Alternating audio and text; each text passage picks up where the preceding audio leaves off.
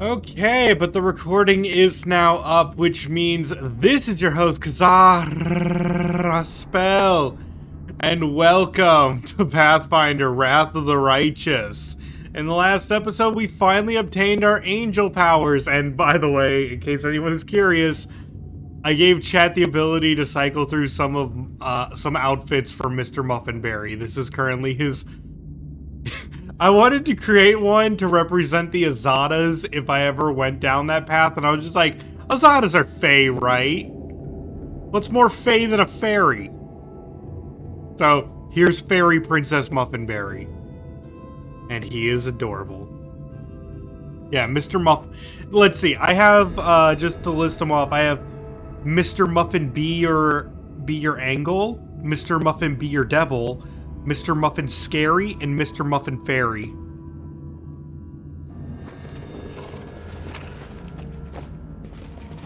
So that's what I got going on currently. I glitter bombed all over the war camp. You will not glitter bomb the war camp. Okay, so we've already been around here. I don't need to go back to Dresden. I wonder if I'm supposed to go to the command. Too late, already did it.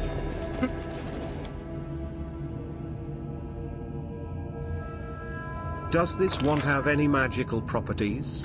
Asking for a friend. I don't trust you with magic, so no.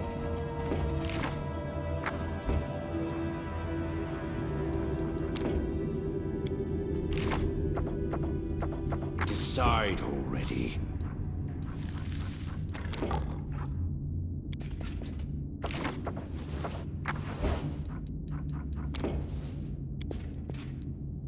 Sorry Skittles, father says no magic for you. Yeah, you're definitely not bestowing... Okay, so I'm already...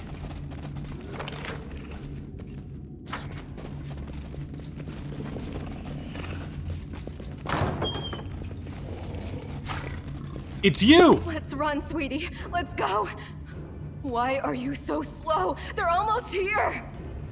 I'm not going anywhere.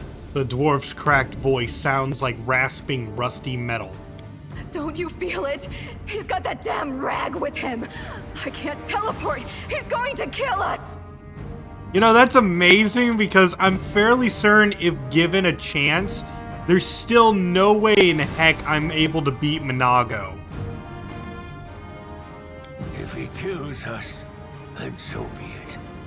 But this is my city, and I will fight for it to the end. And you, my love, you will be with me till the end. Huh. Rag, oh yeah. In the end of the last episode, we also grabbed the banner that prevents all demon teleportation once it is flowing because it's imbued with the power of the angels. So basically, all the demons who are currently in the city can't get out and no more can come in. Staunton, enough of this madness. It's not too late to come back to the side of good. I say knowing very well that this will probably not work. The side of good? You mean Queen Calfrey's side? I've lost almost everything, but not my self-respect. If tyrants like her are good, We're then not I trapped in surely here with the belong in demons. abyss. The demons are trapped in here with us. Correct. Forget about the Queen. She's not here. We're here. The Crusaders. Your friends. Do you remember fighting side by side in the ruins of Canabres? Come back to us! Okay, I'm gonna throw it out there, Sela. You just said you're his friend. If you know Staunton's backstory, no one was friendly to him. And I'm not saying he's justified in his actions of turning against us, but it's completely understandable. I have no friends. The Canabres Crusaders treated me like carrion. You personally did nothing to me. That's just because we barely know each other. Why do you fight for the side of the demons? You have the audacity to ask me that? I fight on this side because the other side didn't give me a chance. Yes, I made a terrible mistake, and Dresden fell to the demons. The Queen should have had me hanged. I deserved it. But she found a far worse punishment for me. False mercy. When she spared me that day, she said she wanted to give me a chance to make amends. And I believed her. For 70 years, I've crawled on my knees, shedding my blood for Mendev. Only been spat in the face for it. For 70 years, I watched generations of Crusaders grow old and die, never once changing their tune about Staunton the traitor. What else could I give for my mistake? What more punishment could I suffer? How could I ever deserve forgiveness? And one day, I realized there's nothing I can do. The Queen had doomed me to a lifetime of humiliation. When I grew desperate, I only had two choices. To become my own executioner It smells like hypocrisy in here. And day, boiled cabbage. or go over to the other side. The thing is, Staunton did do wrong. Even he admits this. But I'm gonna throw it out there. The side of good didn't treat him well at all. Put yourself in my place. Imagine yourself in that position. What would you choose? I don't know. I haven't had a particularly nice time either in the River City. First there was the fire, then there were lots of other things. But I'm not angry at the people. I know they didn't do it out of malice. I am thoroughly sick of all this nonsense about good people. Does your charred little brain have any inkling of what's occurring around you? Allow me to enlighten you. The good person standing before you is personally responsible for the excruciating deaths of dozens of soldiers. The same soldiers for whom you claim to care so dearly. And you are still dim-witted enough to call him good? I mean, no, what he did was unforgivable, but I thought I'd give him a chance. Girl, I should have followed your example dozens of years ago and found shelter in blissful madness. Maybe a feeble-minded beggar with no name and no memory would have been happier than the condemned traitor Staunton Vane. But now it's too late for that, too. I see you have quite a gathering of cowards and traitors here. Even Nura showed up. You think I'd miss the chance to see Staunton wipe that grin off your smug face? For years, you self-appointed champions of good have treated us like dirt beneath your feet. If the demons will help us get our revenge, then we're with the demons. I don't even know your story, girl. I understand everything about why Staunton's doing it, but I don't know why the pipsqueak over here is so angry. Hey, Minago, what's on your face? That's not your concern, mortal. The Master has punished her cruelly for her failure in Canabras. As you can see, the leaders of the demons are as patient with their slaves The little one as the snaps Crusaders eyes. are with their commanders. Sweetie, why are you telling him this? What does it matter? What? Quiet. Staunton's voice holds no emotion whatsoever, except perhaps weariness. The word that fell from his lips barely echoes, but nonetheless the demon immediately falls silent. It's time to decide the fate of Dresden. Right. No point in wasting time talking. To arms! Staunton, darling. Stop whining! Didn't you swear your eternal love to me? Promised we'd rule Dresden together? Now shut your lying mouth and fight! Whatever end fate has in store for me, you will share it! Oh, dang. Staunton grew a spine right at the end for all of the wrong reasons. And she's invisible! Okay, I have to knock you down. I don't know how to do it, but I have to knock you down.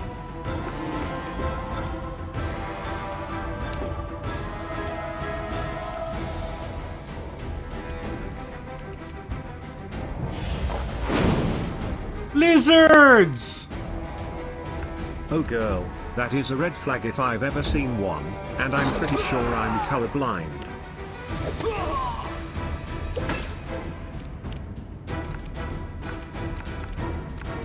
Alright, do I think this is gonna work?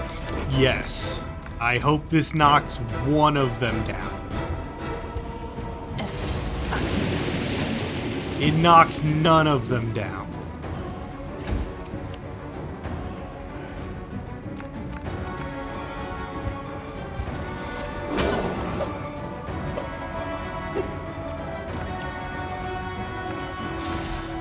Alright.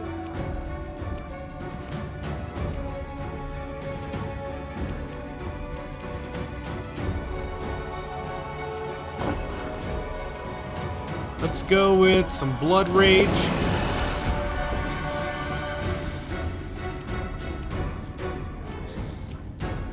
I think Minago's gotta have fire, so I'm gonna give myself resist fire.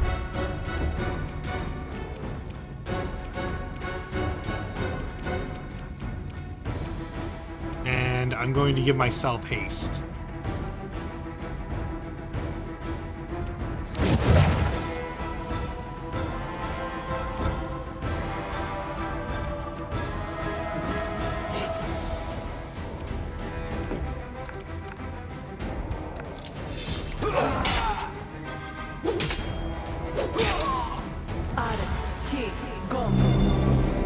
You have divine power? Weird. Alright, can we... Okay, let's see what people are immune to, shall we? Staunton. Immune to movement impairing, that makes sense. Immune to, let's see, ability score, drain, combat maneuver, grapple, slow, paralyzed, entangled, difficult terrain, slowed, immobilized, stagger, petrified, not sleep. I could try to slumber him. Let's see. For some reason, you're extraordinarily wounded. I love that it's just like, spell immunity, dominate, charming smile, charm whatever. Dominate, petrified.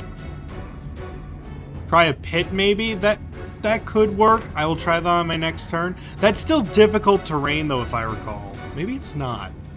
I'll have to double check. Yeah, I can put a lot of people to sleep.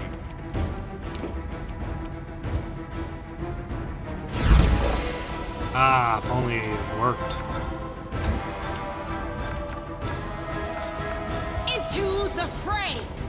Charm whatever? Yeah, that's a trickster spell.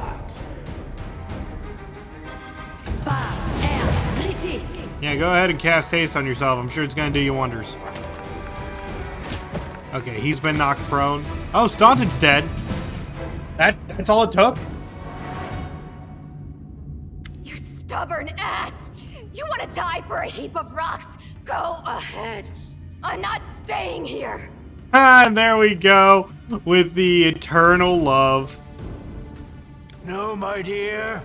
You are. You will either fight to the bitter end, or I'll break your delicate little neck myself with these very hands. Oh. Are you threatening me, my mortal toy? Me? And with what? With the power I gave you. You ungrateful beast! They are so perfect for each other.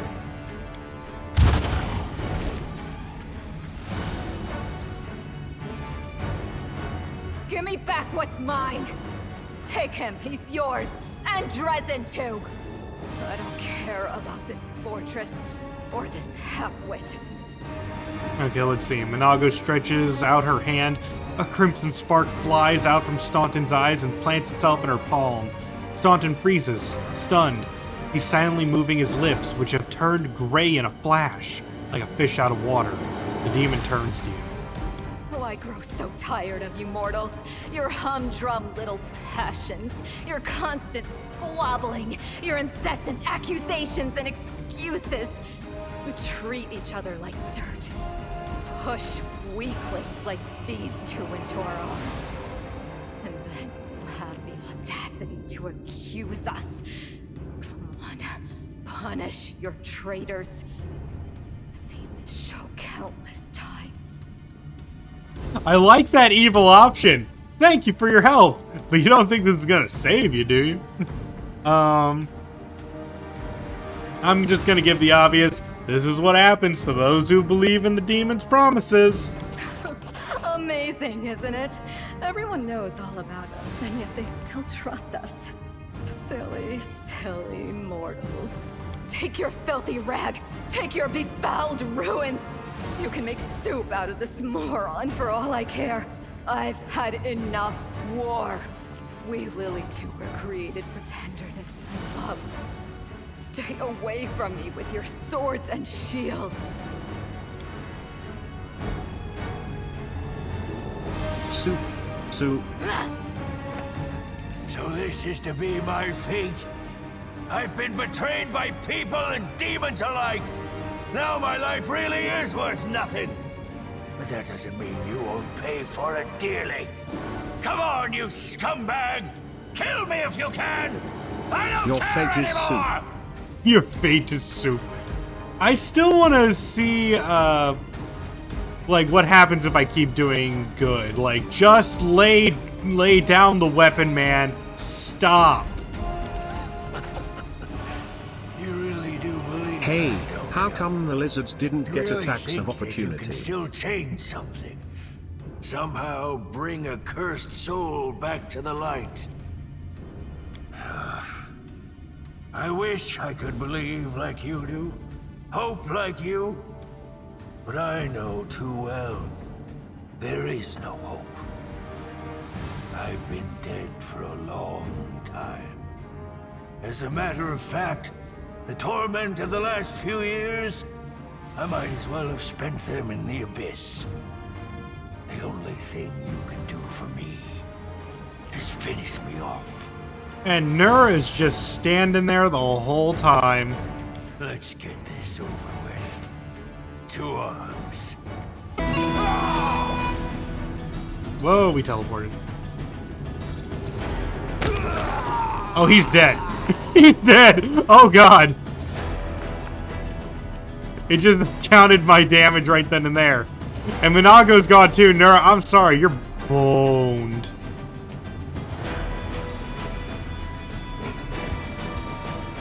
Time for soup.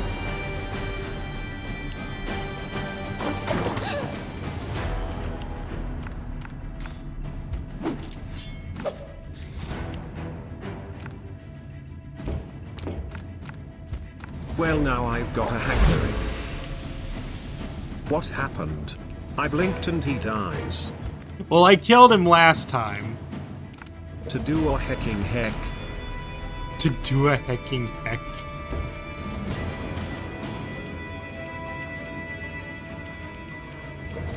I don't think I have glitter dust. I wonder if I can... I'm gonna go for Phantasmal Killer, thinking this is not gonna work, but I'm gonna try it anyway. It worked!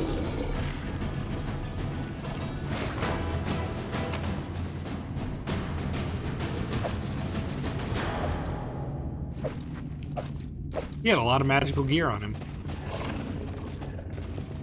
Wait, why aren't you dead? I cast Phantasmal Killer on you! Why are you not dead? Well, what are you waiting for, you scum?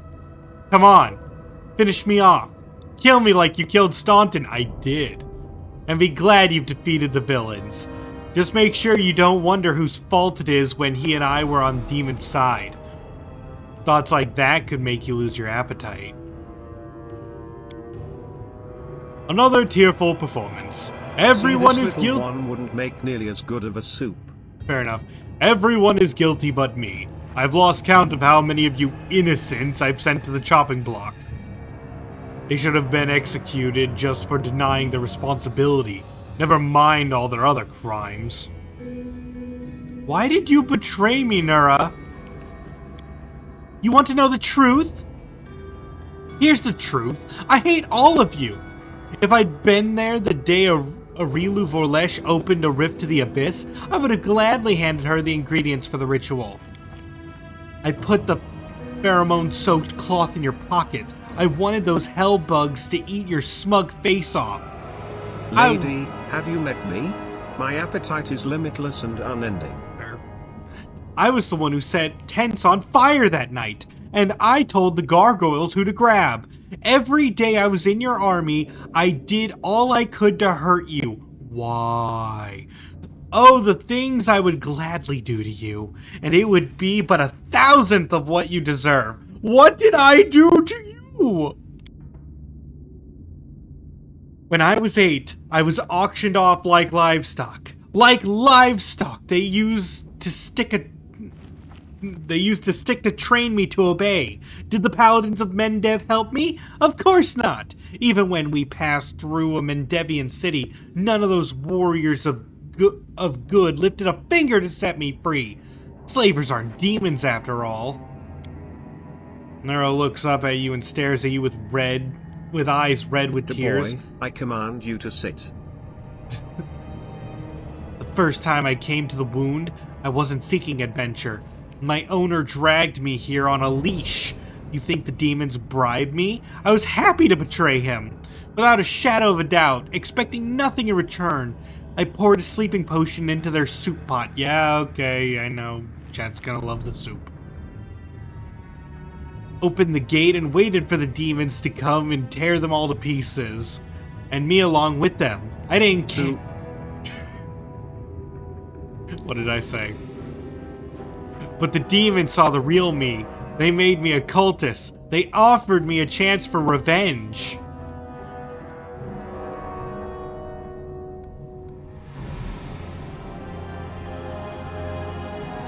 If I let her go, she will obviously just continue trying to mess me up.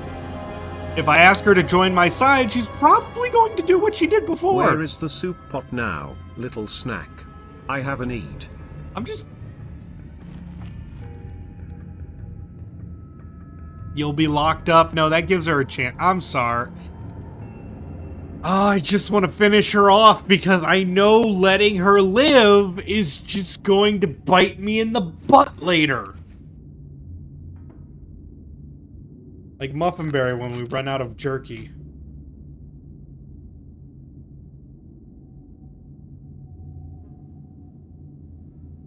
What do you guys think?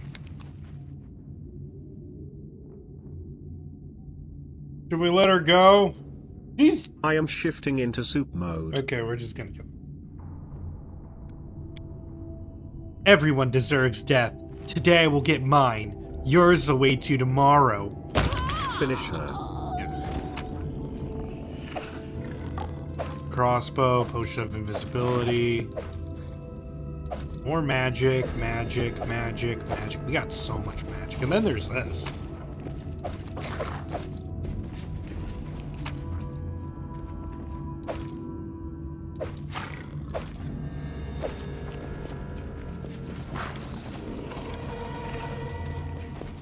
Yeah, she jumped off.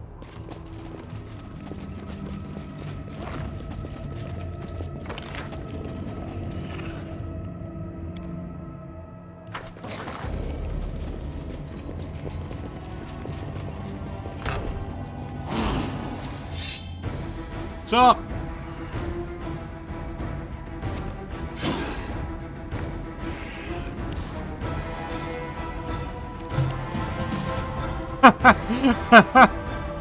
Oh, that betrays you, doesn't it? So, here's a little tip for you guys. if the wall is this caved in, like you see this rounded part here, it's because there's probably an enemy right here. In fact, I can't even walk on that tile. So game mechanics betraying him.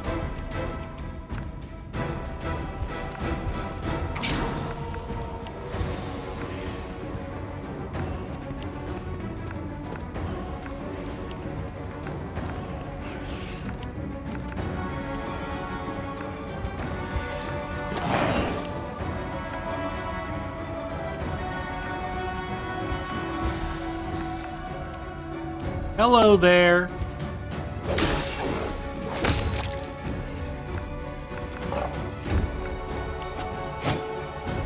Yeah, you need to roll a 20 to hit me.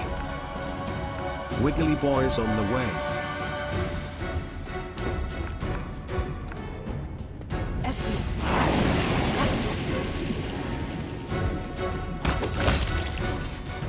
Well, that was easy. More masterwork Bardishas.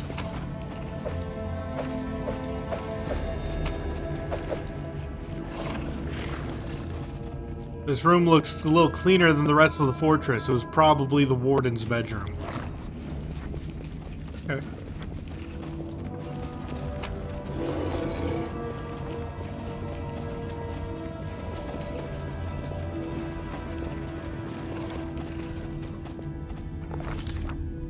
The commander of the Crusade has managed to overthrow 70 years of demonic rule in Dresden and restored the Sword of Valor to its rightful place. Will the commander be able to defend the banner he has won with such a valiant effort? Can I just say yes? I mean, that's kind of obvious. I'm super powerful now. I'm unbelievably powerful now. My attacks are doing more damage because I'm so holy and amazing. Like,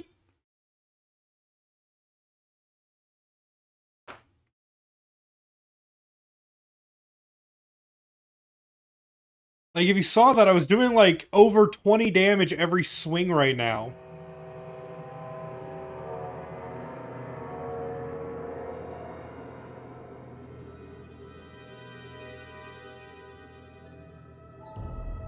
Oh, holy and amazing one, did you forget the soup? We will get soup at camp.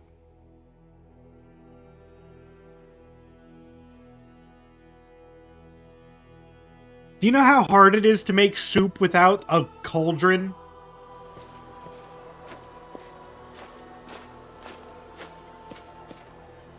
Knight Commander!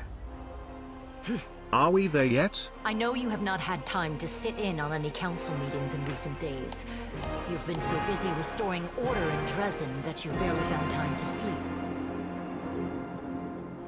However, there are some matters that require your attention. I am ready to report if you have a moment. I am listening. Please proceed. Thank you, Knight Commander. The Crusade forces liberated Dresden quickly. The demons did not have time to recover from their defeat in Canabras. Every death is an irretrievable loss, but your leadership has minimized such losses as much as possible. Morale is high among the Crusade forces. After we eat, I feel like napping for 22 hours. We will not be napping for 22 hours. The battle for Dresden went brilliantly. Your party attacked the demon commanders, cutting off the head of the enemy forces. We suffered some losses, but nevertheless, it was a triumph. Queen Galfrey has been notified already, and sent her messenger with a letter for you and a royal reward. It's called a long rest, Father. In any case, we would never have won if it weren't for your amazing powers. The moment you raised the Sword of Valor over the Citadel, the light of it must have been visible all the way back in Mendev.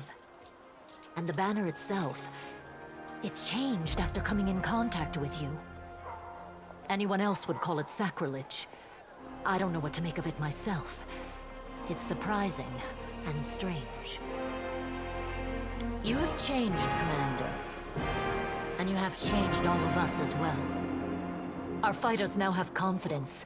I suppose something they didn't have before. You can see the fire in their eyes. It's been a long time since we last marched into battle, feeling like all of heaven was standing behind us. Almost like we had wings ourselves. Figuratively speaking, of course. But I think you understand. I'm glad I can bring hope to my people. The soldiers appreciate it. Believe me. We won the battle for Dresden, but this war is far from over.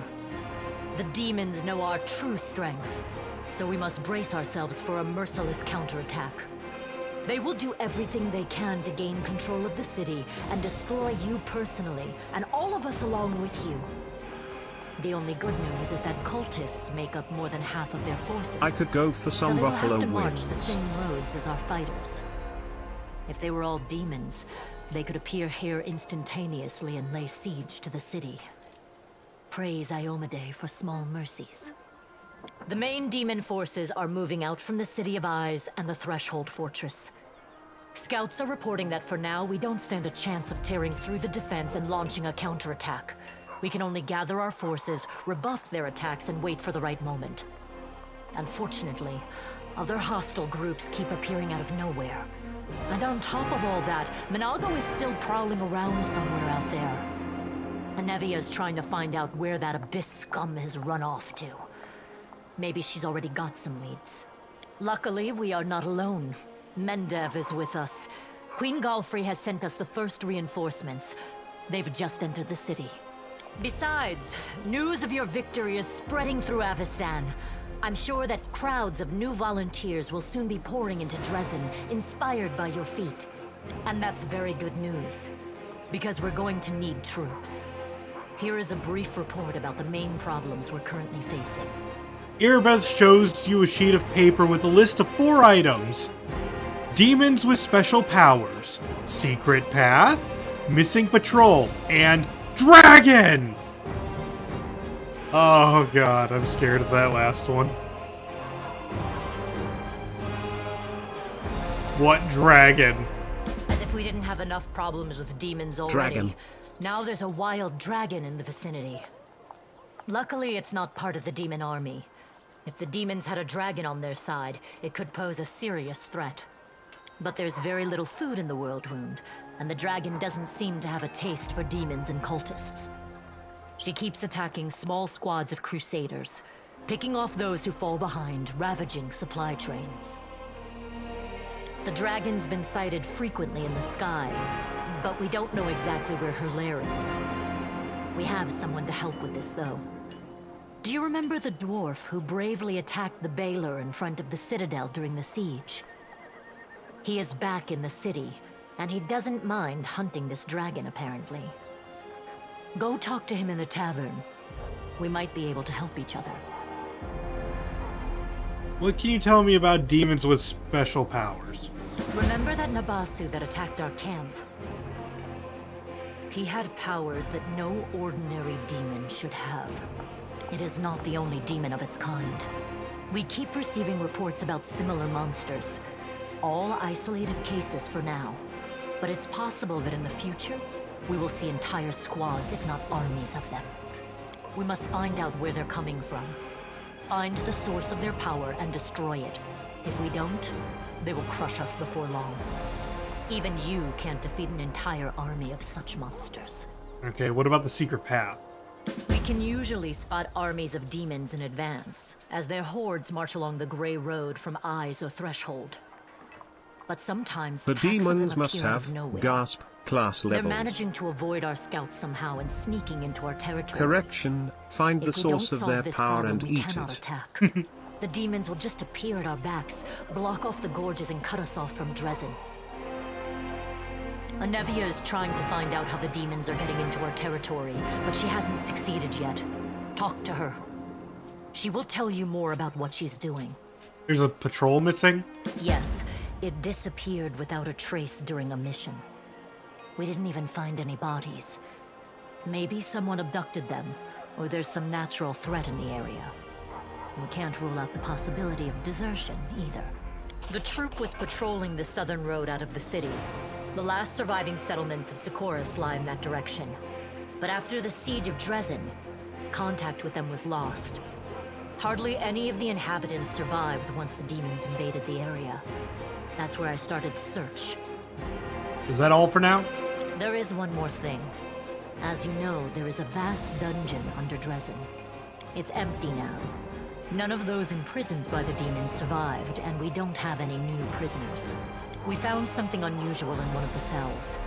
The walls have been covered with pictures of butterflies and prayers to Desna. The lock was picked recently, it seems, and the prisoner, whoever they were, fled. We don't know who the demons kept in there. We've temporarily placed the body of Staunton Vane in the dungeon. You slew him. What are your orders regarding his body? Anevia thinks we should burn it quietly and forget about it. Some want to see his corpse displayed in the square, but I don't think we should behave like demons and barbarians. He may have been our enemy, but he deserved to be buried as a knight. Soup. However, the decision is yours, of course. Okay, and if you have and if you wanted to, and you were playing the Lich Desna, Path, the friendly eldritch horror from beyond the stars. yeah, that is Desna. But if you were a Lich, you could resurrect Staunton Vane and add him as a party member, which is kind of metal. Not gonna lie, where you're gonna be like, "Ha! You thought death would save you." Welcome to the team, buddy!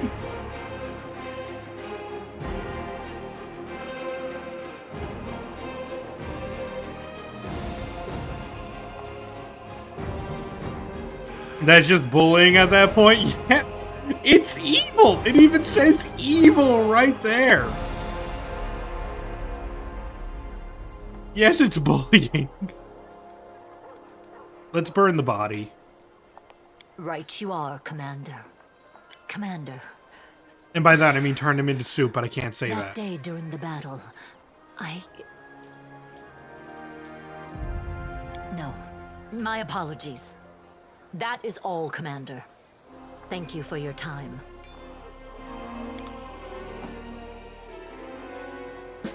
And like I said, this is new for me as well. By the way, yeah, I do like that I can have like 2 Halos going on at the same time. That's fun. This is new for me as well, so all of this is new. Let's see what we got. There's the One-Eyed Devil. Don't know what that is. Orgisk Worm. Okay, he's located there. Blacksmith may have some stuff for us. Exotic Weapons Provider. Double Halo. What does it mean? Wilser Garms. Okay, this is gonna be one of the first people we visit. Arcane Weaver. Don't know what that is. Jewelry Trader. Neat. And Arsinoe? I don't know who that is. I don't know where a lot of these things are. But let's start with our equipment.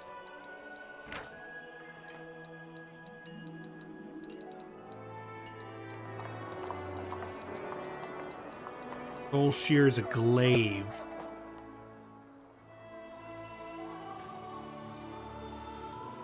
It belonged to Staunton Vane, and it's adamantine. Whenever the wielder of this +3 adamantine glaive kills the target with it, it summons a demon That till the end of the sounds fight. like arson. Let's send Ember there. She'll have fun. Every subsequent kill heals it for 1d8 +5 and gives it a stacking +1 on bonus roll. That's fun. Oh, this would be a fun weapon for like a demon build. I could get behind this.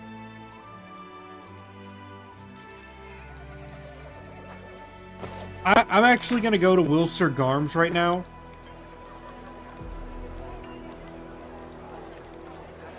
Oh, is Socio a lawful good? Dumb question, I know, but I figured I'd ask. I don't think he is.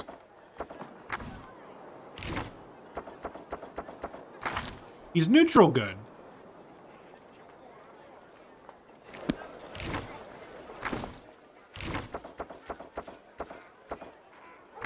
But yeah, we could give him the demon glaive. I'm sure he'd love it. That's the glaive of a of a cleric.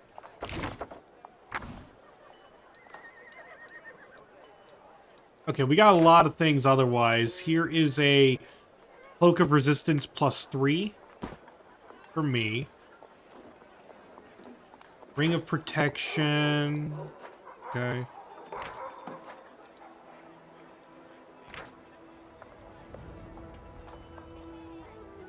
Oh. Hey, Lan.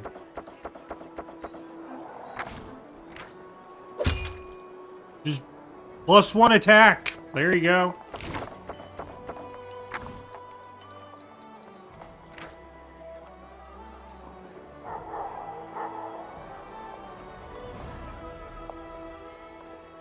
Let's see. Grants +2 to Dexterity and Constitution.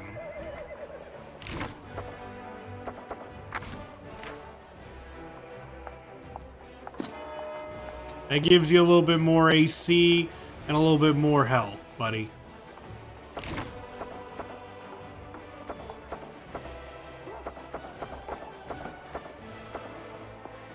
Let's see. Did I get a better bow somewhere? He currently has a 3d10. 210. Not 3d10, my god. Nope. I did get this Holy Light crossbow, which I could throw on one of my crossbow people, like Ember.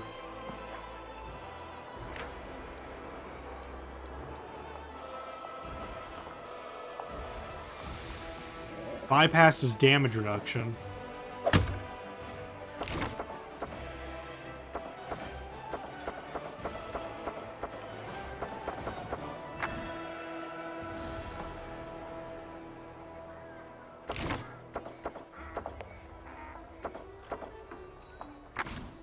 Let's see, you now have the improved Radiance.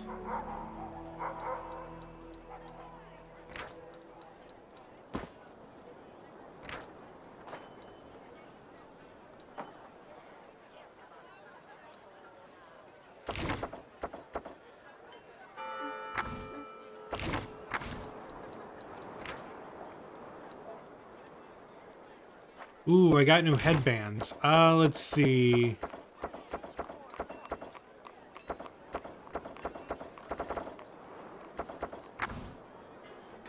Let's see, +2 to Wisdom. +2 to Wisdom. Bonus to Intelligence and Charisma. You currently have +2 to Intelligence. And you have +2 to Charisma, so that wouldn't really help anyone. I guess it can give it to you. Would that make sense? Not really. You're a Cavalier.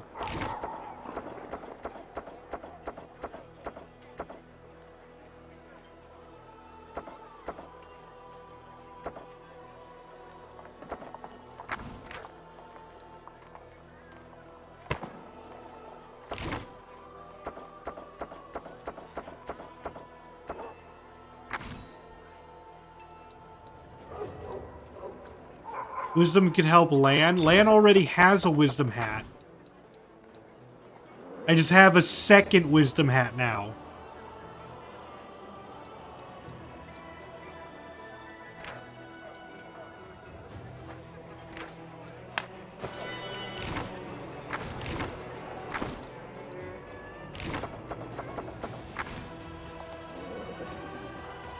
Okay.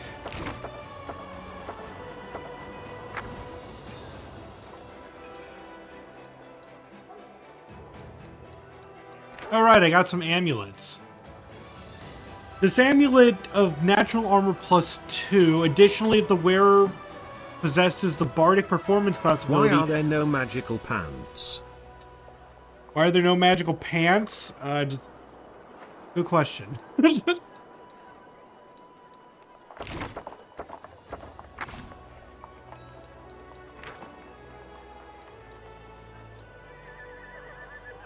Carapace.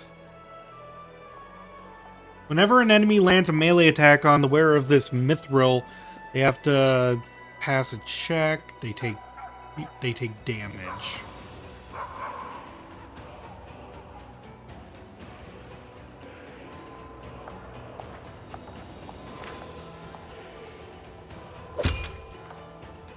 You know what? I'm just leaving that on you because I love how that looks. That's kind of sick.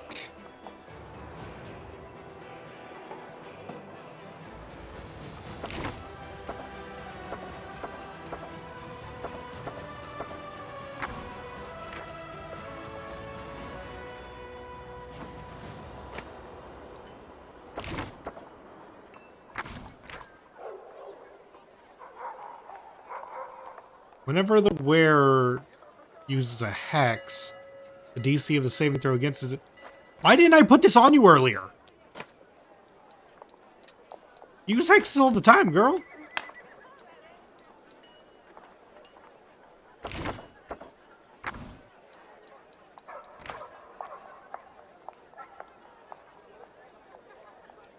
I really wouldn't do anything. Hex. Yep.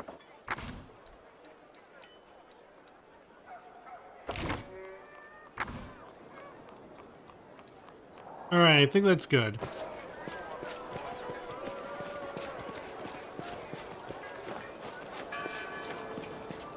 For now, let's find Wilser Garms. Simply because he's the person who has all the good stuff.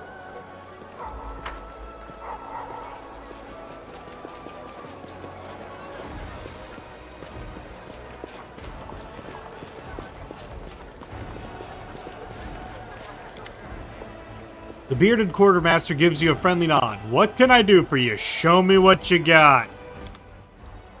Please tell me you have a great... Stuff. Yeah, you... Please tell me you have a great sword. Please.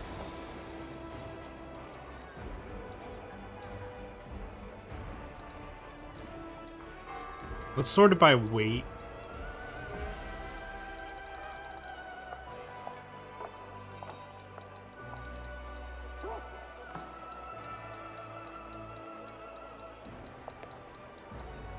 You have a great sword +1. Man, it's a bad day to be a great sword lover. You don't happen to have a great sword, do you? I mean, you're an exotic weapon dealer.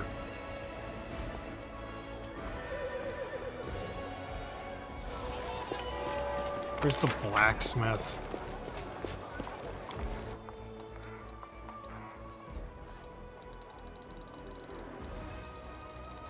My god, man. Oh, you got new things, though. And no great swords. Cool.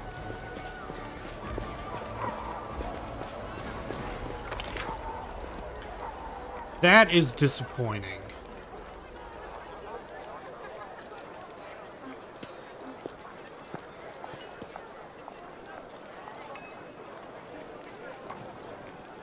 And the temple, house, citadel, inn, half measure tavern, jewelry, prison. Okay, so we do have to investigate the prison at some point.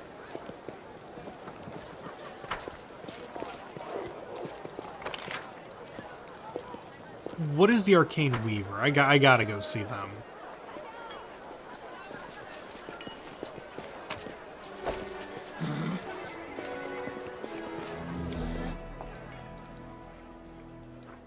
Okay, you don't got weapons. What? Let's see what you have. +5 competence bonus on persuasion. Cool. That's really good.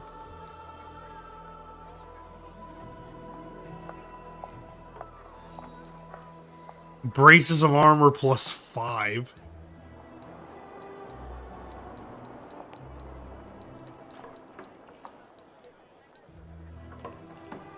If the wearer of this headband has the channel negative energy, increase the damage this does to living creatures or heals undead by +2d6. I like that.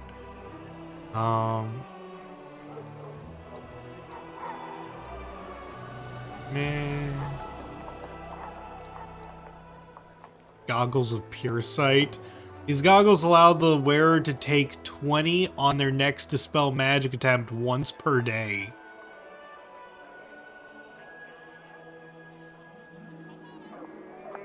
They also gain a +1 caster level check to overcome spell resistance. That's cool.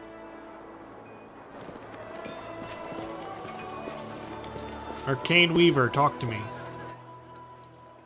You have no weapons. Okay, so you're a weaver in the sense of armor.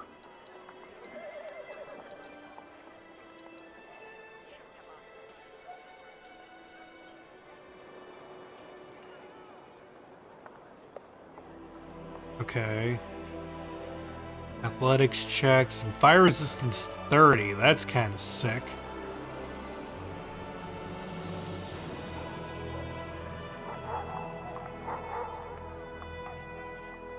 As much as I like that +2 to charisma, it won't stack with the tiara. Disarm. Disarm.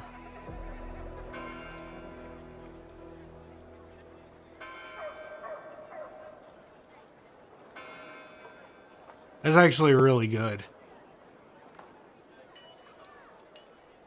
If the wearer of this robe has a key pool, the robe increases it by 2. If the wearer is of lawful alignment, it grants +2 attack. This can only be worn by a monk. Fair. Okay, that's like really good for Lan. Because he is lawful, he is a monk, and he has a key pool. Like, it's just good stuff. This will be amazing for Lan. Bracers of Animal Fury. These bracers give a plus whenever the wearer is polymorphed, okay? Cloak of... Sorry, I had to double take that one. That's cool. My god. You're just selling that? Should I take that?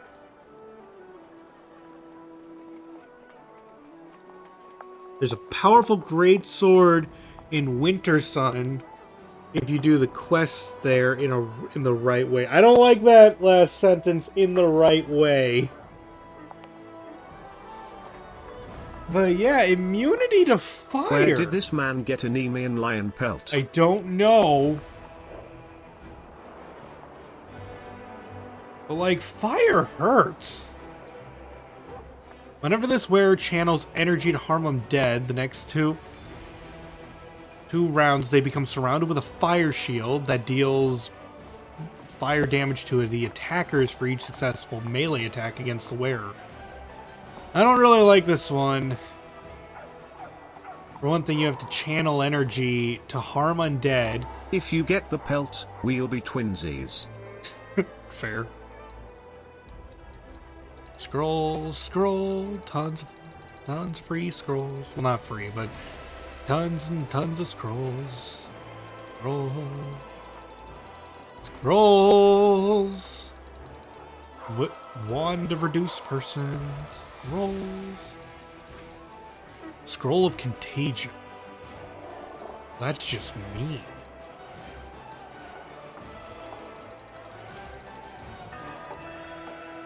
Wand of enlarged person. Wand of shocking grasp.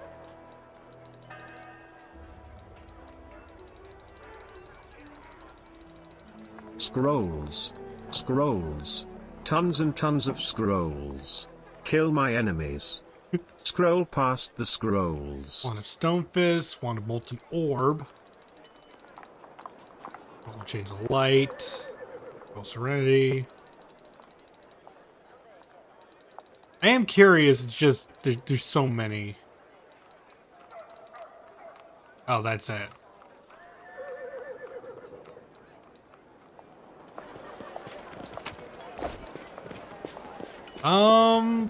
Gosh, do I want to grab that immunity to fire?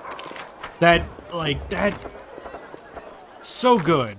But I don't know who I give it to. Because the thing is, I'm not... Muffinberry might get it. Like, I might give it to Muffinberry.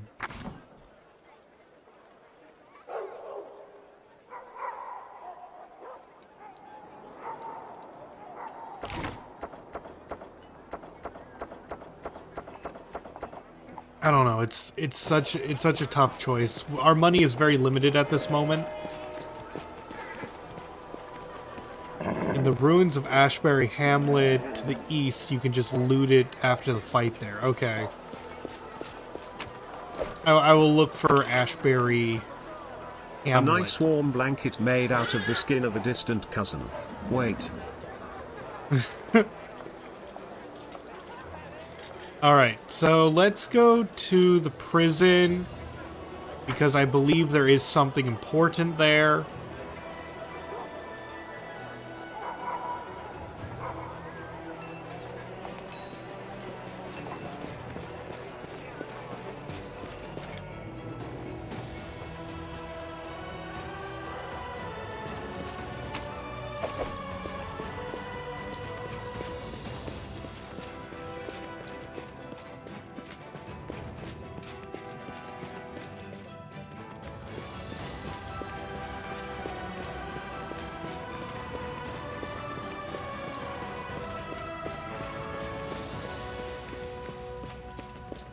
They did say, like...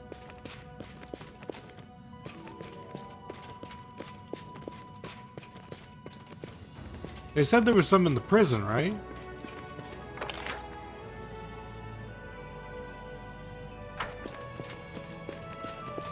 Oh wait, it was the prison but underneath the Citadel. You can check the log to see if I failed a spot check. I don't think I did. But it was beneath the Citadel.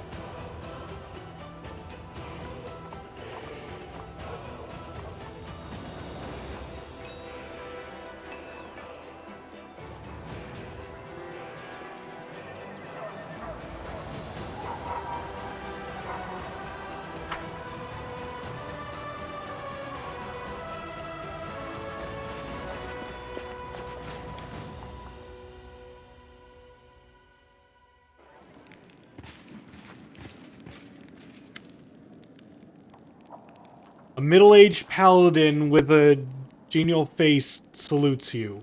His sparse gray hair stands in fuzzy tufts on his head, giving him a distinctly unwarlike appearance.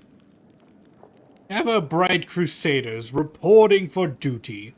My name is Siar Kobelin, and I am at your service. Queen Galfrey is gathering the main attack forces in Nerosion. She ordered us to replenish the losses suffered in Kenabras and come here. We will support your troops. A tall, dark-eyed lad is standing behind Siar. He passionately echoes Siar's words. We are ready to go to the front immediately. Allow us to be the spear of the attack. The old crusader calls the young man, Morvek! Don't speak unless spoken to. Don't worry, no one will be defeating any demons without you. Siar smiles kindly and tousles the boy's hair. Let's see. You'll be serving under my command. It's an honor for us, Commander. Let's give the demons a dusting. Okay, we can manage crusade affairs in a bit. I do want to take a look at that prison that was mentioned earlier. Assuming I can even go find it. No, that's outside.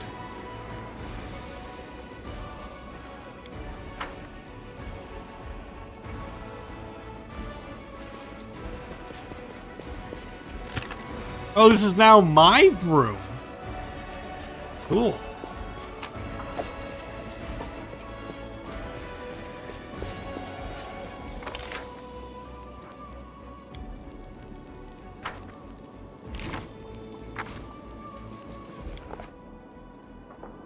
Oh, whoa.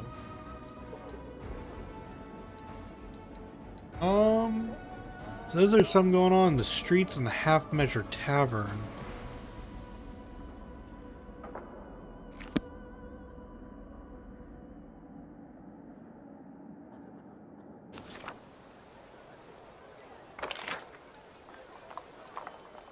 Couldn't narrow it down a bit.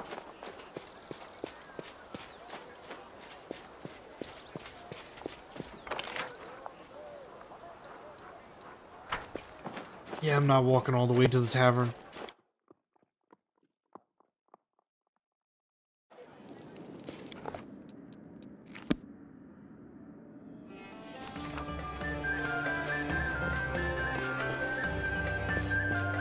Oh, this place is doing a lot better than that time the demons I killed were here.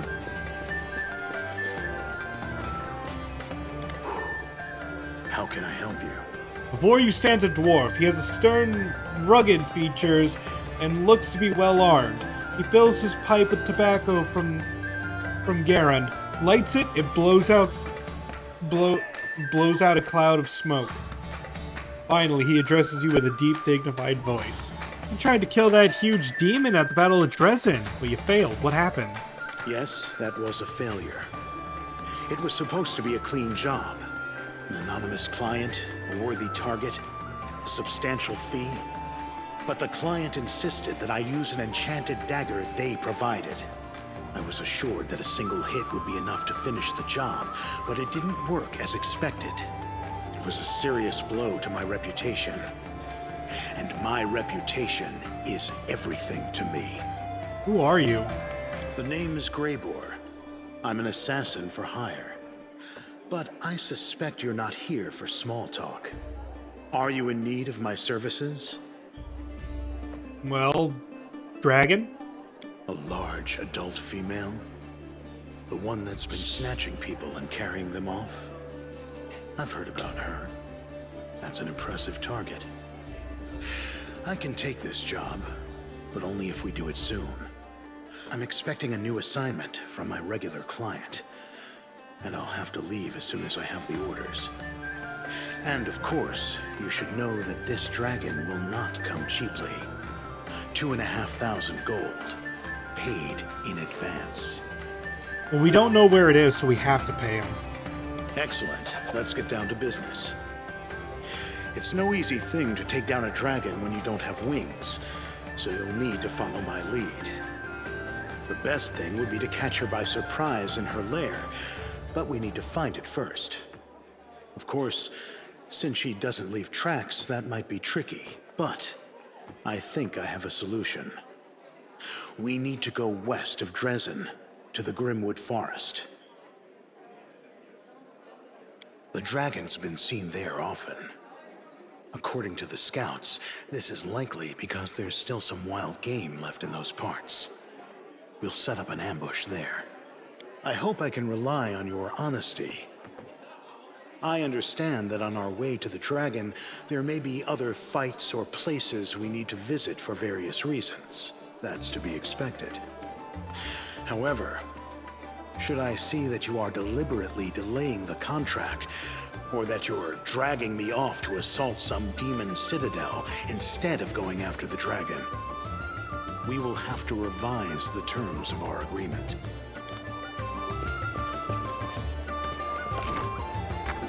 Okay, so I think we just got him as a party member.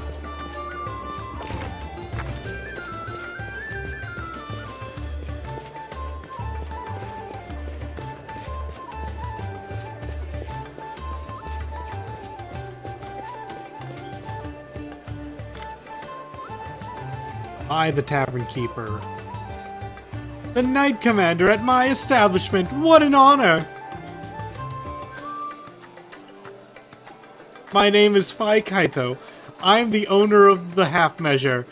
How should I address you? I ask because some don't like undue familiarity while others scoff at the tediousness of ceremony and titles. You can call me an awesome Mega Man X boss. Your Commanderness, are you sure? I'm going to remember that, you know. I'm absolutely sure. Out of respect to the whims of the hero of Dresden, the armadillo it is! So what can I do for you? Wine? A meal? A hot talk? Let's see what you have to offer.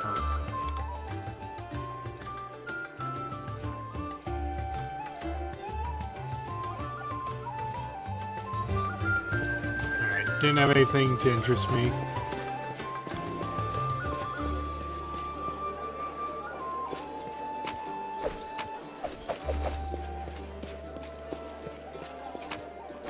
Don't mind me just stealing some things.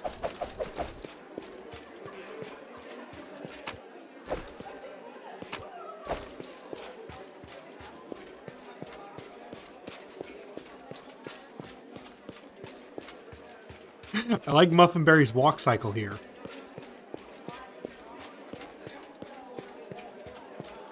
It just really puts me into the game world, you know?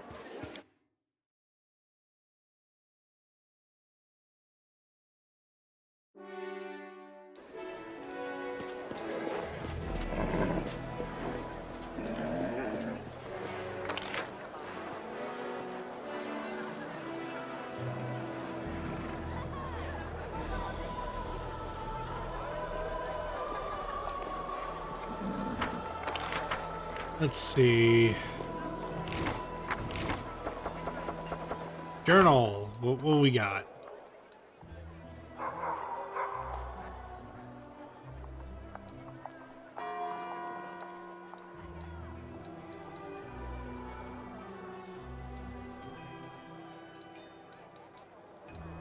Yeah, we have a lot to do. Okay, so let's see.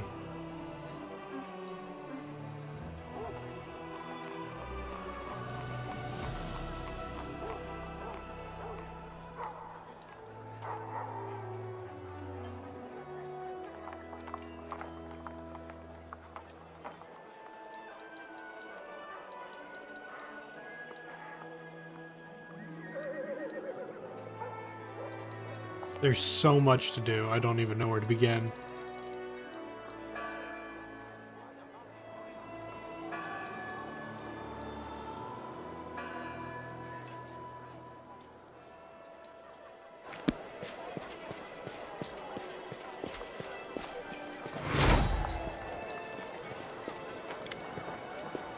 Greetings, Commander.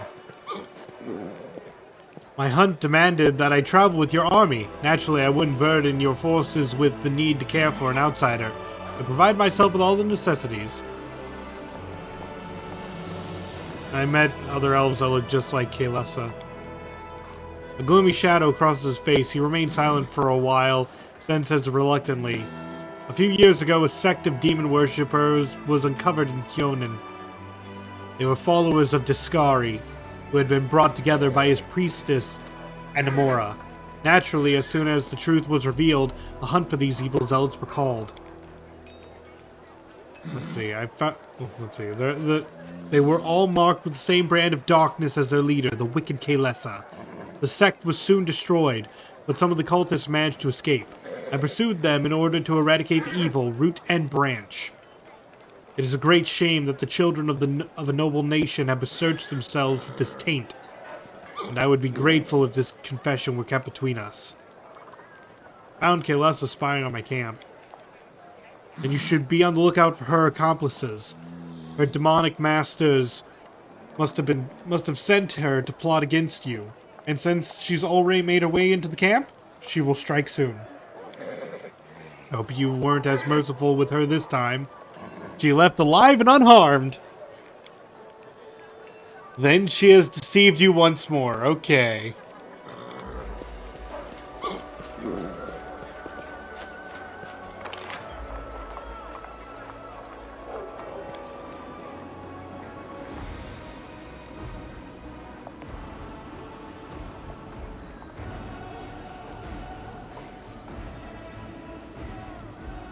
This city is huge.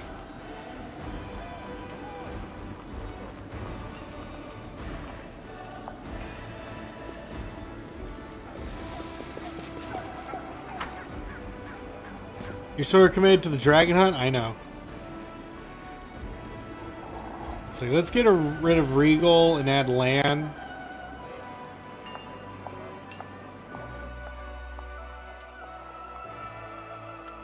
Don't look at me like that, Regal. You know I don't want you on my team, and you were only forced into my team because I took your plan.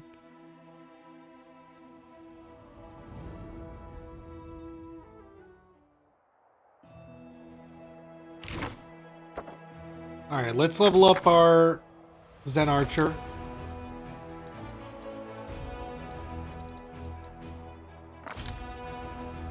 Let's see, improved critical.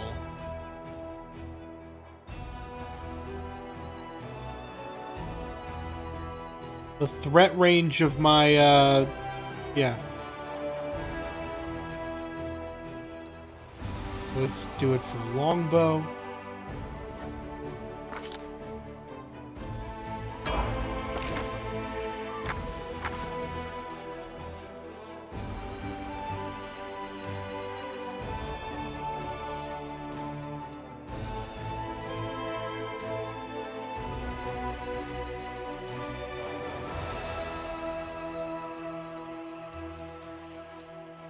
We can give you ranging shots every time. Well, no, every time you miss, your aim improves. I could get that later. Wait, how's it been going so far? Mythic weapon specialization. Okay. There is one that I wanted. I don't think it was ranging shots, though. Distracting shots?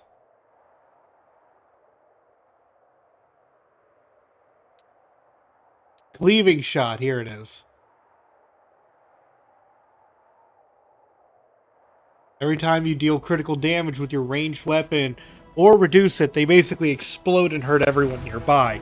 It's... yeah, and it is your full weapon damage, so it is just good.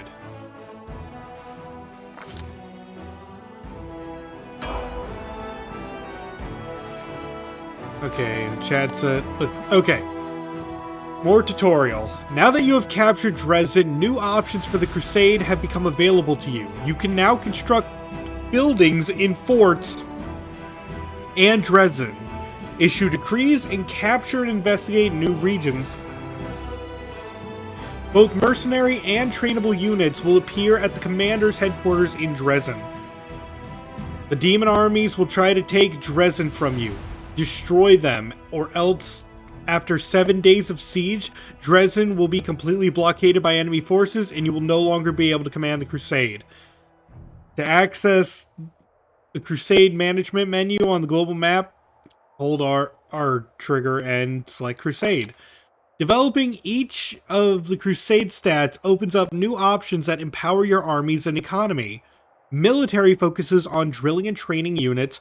Recruit both trainable and mercenary units to improve the rank of your military stat. So, get more dudes, gives you more military. Logistics focuses on economy and construction. Construct buildings to improve the rank of your logistics stats. Good. Build things to build better things.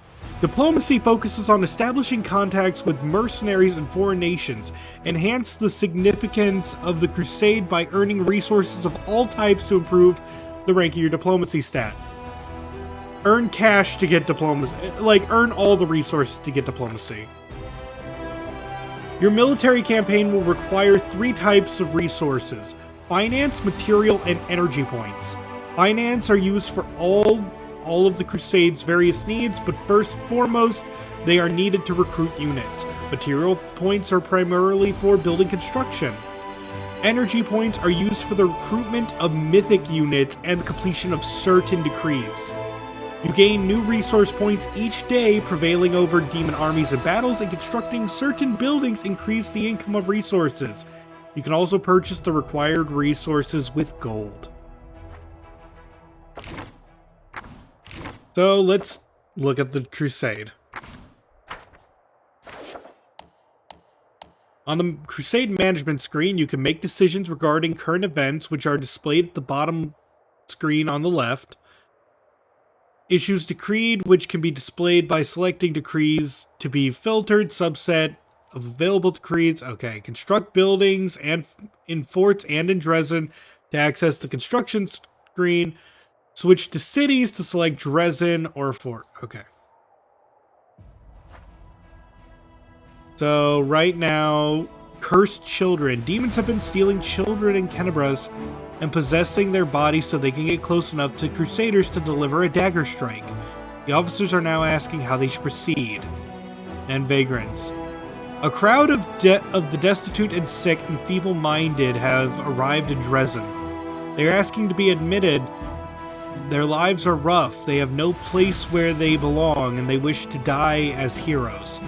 At the very least, but the Crusaders do not wish to fight side by side. Okay. These are events going on at the moment. Decrees. You can only have one of your decrees issued for each of the Crusade stats at any given time. Each decree has a cost and completion time. Some decrees can only be issued once, others have repeat time, which is displayed in the decree description window. Your progress in the Crusade management unlocks certain special decrees.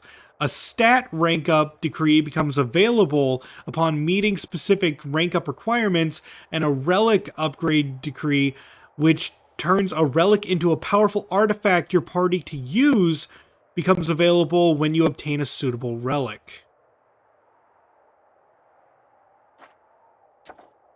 Okay, so let's see. We have a lot to go through, I guess.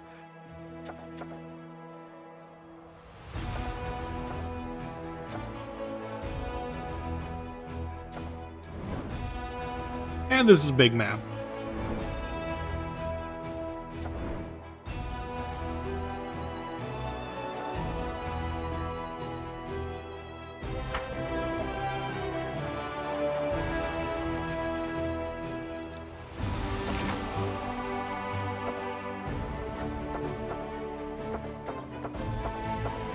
Let's start by recruiting units again.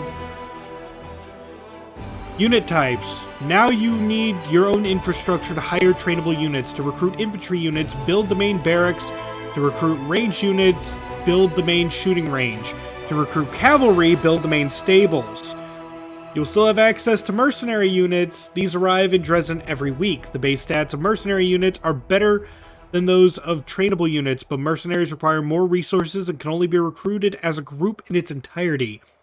If you are not satisfied with the mercenaries that have arrived in a given week, you can search for new units. The number of times you can search for free per week is limited, but can be increased in time. Depending on the mythic rank that you have chosen, you will gain access to decrees that recruit special mythic units to your cause. Okay, let's start by buying all.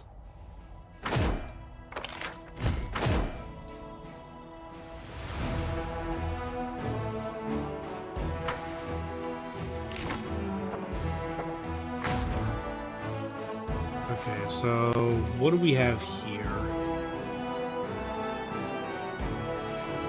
We have mounted scouts, champions, paladins.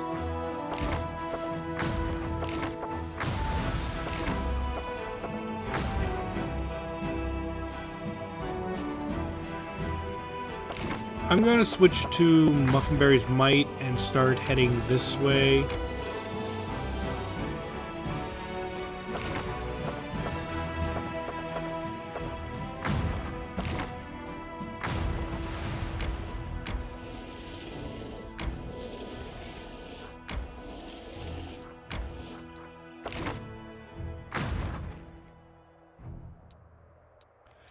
I do believe we don't need the Rangers anymore.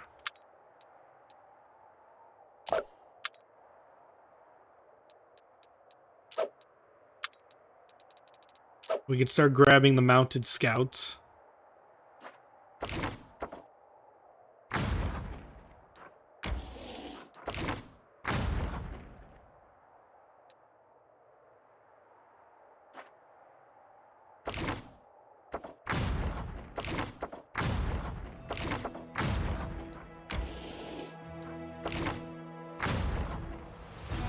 Okay, there's a bunch of things that I'm not using. Let's see. I'm currently trying to figure out how do I build things.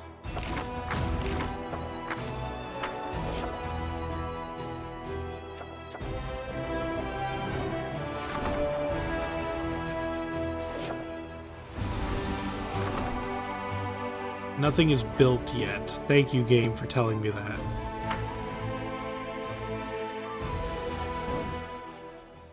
Okay, here we go. Building things. So, let's see. What can we build? I believe the first thing we'll need...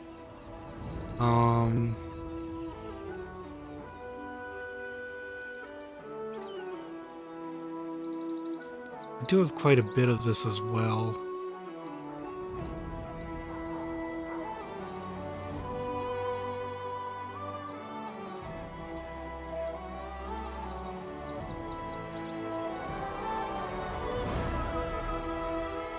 Let's start with the stables.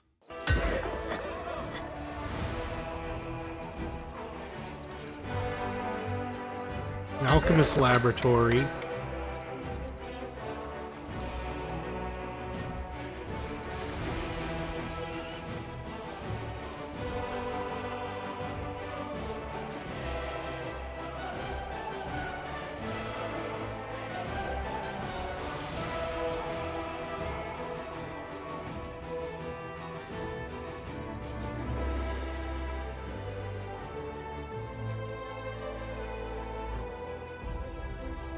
Okay, this gives us more energy for our generals. This makes it so that our if we're ever under siege, it takes longer for them to conquer us. Increases the recruitment growth of archers.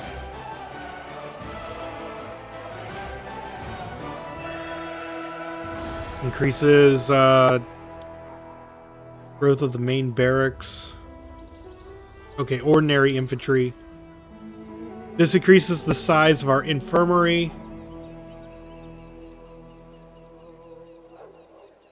Increases material points income by 3.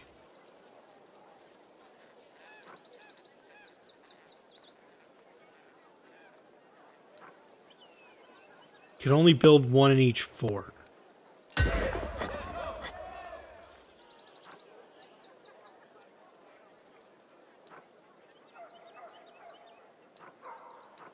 I think for now I'm going to go for the archery range.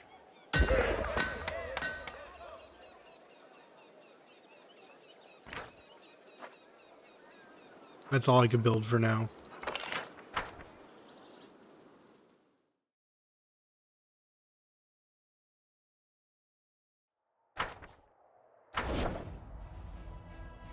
Oh, that took time, didn't it?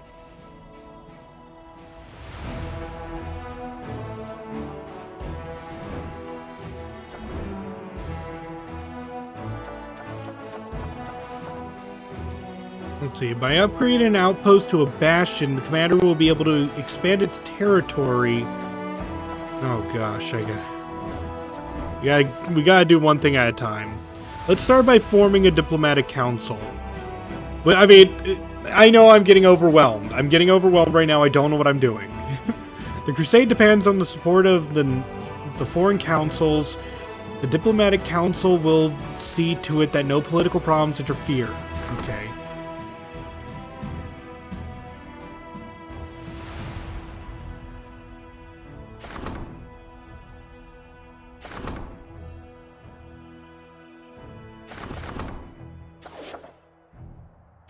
Let's issue a decree. Development. Not enough resources. I need more materials.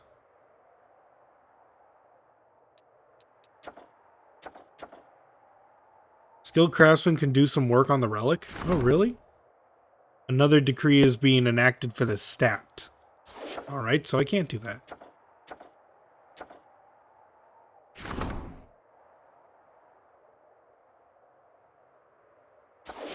Okay, we'll study the Sword of Valor.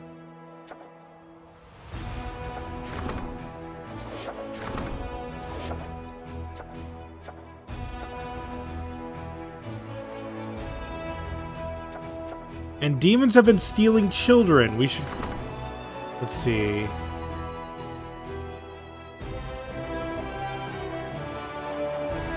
This option is not available because you do not choose the path of exotic. Cool.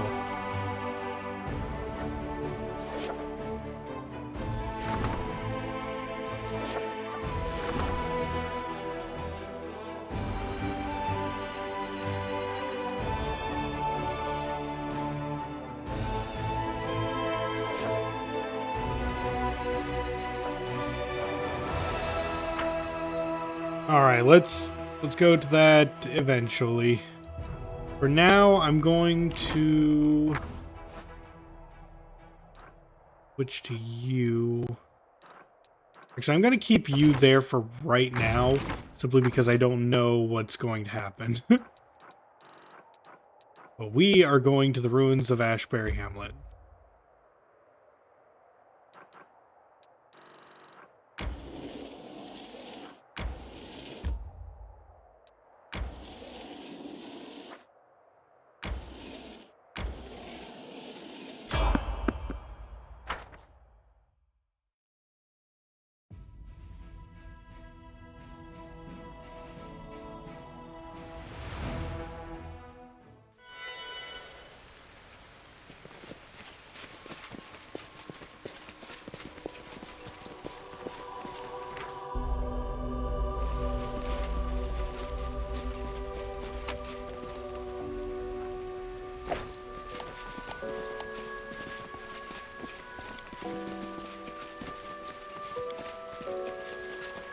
What killed all these things?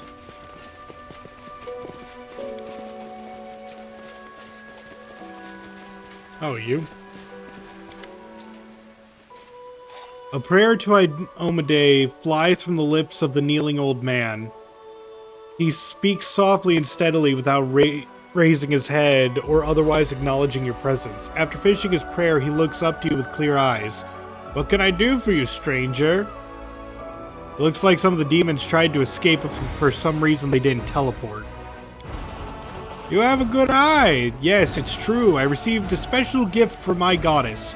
My presence makes demons weak and stops them from escaping through the plains. Tough luck for them. Did you kill all these demons?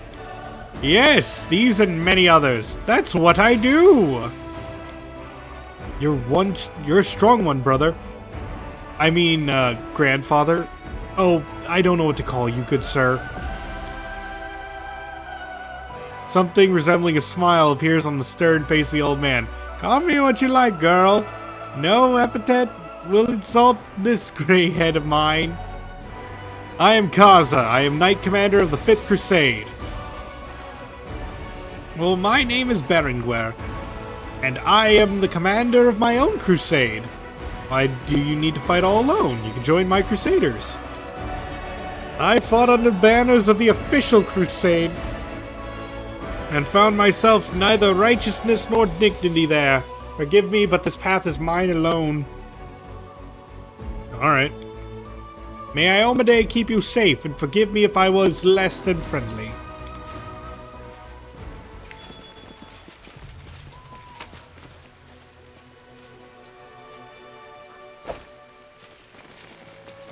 Dude killed demons and leave. Dude's a Chad.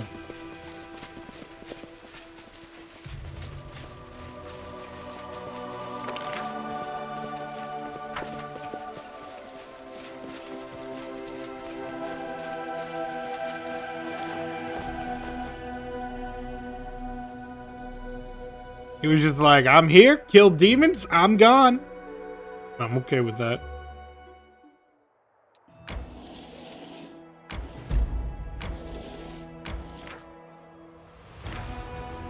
Alright, let's take a rest.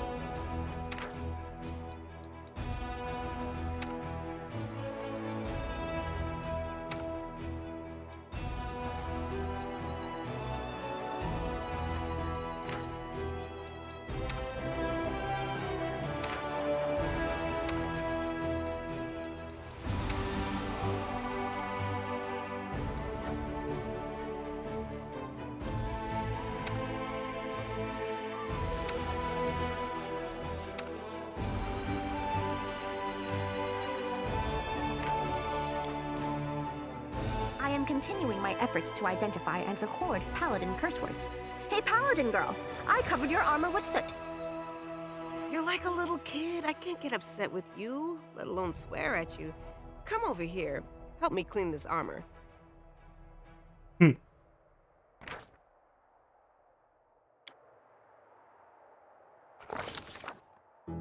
Alright, let's see. Dreams have puzzled the minds of mortals since the ancient times. Strangely, most obvious explanation of the mystery of dreams has appeared quite recently. The most obvious, but obviously wrong one, is that dreams are but the delirium of a tired mind as it ingests the day's events. Ancient humans were much smarter when they thought dreams were messages of good patrons or the opposite, the intervention of demonic powers. In this case, both hypotheses are correct, illogical as that may be. The commander is asleep in his anxious dreams. He sees blood-stained stones, smoking torches, rusty chains and bars. Once again, he is in the dungeons of Dresden, chained in a cell. Huge demons lumber around, clawing at the filthy walls with a horrifying sound. Death in their fanged jaws seems imminent. But more painful still is the expectation of tortures that never begin. Unable to move, barely conscious, in a horrible semi-delirium, the commander whispers words of prayer. The sacred words disappear into the void like stones thrown down a well. It's unlikely they reach the ears of any deity. The fever of endless expectation is broken by a whisper. A gentle breath of fresh air in the stifling darkness. The ruby eyes of a demoness peer at the commander through the bars. She is similar to other creatures of the abyss, but also entirely dissimilar. You don't know me, but I know a lot about you. My name is Arushale. I am a prisoner, but I've come to give you freedom. The chains holding the commander's body crumbles to dust. The dark visitor takes a step towards him, passing through the bars as easily as if they were made of paper, and holds out her hand. Fly with me. In response, the commander can only mumble, "Let's fly." The succubus bursts out laughing. The dungeon disappears. Now the demoness and commander are flying over a moonlit plain. Enemies are hunting you. Demons that have somehow acquired unusual powers that are unprecedented among the common demons. You are also hunting them. You are trying to figure out who is sending them, and where the source of their power lies. Yes, I am actually. I will show you where to find the answer. A finger with a manicured claw points down to a cliff top, where stands an ancient fortress slowly crumbling to dust. A bell without a tongue, an insane crone. Make it speak once more. And she won't be able to keep her silence either. She will give you all the answers. Wake up and try to understand what happened.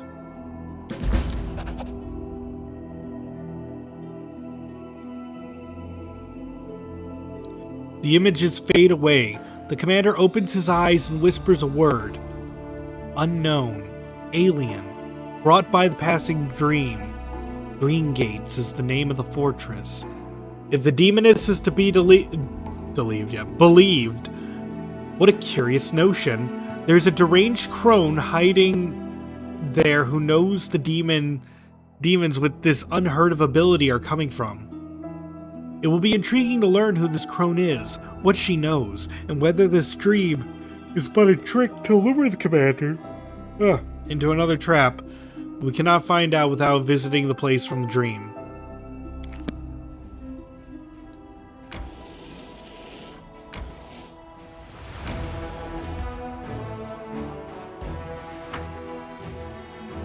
Alright, chat says there's a great sword here, which is why we made it our first priority.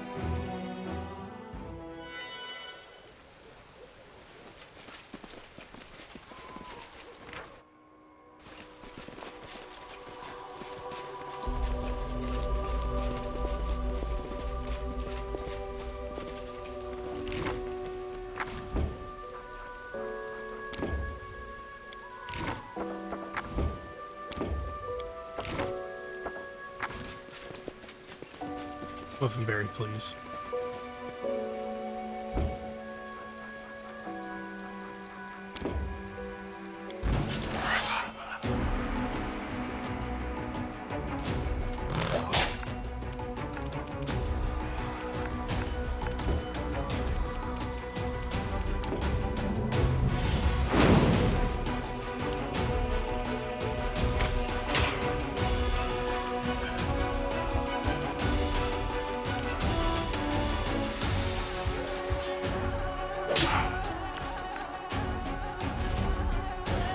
Let's see, are you immune to mind affecting? Yeah, you're immune to all the mind affecting. Can't be knocked prone either.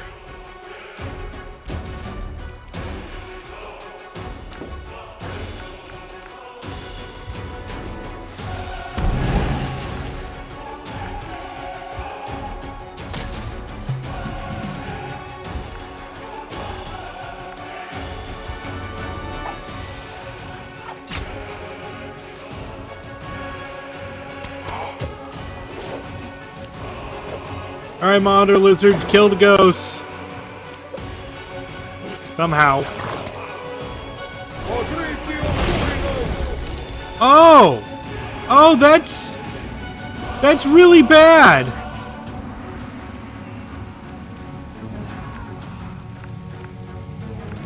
It's a freaking Rift of Ruin!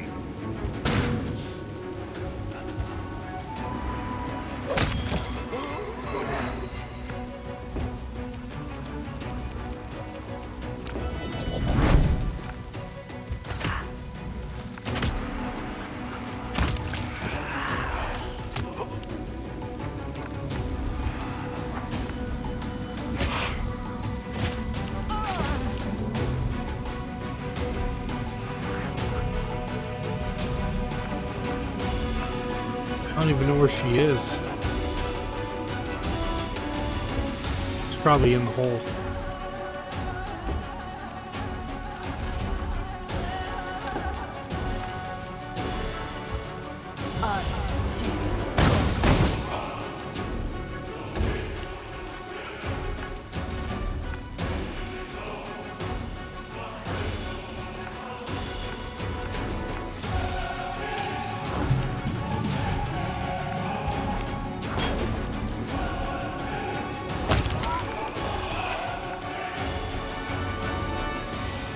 Scared to get close to it, you know?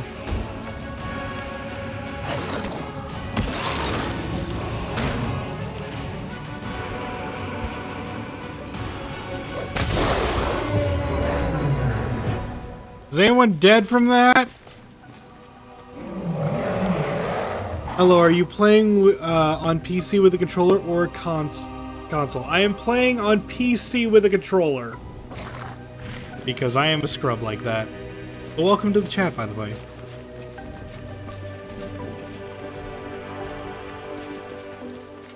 How is it? I think it's fun. I've been having a good time. Hello, new friend. Yeah, you can see over there in the bottom right, there's Muffinberry, our Smilodon companion.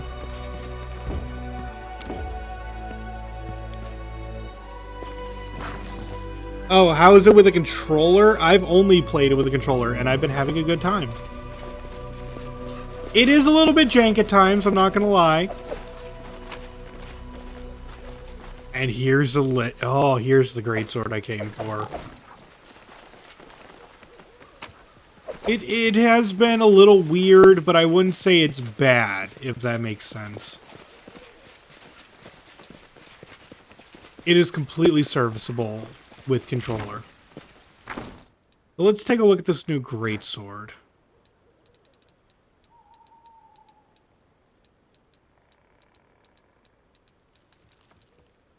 The Lustrous Blade. Whenever the wielder of this +2 mithril greatsword lands a hit with it, the enemy must pass a fortitude saving throw of DC 15 or be blinded for 1 round. And that's with every hit. Eventually they're going to roll a 1. You're also playing with a Smilodon. Wendu is riding one. Oh, you got Wendog? Oh, that's sick. That's nice. I have land for this playthrough. If I ever play this game again, I am going to grab Wendog, though. Like, there's a lot of good characters. You just can't pick them all, you know? Sucks. But yeah, Guys. That glow is kind of sick.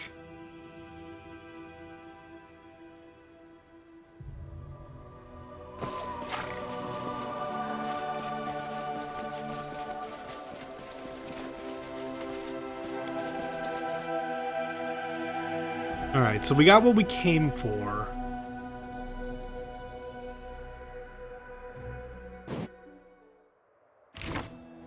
Let's switch back over to... Ooh, we can recruit new people.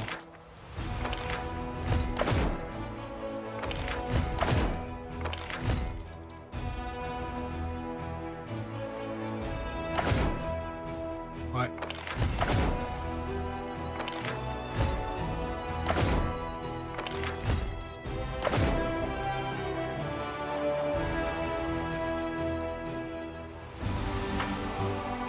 Oh, it's not working because these guys are currently here, isn't it?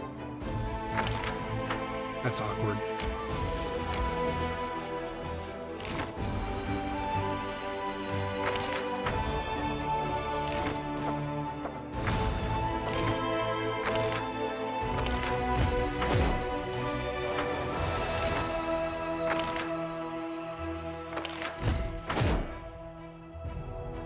You also have Regal riding a raptor. I had Regal riding a Triceratops. That was fun. Alright, now let's grab you. Let's slide these guys over to our Muffinberry's Might over here.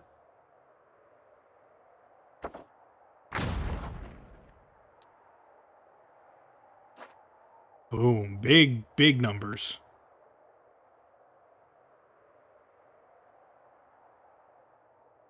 Alright, let's see what we have to do.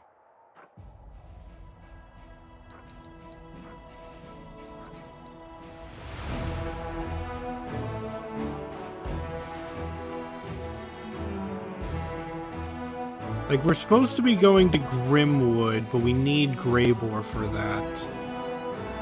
But I could still travel west in order to unlock more of the region. Temple of the Good Hunt.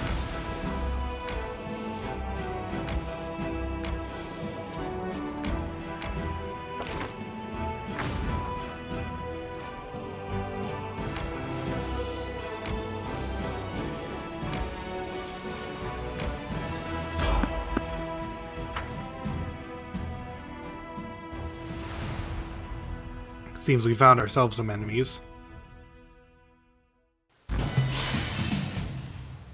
Okay. Well, this is a fine mess we ended up in, isn't it, folks?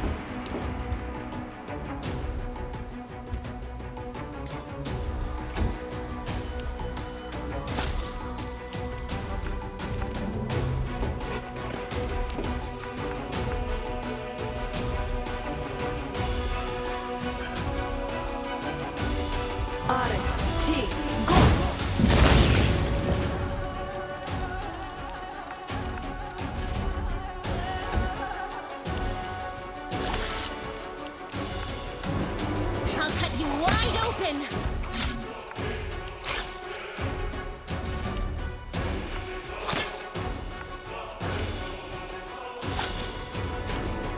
Alright, Skittles, get him.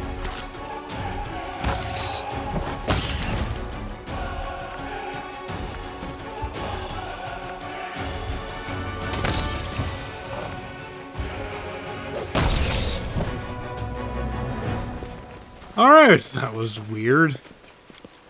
How did we ever get into a situation where there were just so many spiders? I don't know, you just think you would notice that on the road. Giant spiders!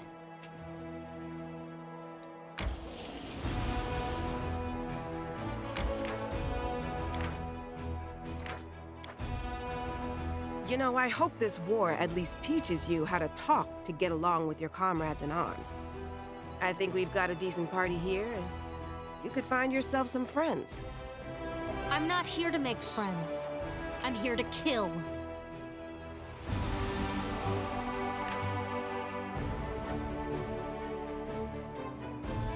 Okay.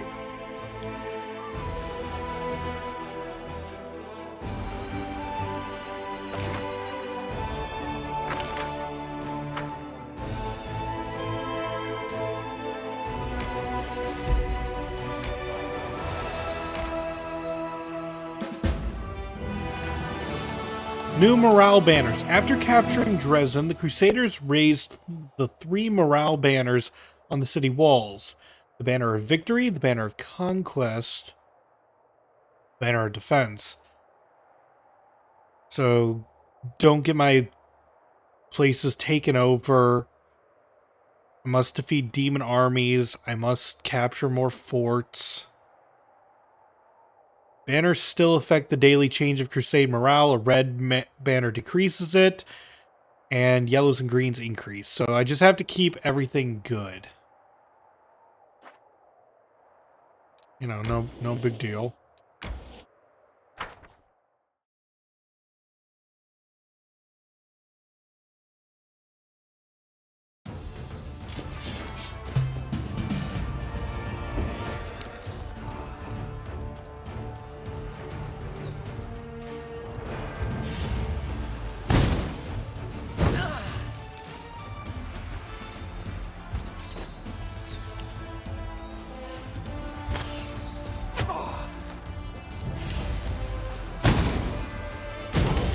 Youch.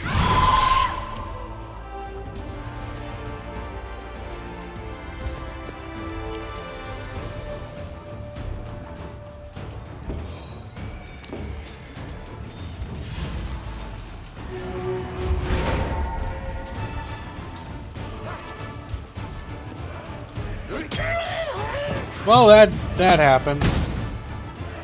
So did that.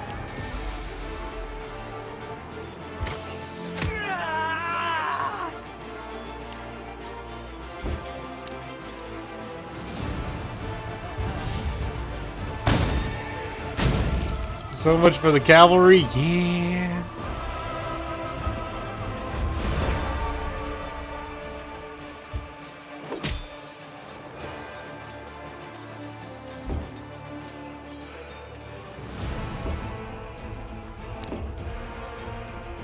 You're not coming back from that? Yeah, I don't think they are.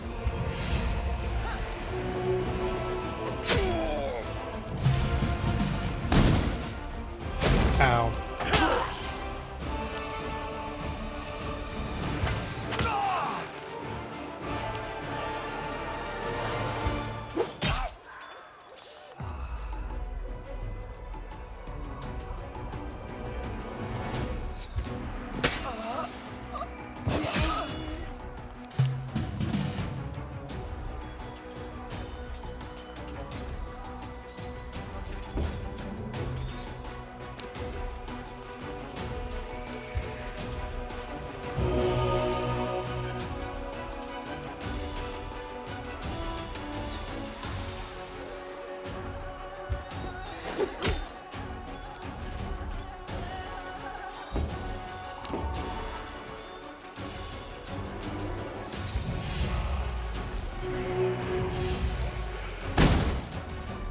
Can you stop that, please?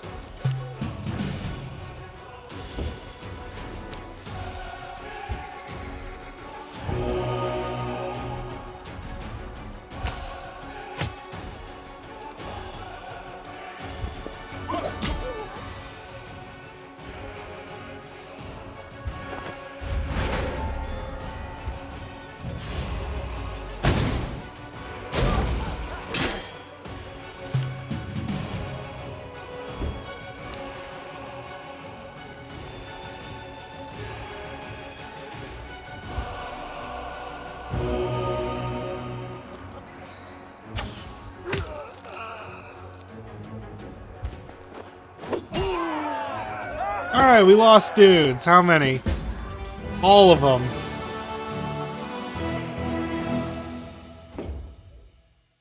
Yeah, they're not coming back from that. This is why I say, like, we need to start building up our units. That sucked.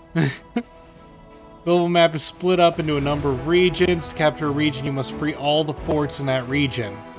You can construct buildings in the forts you have freed. Forts can be upgraded, thus increasing the number of squares available for construction. There.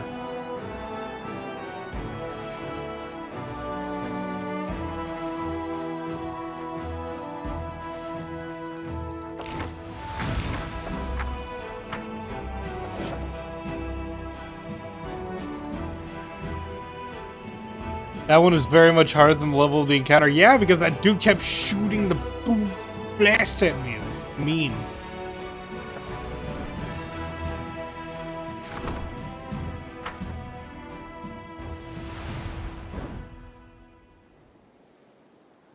Okay, let's start with...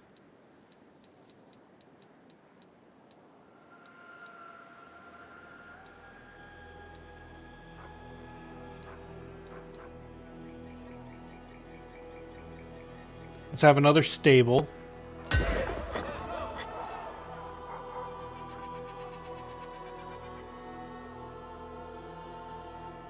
grab an archery range.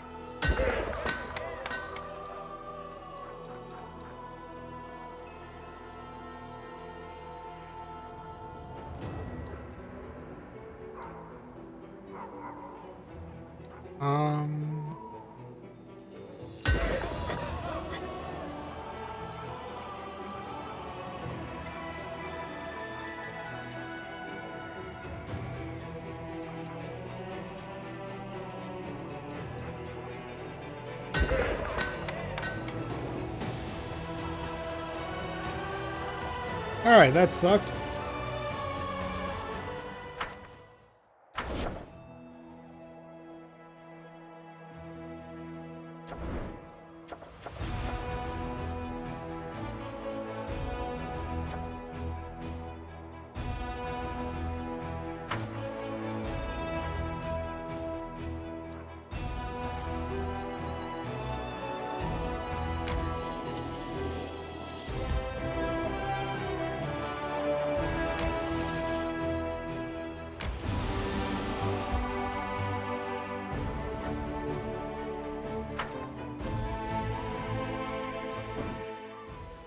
Oh, there's a lot more we can do now. That's cool.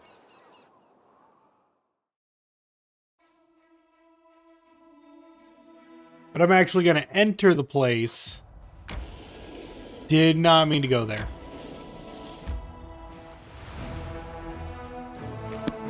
Okay, let's head right to the Citadel.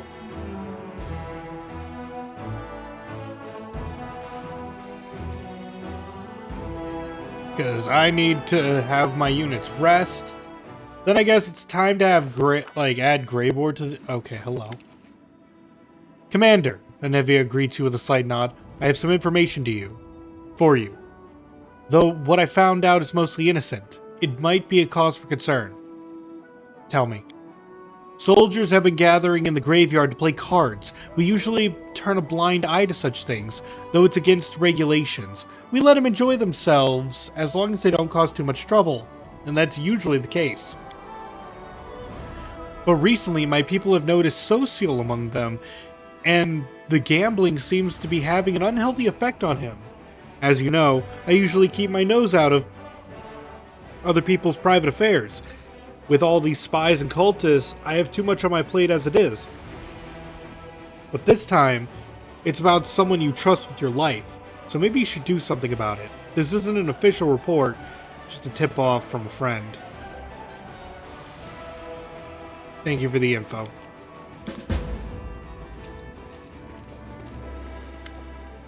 Before you stands a tall, fit man whose dark hair is already tinged with gray. He greets you with a brief military salute. My name is Captain Selkind. Sealkind?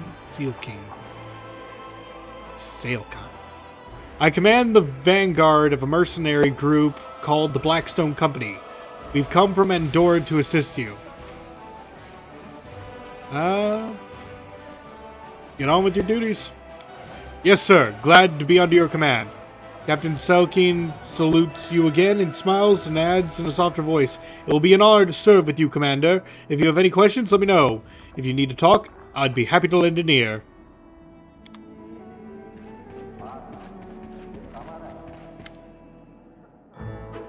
Good day, your commandership. It is we, the artistic board of the Next Door Theater. We are still working on our piece about your heroism. We have even taken a few new crew members. We now have a master of stage equipment and scenery. It's my granddaughter, Tina. Tina, say hello to his commandership. We are faced with another dilemma. We simply can't decide on a climactic moment for the act that's all about the Battle of Dresden. Here, You listen to the options. Grandma Grelton holds a scroll up before her eyes and begins to read, running a gnarled finger along each line. Option 1. The commander, that's you, launches himself out of a catapult and smashes down the fortress wall, allowing the enemies to rush inside. Not accurate, but would not be opposed to that. The commander, so that's you again, masquerades as a succubus and creeps into Dresden in disguise, and then opens up the gates for the Crusaders. Look, I don't care how good I would look as a succubus. Actually, let's face it, I'd nail that look, but I probably shouldn't. That would be weird. Let's see. Option 3. The commander, so that's you again, rides to attack on an enormous mountain goat. Or should we call it a battering ram? It breaks down the city gates. Well, what say you? Muffinberry, do you wish to be an enormous mountain goat? I'm very tempted to have that one. Because this means Muffinberry is the goat. Boo. But sure.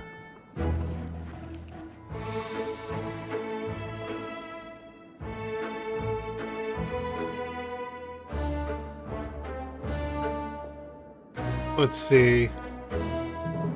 I like the version where I ride on the back of an enormous mountain goat. But where are you going to get a goat that size? We're still working on that part, your commandership. It's hard to get a goat in the middle of the world wound, especially an enormous one, but we'll think of something. Don't you worry! Grandma Grelton and her entourage move away, but their voices project so well that you can easily hear out the rest of the conversation. Do you think the commander will mind if we add the goat and the catapult to the show? That way, the bit where he breaks down the gates will make for much better drama. Granny, did you forget the role of the commander? He's being played by those gnome twins packed into one long coat. Has anyone ever tried firing 2 gnomes in a cloak out of a catapult before? Calm yourself, Tina. It's just a minor snag. You can't achieve success without a few difficulties along the way. We'll think of something, you'll see. I have bad feelings about this. Lady Konomi. A sharp-looking kitsune gives you a quick business-like brow. Commander, the matters before us are urgent, so let's not stand on ceremony. I am Lady Konomi, official attaché to Nerosian. Here are my credentials. Okay. Her Majesty has instructed me to lead your headquarters diplomatic council. Honestly, I was surprised when Lady Konomi asked me to join this council, but I'll do my best to fill the shoes of a trained diplomat. Yeah, I got invited to the council too. I'm sure foreign ambassadors will be thrilled to see my face and my manners. Lady Konomi, you haven't mistaken me for some other Crusader land, have you? I, like many nobles, have been trained in diplomacy and, in fact, hold the title of Royal Emissary. It is passed down the Orende line. I must say that prior to this day, I employed my diplomatic skills solely to undermine Mendev's international reputation. It is time to break that habit. I imagine preventing the international scandals will be just as interesting as causing them. Who knows, I might even enjoy it. What's the diplomatic council and why do I need it? To solve matters of politics, of course. The Crusade is more than just battles and sieges. It is the largest military project in all of Aveston, funded by the treasuries of more than a dozen major powers, and each one of those powers, in addition to seeking victory over the demons, also pursues its own goals. The Diplomatic Council will manage this tangle of political interests, and prevent the Crusade from losing the favor of influential benefactors, and while we're at it, ensure that Nerosian remains satisfied with the state of affairs. After all, for the last 100 years, the entirety of Mandevian politics has revolved around the Crusades in some shape or form. That is why the capital has sent me here, to observe, offer suggestions, and keep the diplomatic situation under control. Well, what's on the council agendas today? I hate to say it, Commander, but not everyone in Nerosian is pleased with your progress. Some believe that, to use the words, you are out of control and fancy yourself an independent leader. It wouldn't surprise me if you encountered supply disruptions in the near future. I would suggest quelling their anger. Show the capital you haven't forgotten about the chain of command. For example, you could hold a parade in honor of Her Majesty. If we need to demonstrate that we're keeping Nerosian in mind, why don't we invite the capital's high priest to Dresden for a religious festival? It'll be appropriate, and the church's support will shield us from the accusation of schemers. Handed to the naysayers? I think not. I propose we hold a parade in your honor, Kaza. This is your victory, and if Cousin Galfrey wants to show off in front of the soldiers, she's welcome to capture something of her own. Lan's eyes flash with anger. Are they out of their mind? We've got a whole Dresden full of soldiers who need medicine, food, and weapons. Until everyone has been taken care of, we can't waste a single coin on pointless celebrations. Let's see.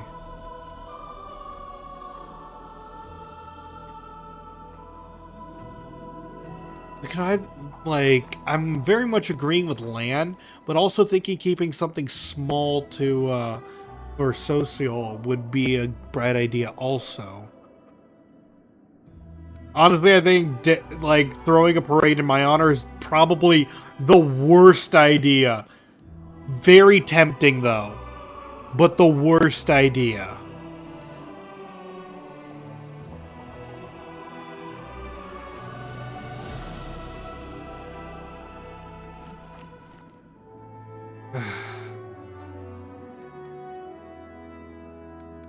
You know what? Social, do the religious festival.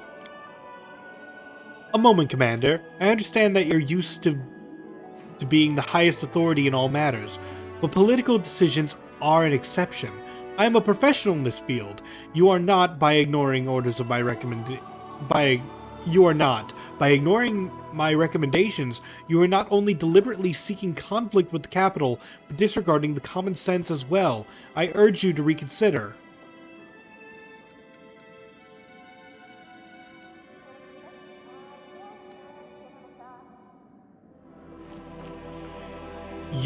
You've invited my companions to the diplomatic council, and now you refuse to listen to their opinions? I'm simply suggesting that you give your companions time to find their feet in the council to grasp the principles of being a diplomat. Also, if they weren't on the council, your decisions could be mistaken for the decrees of a tyrant, and that is definitely not the public image you need. Ah, now I understand the role I've been given, Lady Konomi. I'm supposed to stand in a pretty doublet and keep my mouth shut. I can promise you the former, but not the latter.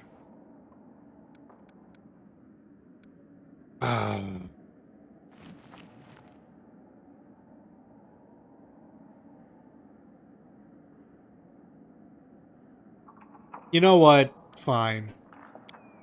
I'm glad that you have listened to my proposal. Making friends in the Royal Council will go a long way. It is good that we've got off on the right foot, Commander. There will be plenty more issues requiring your decision soon, but I do not doubt that we will handle them just as expediently. Look, I'm saying it is a good idea to keep on the public's good side, but we're not going to listen to her forever, okay?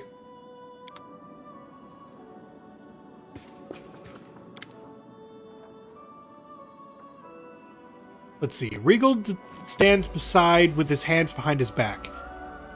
His favorite pose, it would seem. He seems submerged in thought, but gathers himself immediately as you approach. His pale yellow eyes examine you inquisitively. Knight Commander, it is good for you to have found time to meet me. There's a matter of some urgency I must discuss with you. It was incredibly interesting, the power you and your companions received during the fight of the Grey Garrison, and now my interest has been gratified. The power your companions received has passed on to me as well. It manifested after my usual evening reckoning.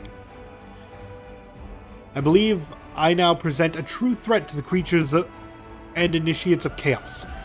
The imprisoned cultists we kept for certain observation experienced this firsthand. Regal's voice is unemotional, almost bored, believes no doubt to the cultist's fate. Striking, isn't it? Divine intervention at a critical moment is fate. I'm sorry, it's rare. But not beyond imagining. But in this case, part of the power that you received through this intervention has been passed on to someone who joined you well after the fateful moment had passed. I believe this power has been given to me and others for a good cause, to protect this miserable world from the demons. I'm afraid that your definition of good cause might be very different than your companion's, Commander. In any case, this is shallow philosophizing. You must have some questions for me? No. I meant to manage the Crusade affairs.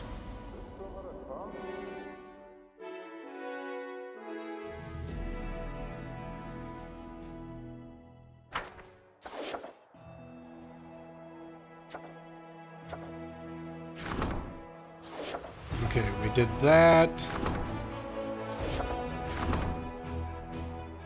You can form a military council.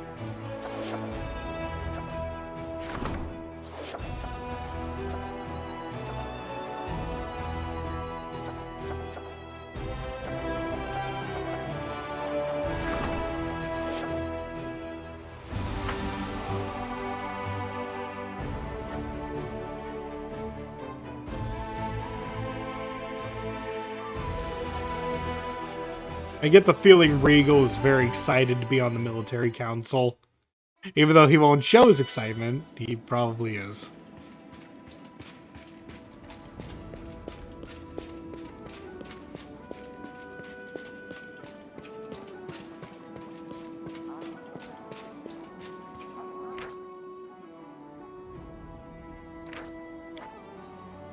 Well, what's it like to sleep on the ground and subsist on rations? It must seem like torture to you. Nobles wouldn't normally sink so low. Hardly. Do you know how my antecedents amassed all the wealth I now enjoy?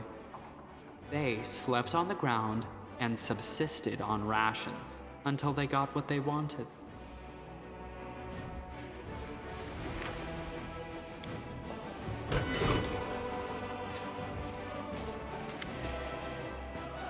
Oh, you have a portrait. The tall, gaunt half-elf salutes you solemnly. Commander, it is an honor for this meeting of the military council to order. I am Captain Odon. I've been serving under your command ever since the assault on the Grey Garrison.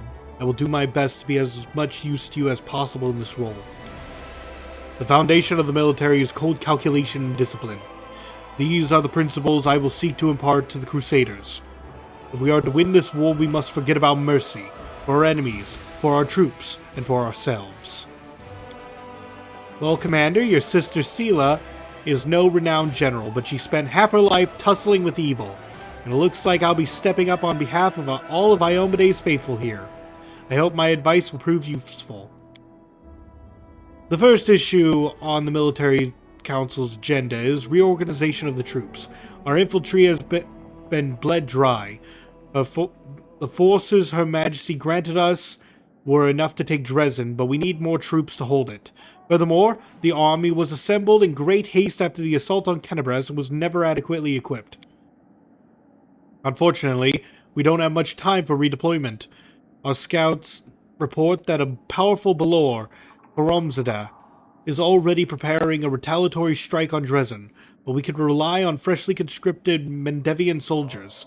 They may not have the skill, but our strength, as always, lies in the number and fervor of the volunteers joining the Crusades. Oh yeah, we got numbers. We can't throw everyone into the meat grinder. We'll just get our youths killed for nothing. We need to select the best among the recruits, or even better, hold a contest.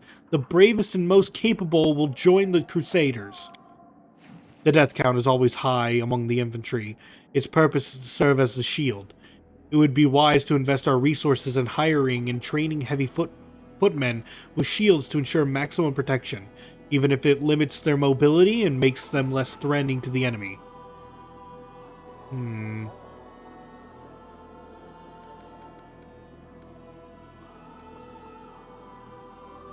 Honestly, I kind of agree with Regal. I will monitor the recruiters and work I will monitor the recruiter's work and the preparation of all necessary equipment. Thank you for your time, Commander. When the reforms are finished and the ranks of our infantry are replenished, I will assemble the military council to discuss new decisions.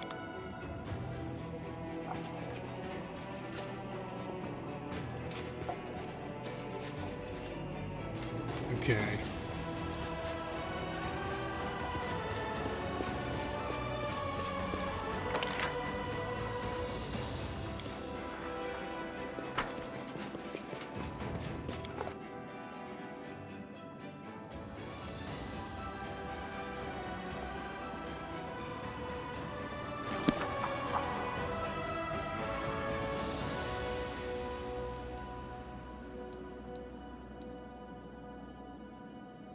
Who could I have on the team?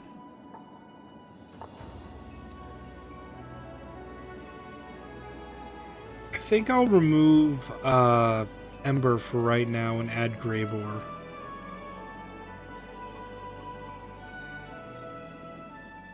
Mostly because I don't want to keep dropping Lan. I wanted to mix it up a little bit.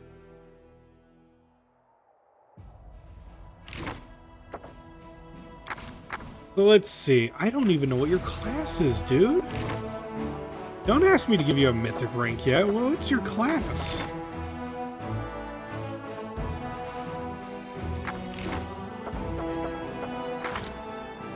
You are a Slayer. Strength-based. Athletics, mobility, and stealth.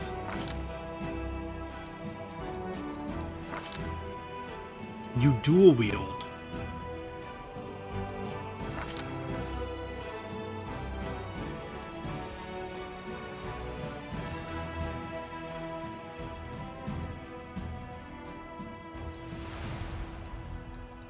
Okay, so you have 2-weapon fighting, double slice, improved 2-weapon fighting. You could use greater 2-weapon fighting. You have sneak attacks.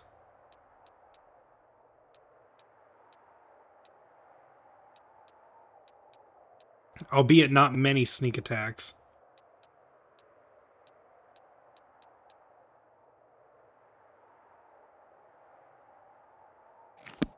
Okay.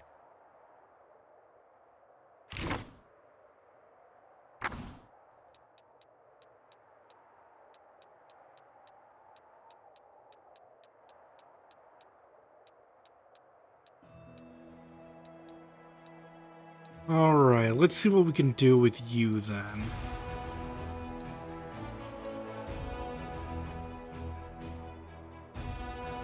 I would say because you're attacking multiple times, Unrelenting Assault would be very useful for you.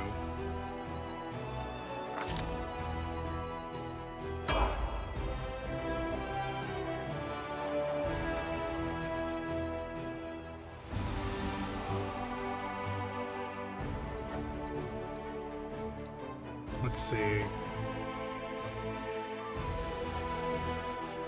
We could give you an additional sneak attack. Ooh, but Mythic 2-weapon fighting would be fun.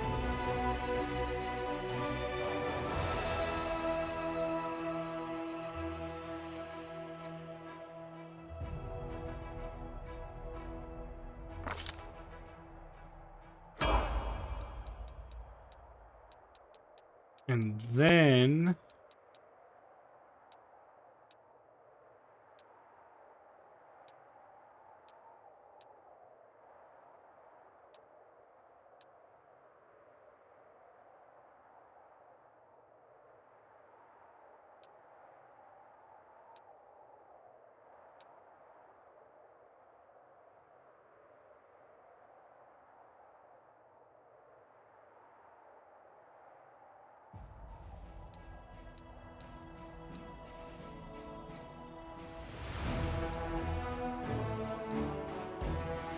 You know what? I'm actually really tempted to give you Leading Strike because no one on my team has that right now.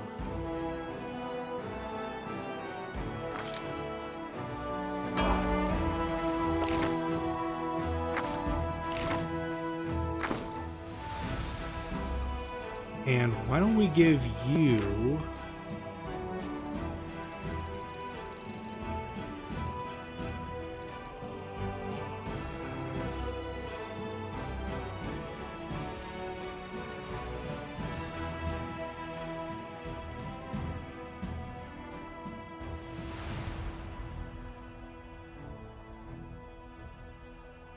While this book is active, each time you use an ability that lets you summon multiple creatures.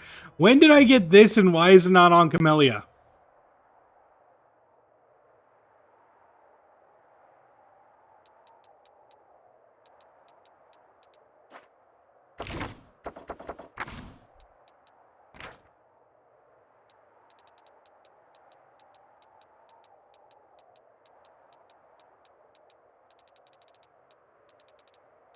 See, where's that book? How did you miss that? I don't know.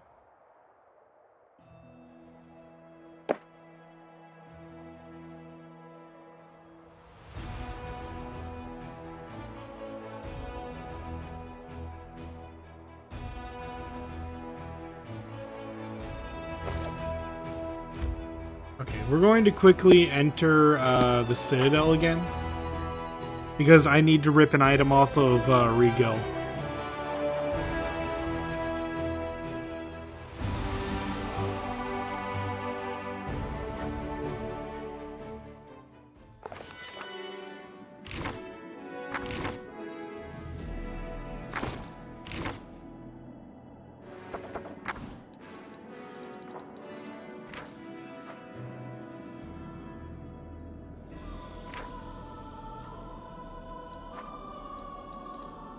Yeah, I'm revoking his Triceratops.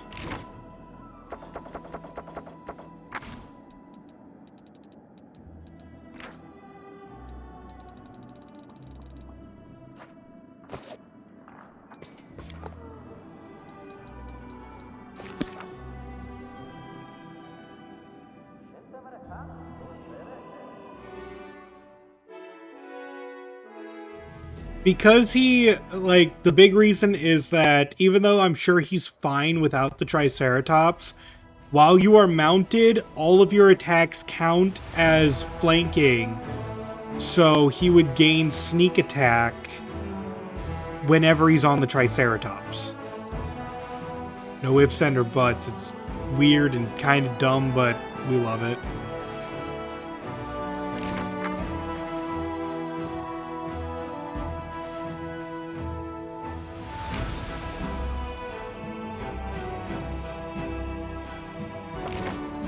Ooh, we have a new level up for you. And we will take Fireball.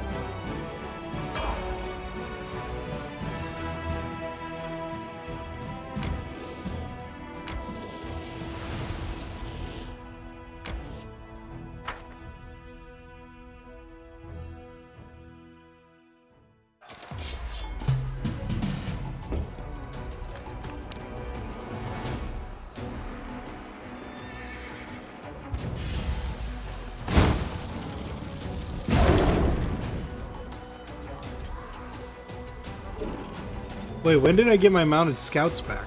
Oh, right, they lived. I'm not gonna have them get closer.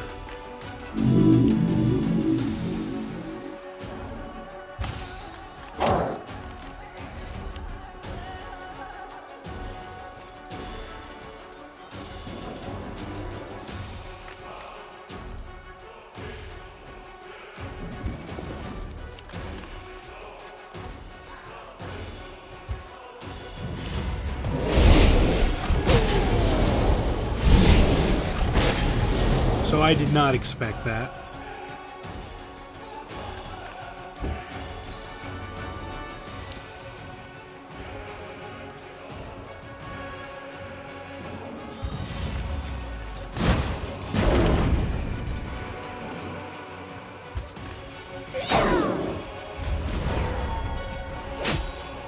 You are doing nothing.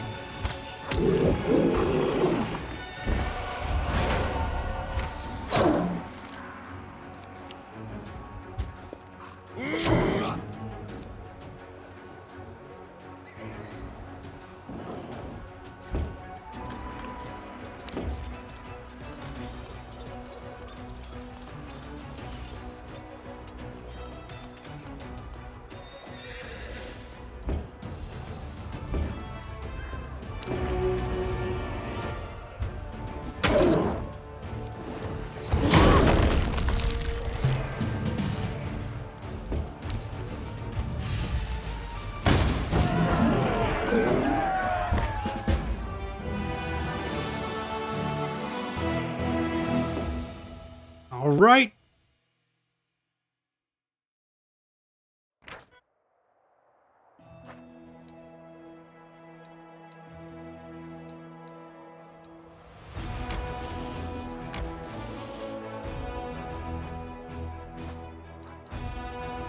And now we can move towards that.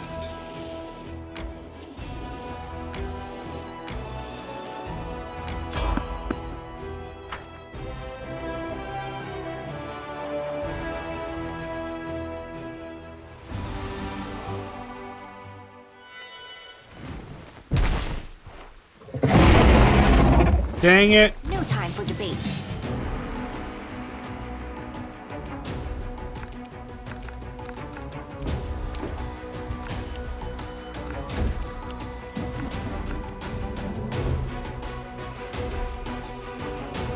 Oh, let's see.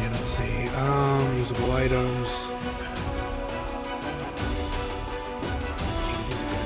Oh well.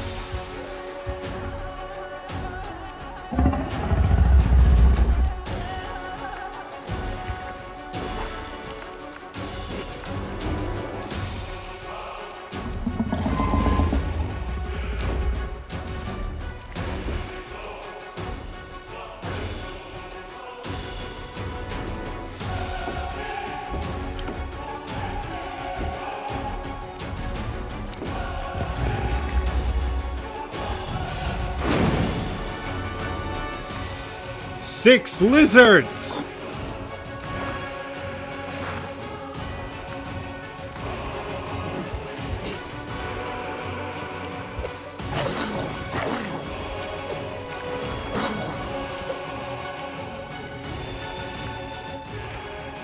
Let's see. Cannot be knocked prone. Not be put to sleep or paralyzed.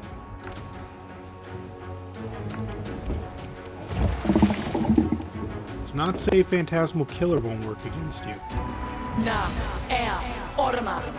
Did not work.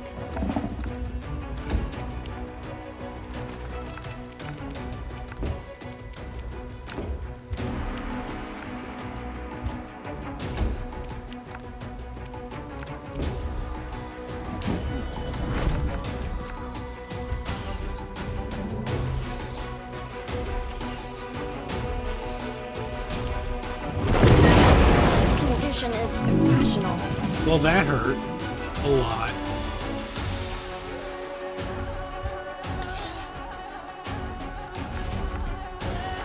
I'm very white, can't move.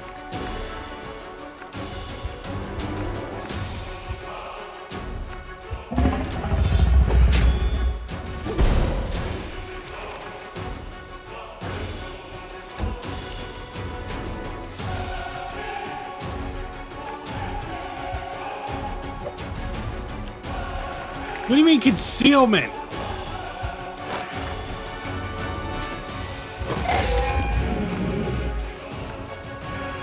Oh, cast blur.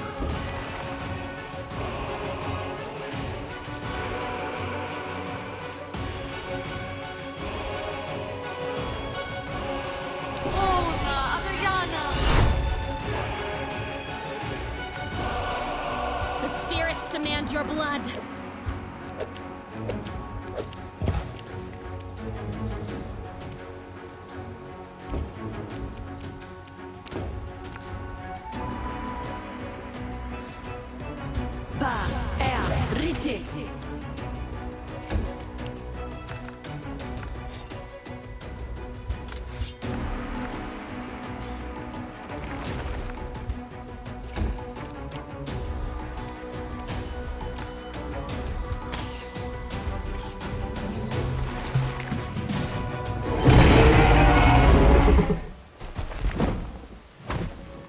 Yeah, I figured that was going to be the case.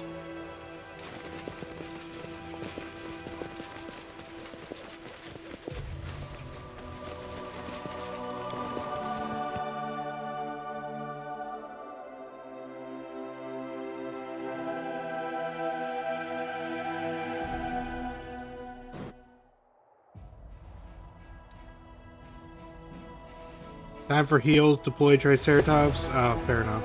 Could have done that.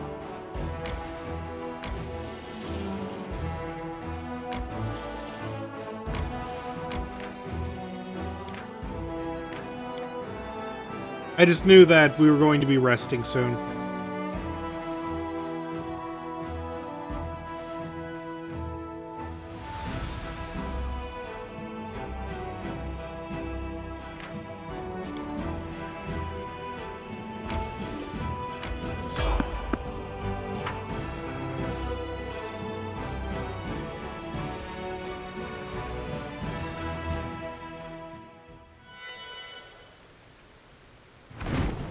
Is this gonna be a thing?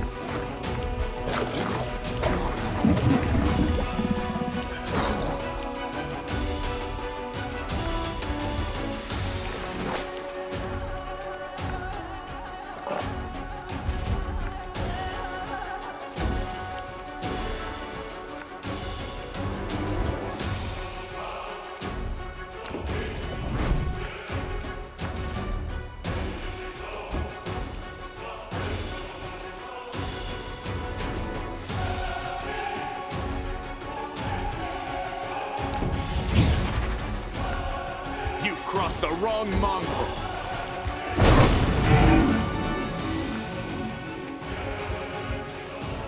What level is this thing? 25.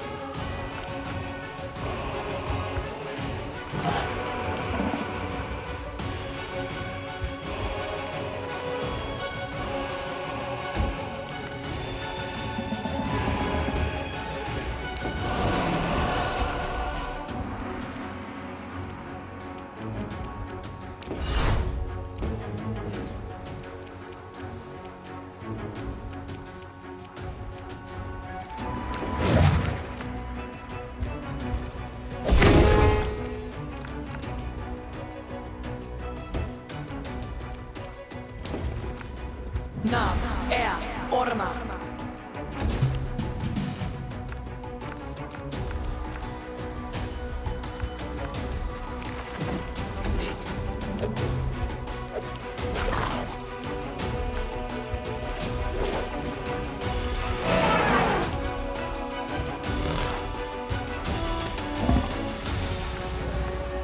You won't survive me.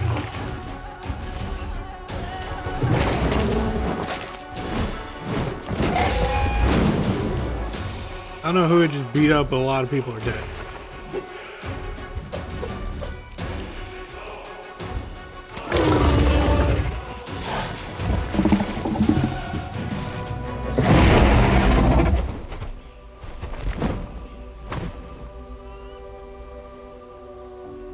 Alright, that sucked.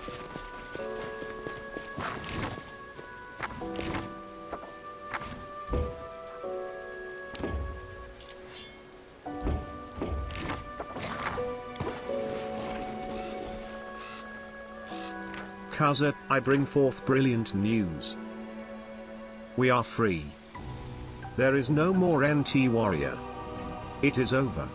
Okay, sound off. Who's not dead? Let's see. Precisely. Yeah, a lot of us aren't dead.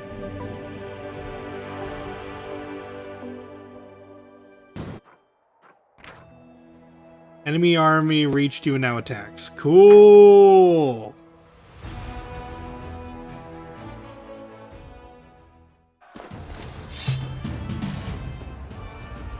Oh, really?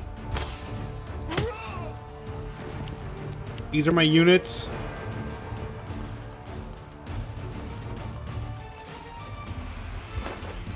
Note to self, make a second army for Dresden.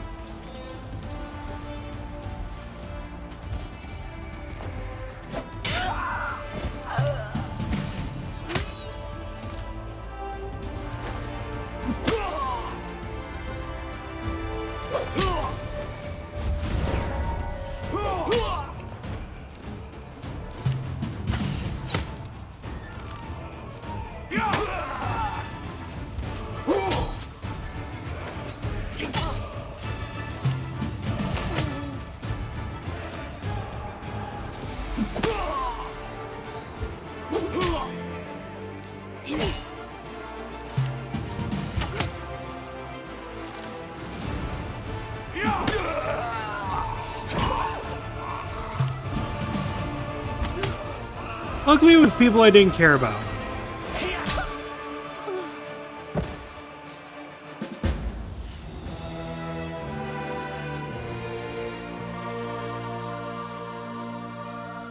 Okay, so we need to make a second army.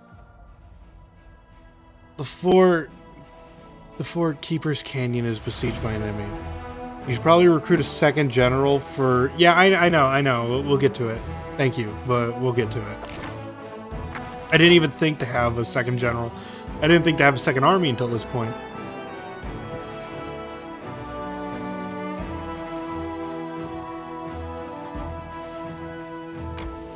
Alright, you full retreat back.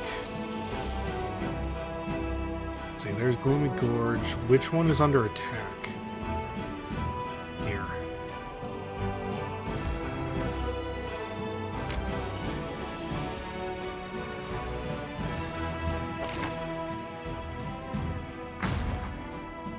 It's not necessary to make two, however, it can be helpful. I think it is kind of necessary to make two, because if I have one that's exploring everywhere, I need a second to, you know, defend. Then again, I will eventually need teleport portals, but you've done it with one. I believe you. I'm saying I'm new and terrible at this.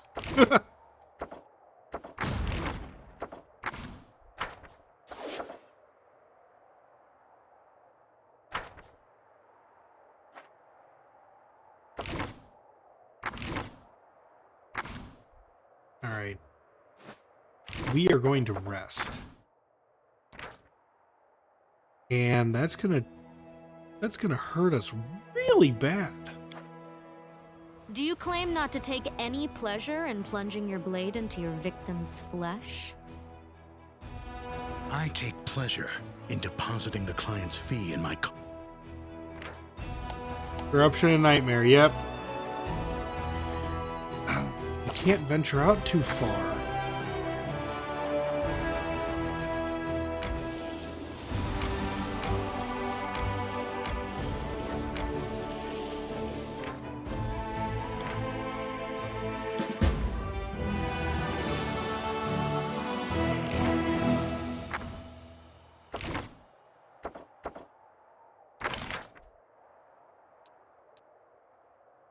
Who the heck are you? What are any of these things? Spearmen, Houndmasters, Champions. Who's the dudes in the stupid hats? Oops. Didn't mean to enter that.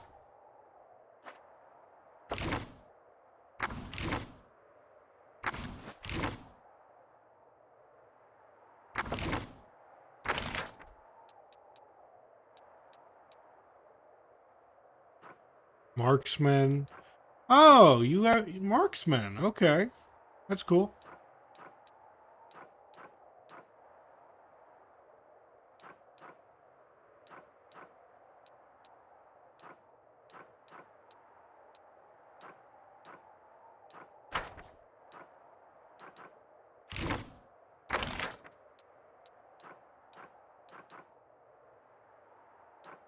Let's see.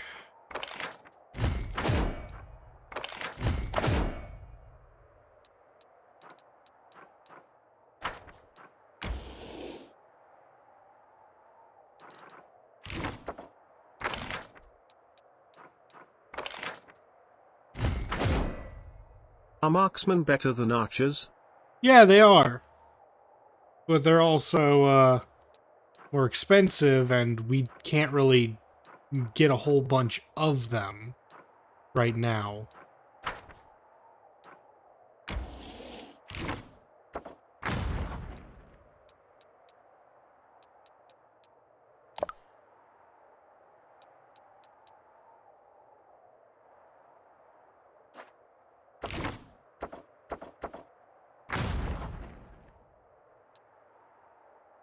You'll be able to upgrade units as the crusade goes on. I've noticed all of our foot soldiers are now shield bearers.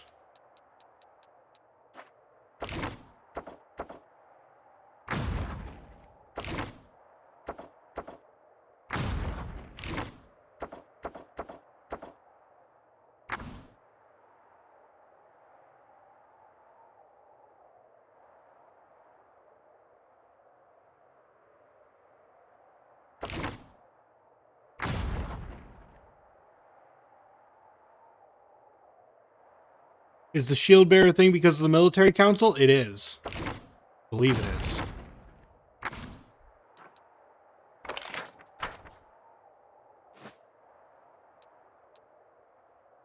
Yeesh, I have some... Does this count as a safe spot?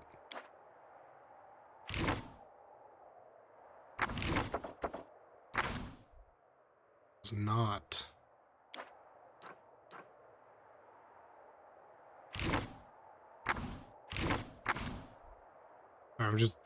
I'm still getting used to the controls.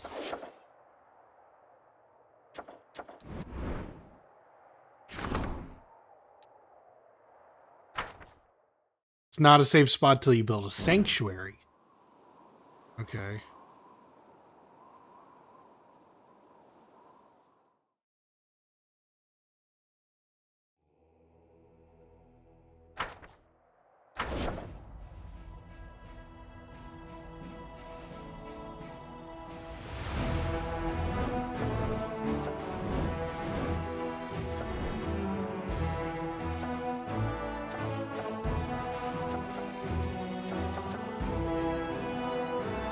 You have to embiggen the place? Maybe.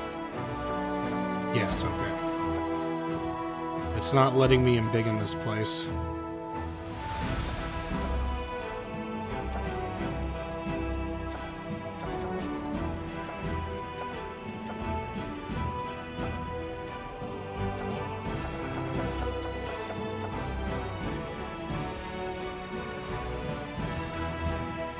You can only make simple buildings in regular forts, fair. I have to retreat for now, though.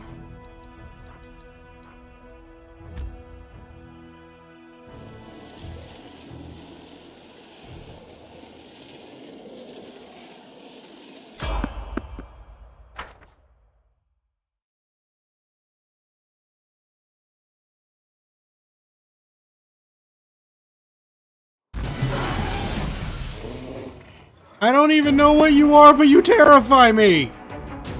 What the heck is a Nelfish? Okay, what are you? Horrible. Noted.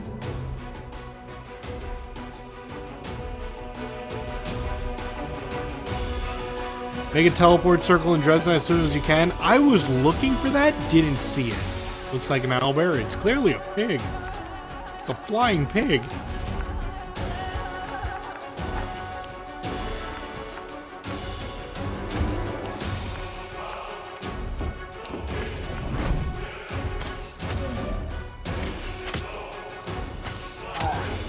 War, okay.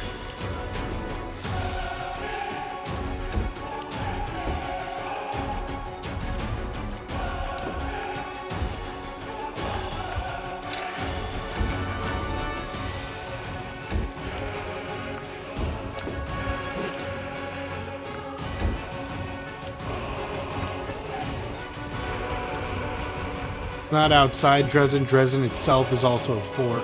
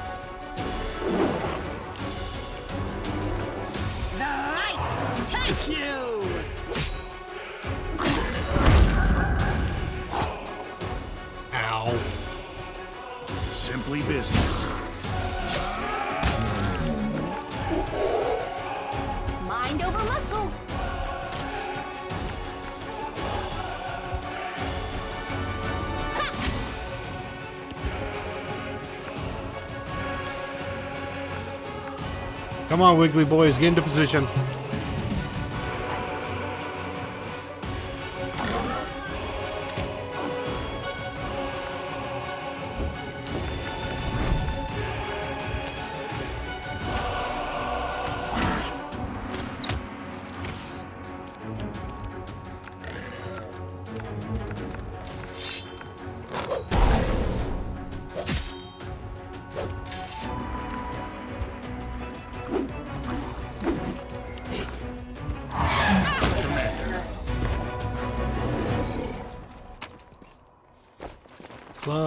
Club. You got anything on you? I'll do as you tell me.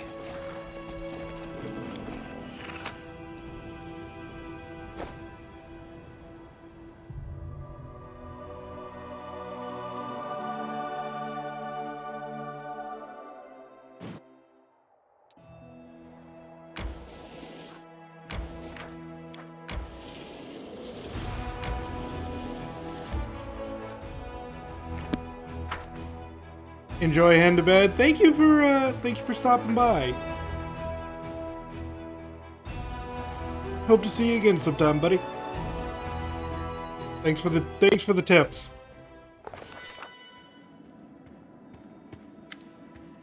Let's see. A Kelid in a well-worn travel robe, with a deep hood, offers you a respectful bow. His voice is quiet and emotionless. Greetings, Commander. To be granted an audience with a figure of such importance is a great honor. Your victories have impressed and inspired me, which is why I wish to do my part in the Crusader struggle. Okay, what's up? For 23 years, I have been gathering documents on Socorus. They contain numerous mentions of the history of the Blackwater clan.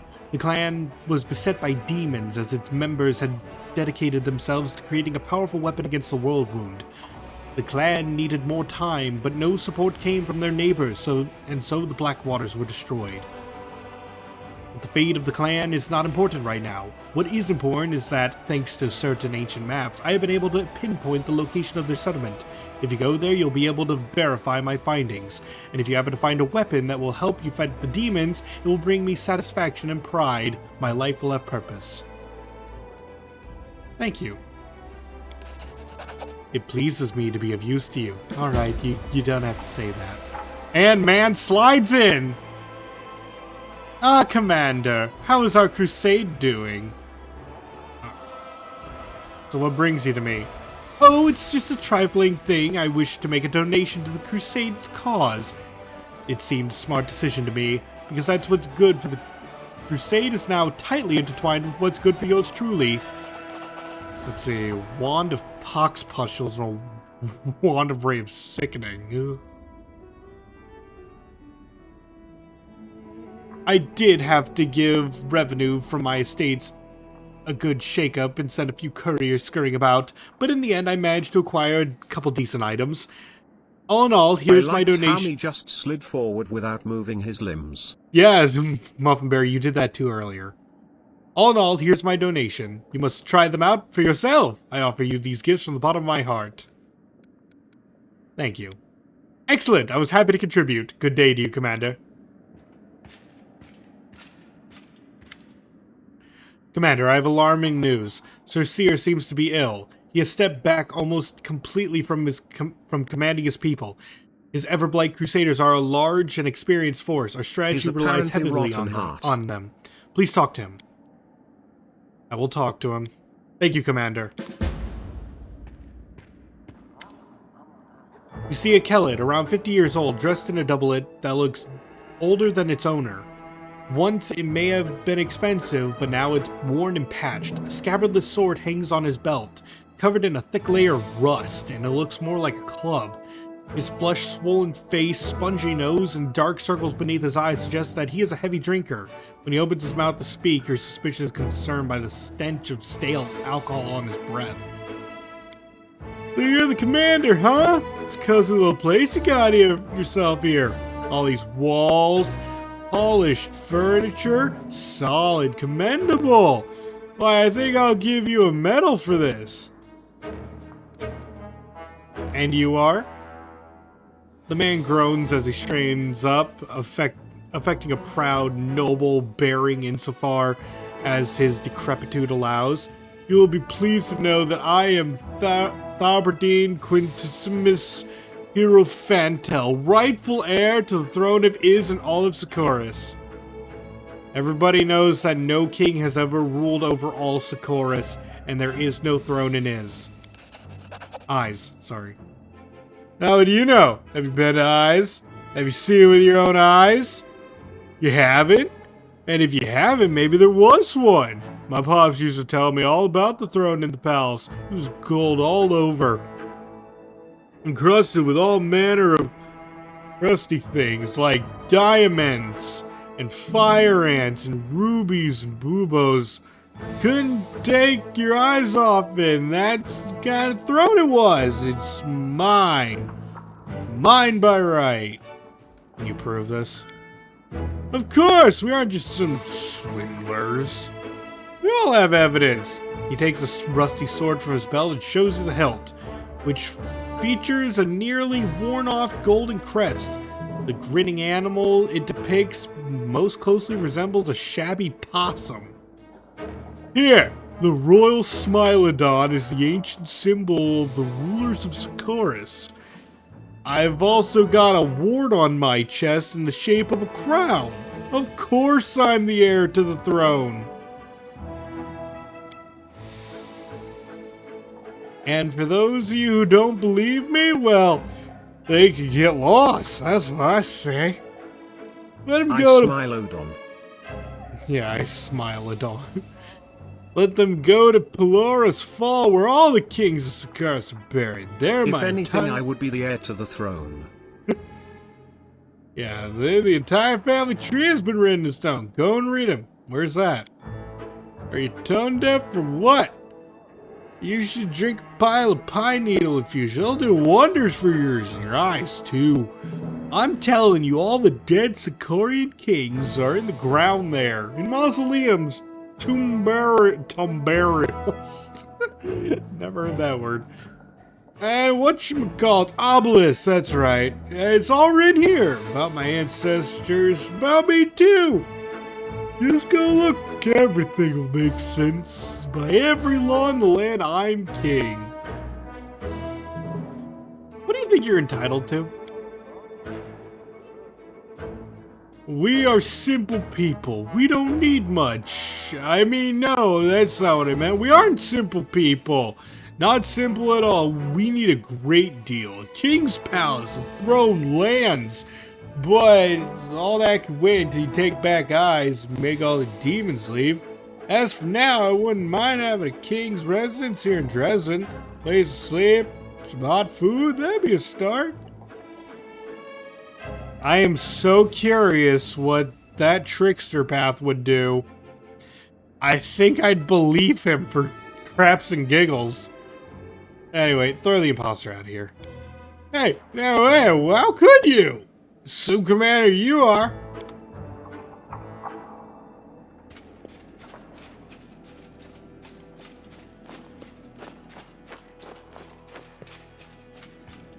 Well, that was fun.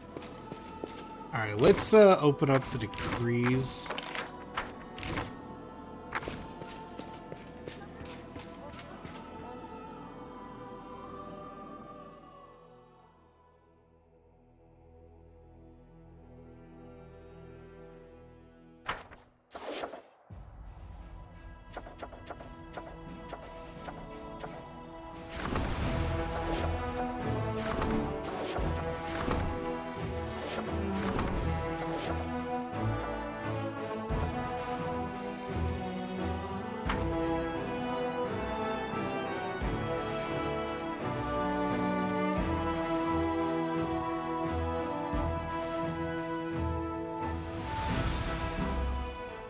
Alright, now then, I'm going to,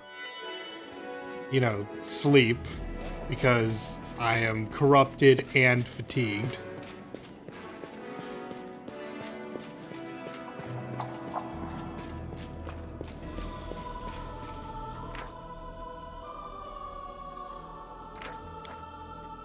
Regil, if your commander ordered you to, say, get drunk on wine and proposition a pretty squire. Would you, as a loyal soldier, be duty-bound to carry out the order without a second thought? I would be duty-bound to report the commander, arrest him, and deliver him to be tried in a court-martial. We already had an incident where infiltrators were masquerading as our soldiers. We have a procedure for unmasking saboteurs. Fair enough.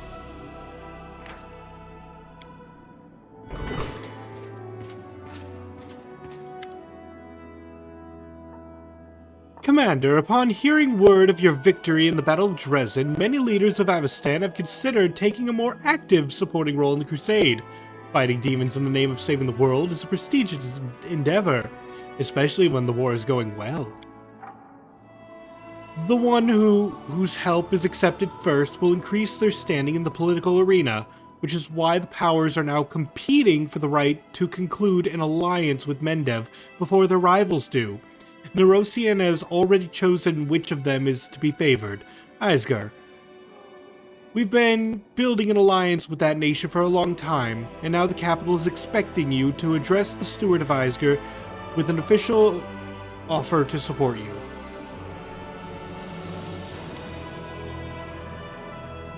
Lastwall is Mendev's most trusted ally. If we are to ask someone, it should be them, the Shining Crusade. What about the Sword Lords of Brevoid to this party? The righteous Mendevian knights just love those hot-headed provincials who draw their weapons and challenge you to a duel at the drop of the hat. And get this, they win such duels. Nerosian will be ecstatic to have allies like these, and I hope the demons will enjoy their company as well. Just as a note, we happen to have a neighbor who's got barely any presence in the crusade. I'm talking about Nemuria. It's believed to be too wild and barbaric to have any dealings with. How about we show everyone how wild and barbaric tribes can fight, and invite them to play a bigger part in our war? Oh, let's see.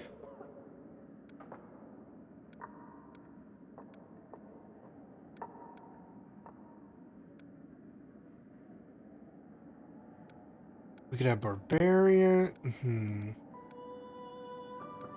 Sword Lords. You know what? I'm not sure what Aesgar would do. Let's have Aesgar. Your wisdom never fails you. Nerosia will be pleased to know you're not squandering allies and have taken such pains to attract the battle sorcerers of Aesgar. Yes! Hardened in clashes with goblins will serve you well. I won't detain you any longer, Commander. When the matters of foreign or domestic politics once again require your attention, I will convene the Diplomatic Council.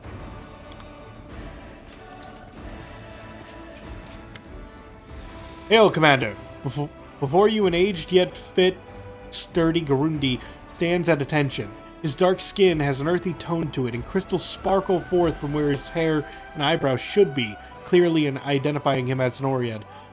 Captain Pomaton. Fireball roast the demons with sorcery. Chair of your staff council by order of Her Majesty Queen Galfrey. Here to deliver a report. I'm on this council too. Silas salutes briskly. We'll be racking our brains on how to improve troop morale. I reckon the key is to back our words with actions. Lead your soldiers by example, and they'll be eager to follow. Drawing on my experience as a paralector, my advice is to maintain calculated moderation in every regard, be it incentive or penalty, and to be decisive. We have no need for doubts or turmoil. I'm doomed to be your advisor, but do you know what that means? That you are doomed to listen to my advice. To start things off, here's an incredibly novel and deep thought for you. Loyalty, passion, and morale. All these things can be easily bought with money. Commander, permission to report. We've encountered a problem. Although we're still getting volunteers, we're now seeing cases of desertion. Many who have joined the Dresden campaign believe their duty has been fulfilled with the victory, and they are not keen on staying in the garrison. Those from Kenabres wish to return home and rebuild their ruined city. Lastly, there are those who are afraid of lingering in a place where demons might show up with retaliatory expedition at any moment. My suggestion is to improve living condition for the privates, raise their pay, and give them extra rations and reward. For those who have distinguished themselves on the battlefield with commendations and gifts. Soldiers... Sorry. Soldiers don't want to leave the armies that appreciate them. I feel for those folks, but we need to convince them to stay. I think it might do some help to get servants of the gods. They'll tell the soldiers that the dangers have not yet passed. We inspire them to keep up with their fight against evil. As long as the wound is open, the whole world is in danger. We can't just go home and live like we used to, no matter how badly we want that to happen. Most of the Crusaders are volunteers, but they have no right to subvert military discipline. That kind of attitude is tantamount to treason. Regardless of who expresses it, we have to identify the instigators, arrest them, and administer harsh punishment to make an example of them. That is quite a problem. This problem is quite simply solved with coin, but handing money out to privates is practically throwing it away. We need to pay officers handsomely, and they'll figure out how to raise subordinate morale. Let's see.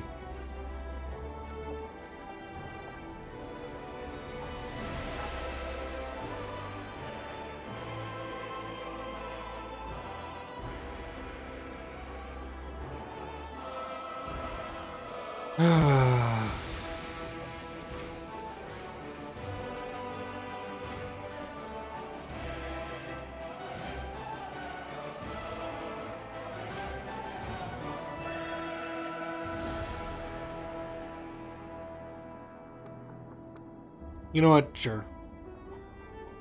I'll distribute the pay and rations right away. The commendation list won't take long either. We should see results shortly. Thank you, Commander. Should any other difficulties arise that require your attention, I'll deliver a new report promptly. Okay. Let me eat the deserters. No. Please don't eat the deserters. Captain Odan salutes you and looks over the military council intently. Our intelligence was correct. Gormzadon marches on Dresden. In his position, the wisest course of action upon reaching the walls would be to lay siege and wear down our forces with nuisance raids. However, my experience tells me that he will act differently. This is going to be a full-on assault, a decisive display of his power. When the enemy moves on our position, we must meet them with a hail of arrows from the walls, gaining the full advantage of our superior defensive position.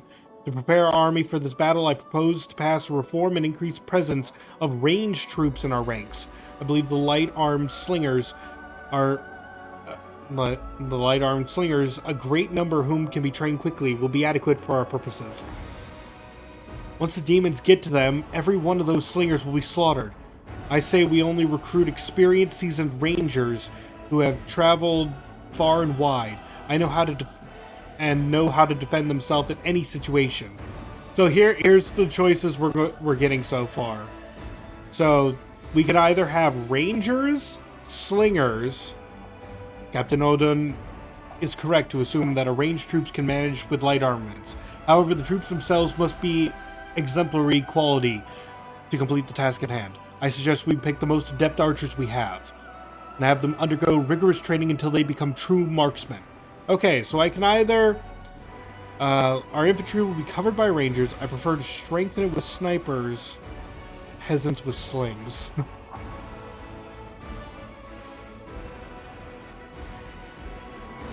Yeah, let's strengthen the army with snipers. Regal nods silently. I hope these measures will be enough to repel Gormzadon's onslaught. And if not, those who come to take our place will learn from our mistakes and fare better.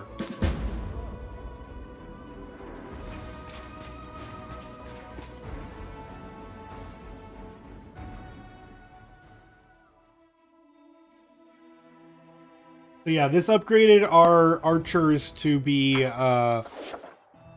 like marksmen.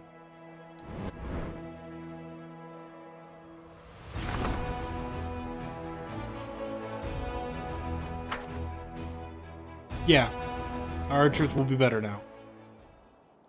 Okay, so...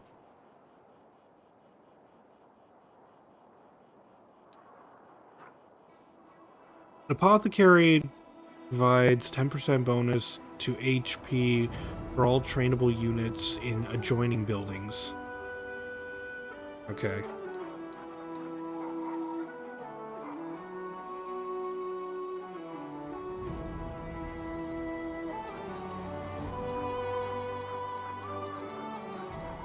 Here's the teleportation circle.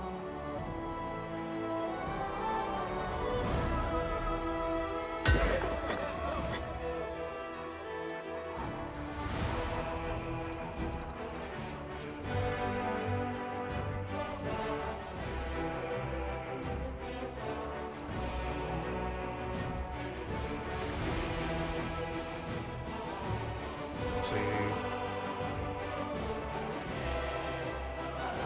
10% bonus to damage for all trainable units in adjoining buildings. What does joining mean?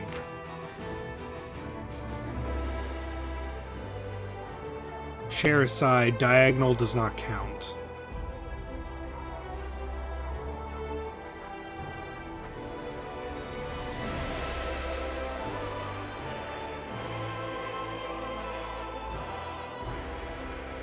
Ooh, that's good.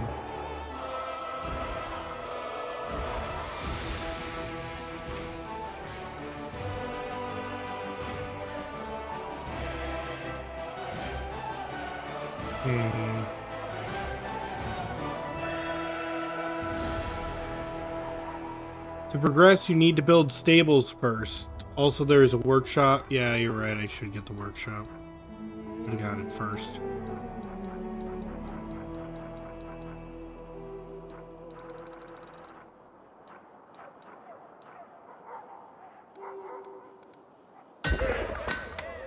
Also, I do have stables already.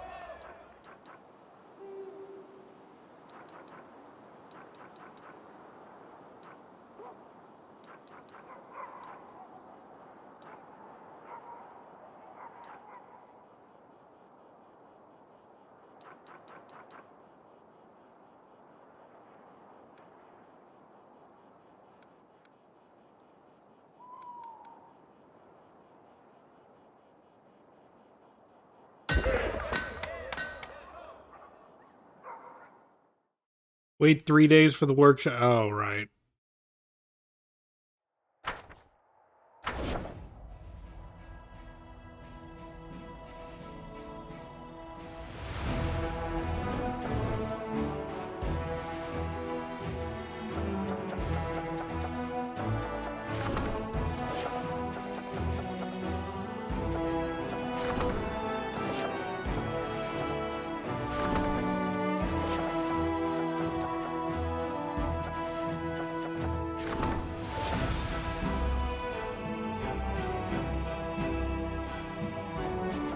Let's see.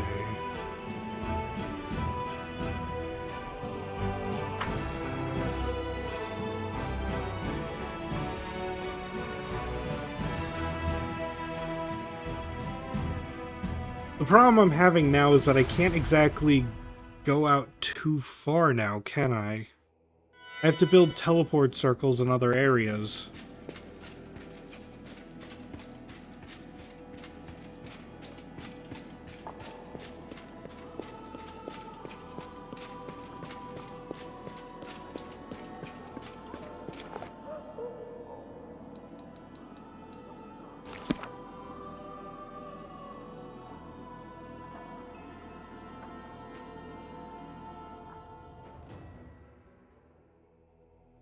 You weren't able to build them. You have to somehow upgrade them.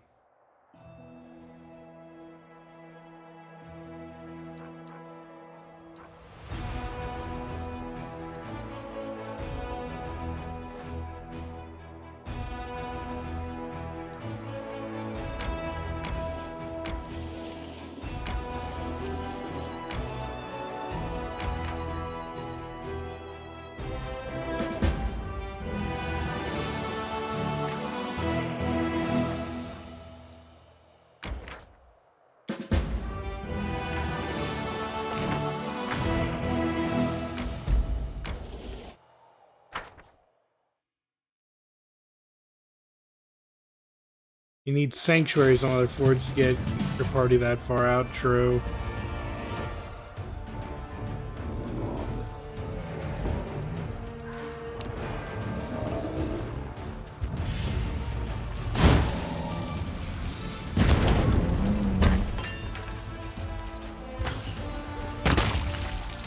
Dang.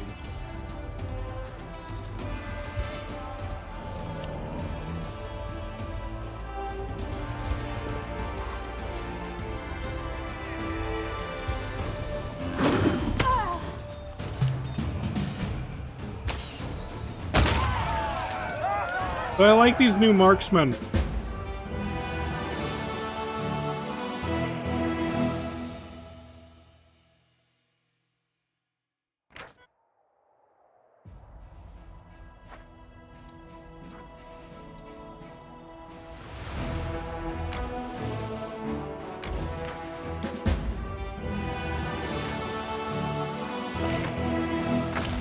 Alright, and we leveled up.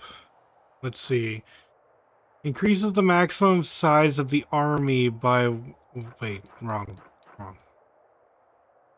5% bonus to energy recovery per level of this feat. The general casts spells with Arcane. He gains +5 to power per level. And the general can cast Divine, gains +5 per power.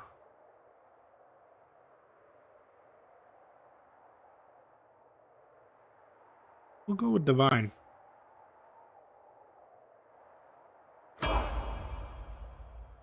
Arcane magic is strong? I believe you.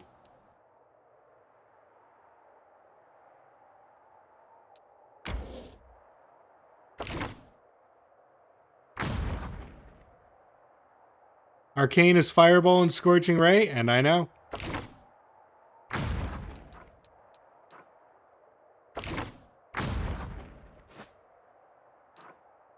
I'm playing the long game, okay?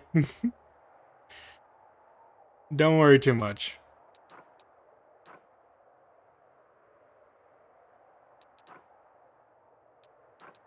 Let's see.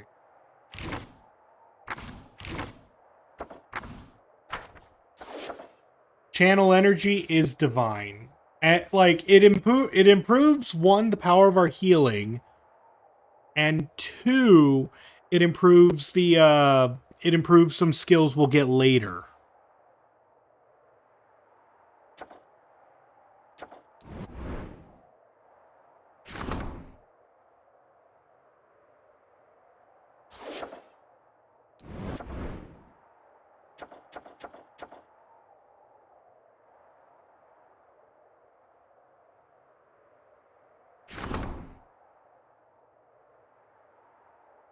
Okay.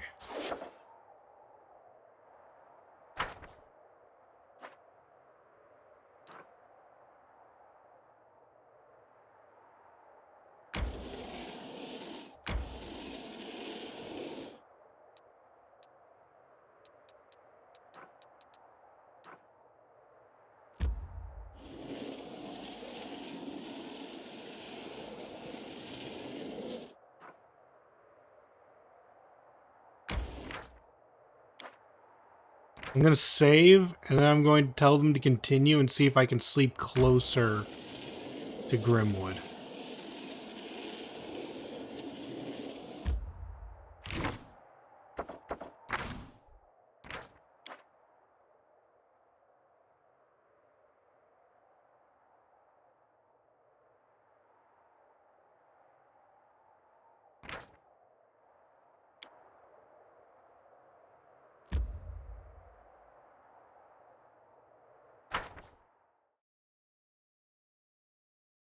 All right.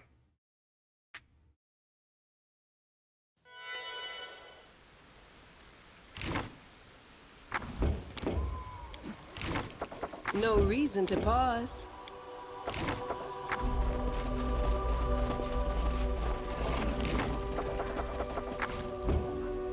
Time to dine on dragon steak. Yeah, assuming I can beat it.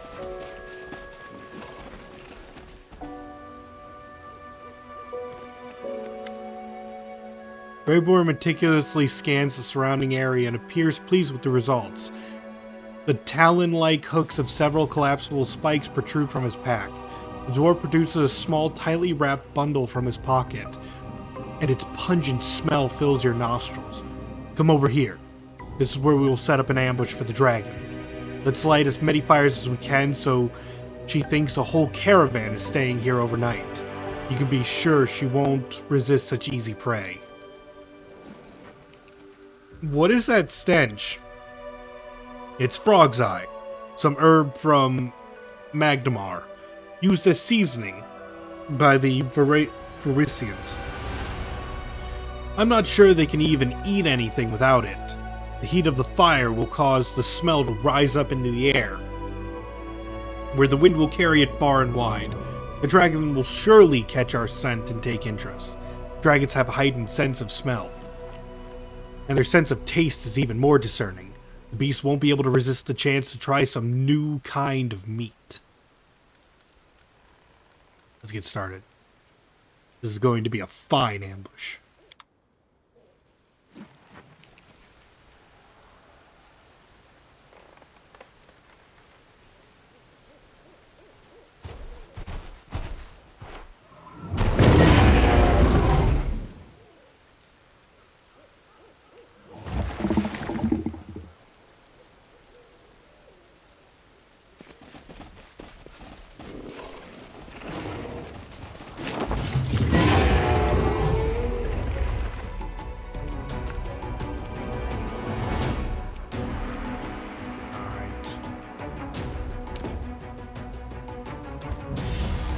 Oh, my lovelies.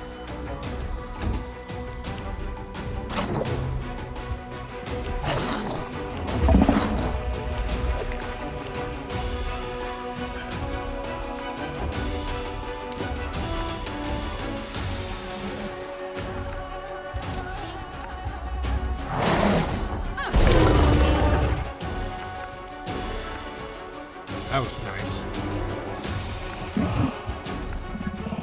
Outflank happened, so I got a whole bunch of attacks in there.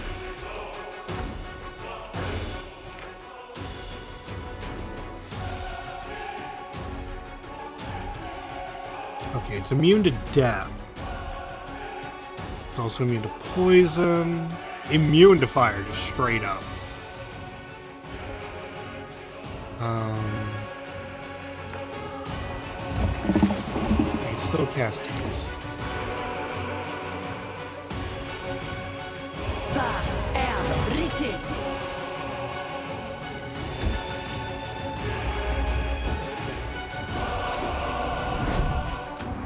Endure this!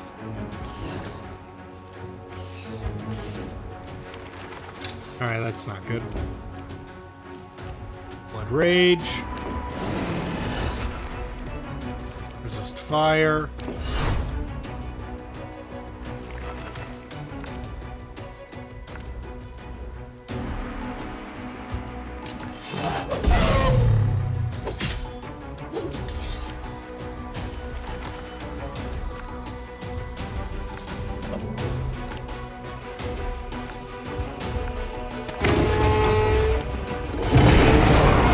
Dedicate my body to science.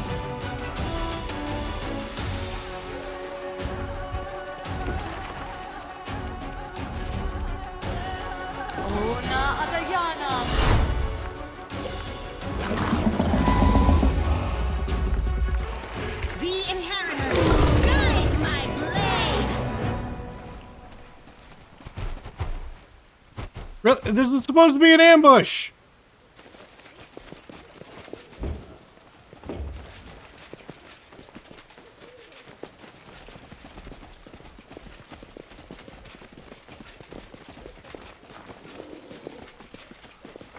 Where'd he go? I don't like fast food and much less flying food.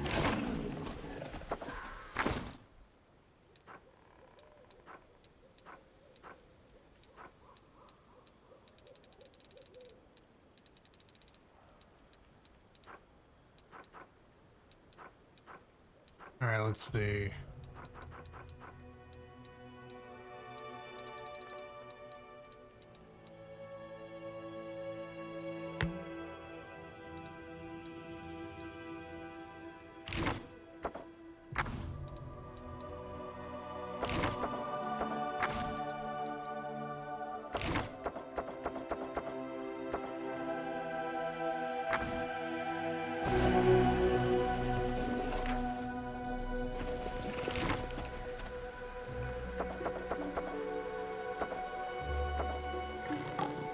Together, we stand.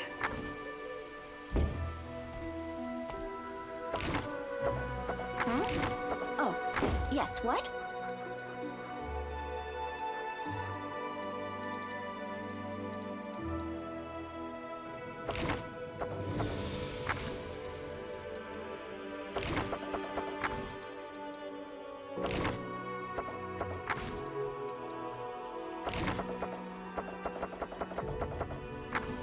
Alright. Saved up. I agree.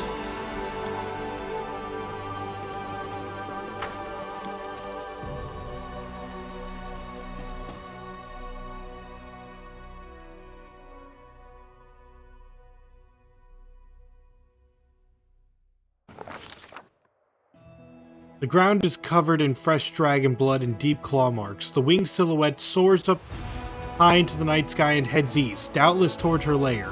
The assassin gives the commander a thumbs up and throws his pack over his shoulder. The ambush was a success. Serious loss of blood, though not fatal, causes the dragon's heart to compensate by contracting more rapidly in order to oxygenate the muscles. This makes it more difficult for her to breathe, and weakens her wing capacity. The lack of oxygen then leads to convulsive seizures that force the dragon to descend for short rests. It takes her the entire night to travel the distance she can normally cover in a few hours. Okay, but where is it?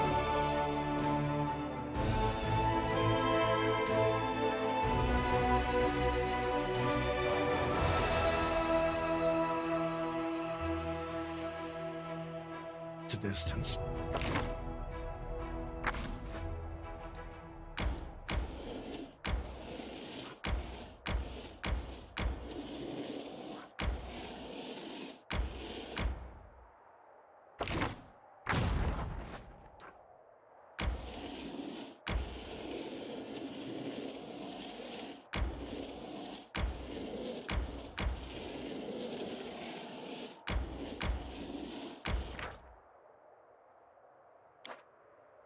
I'm gonna save and try to see if I can make it back to Dresden.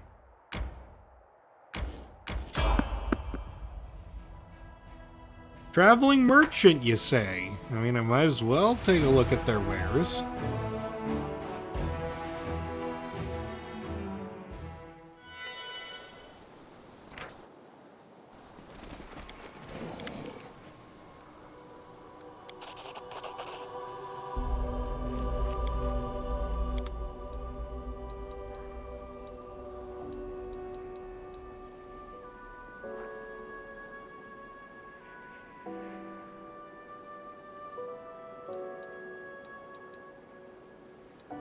Strength and dexterity.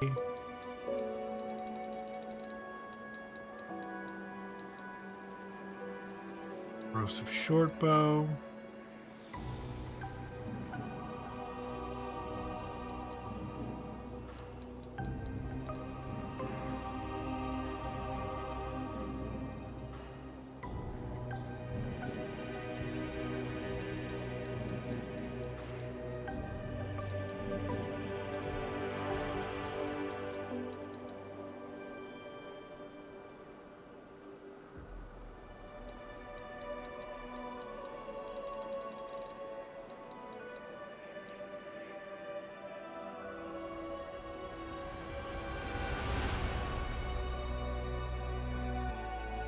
Yeah, that's fun.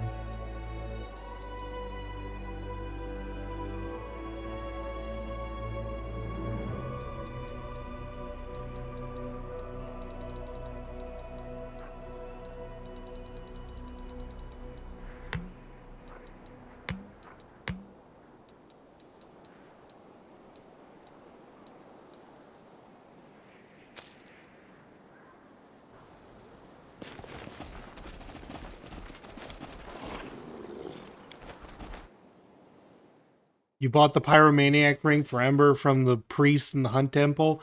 Yeah, we already got her the Super Fire ring. I don't see the point in having a second, you know?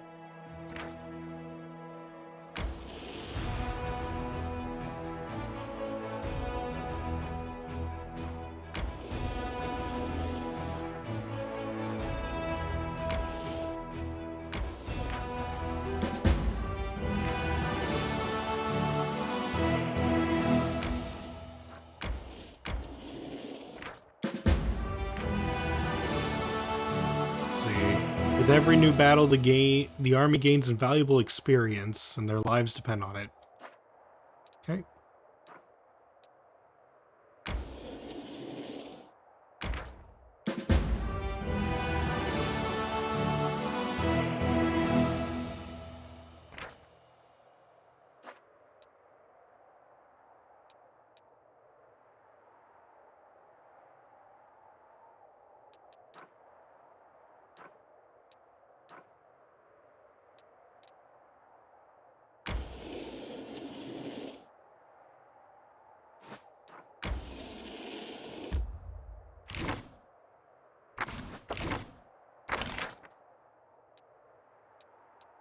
Alright, who are you?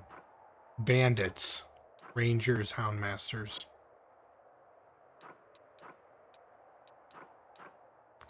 Okay, so you're what sorcerers are.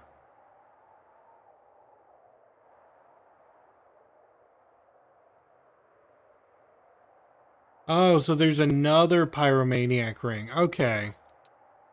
Sorry, I didn't catch that.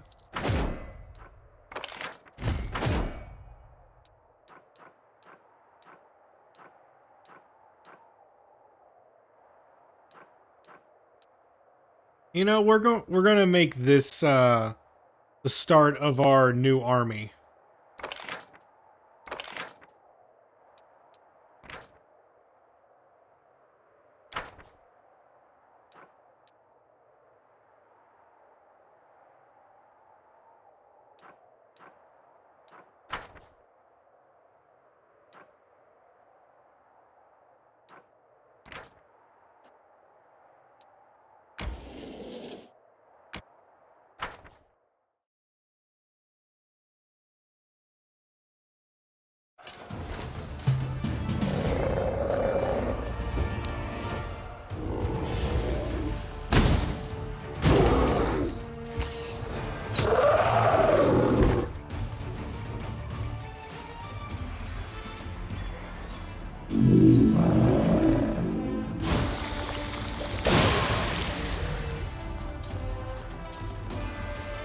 Oh, that sucked.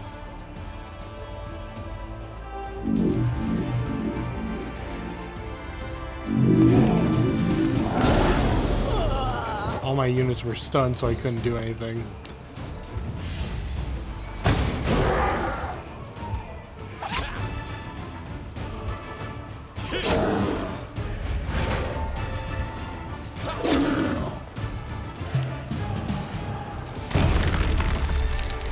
Dick.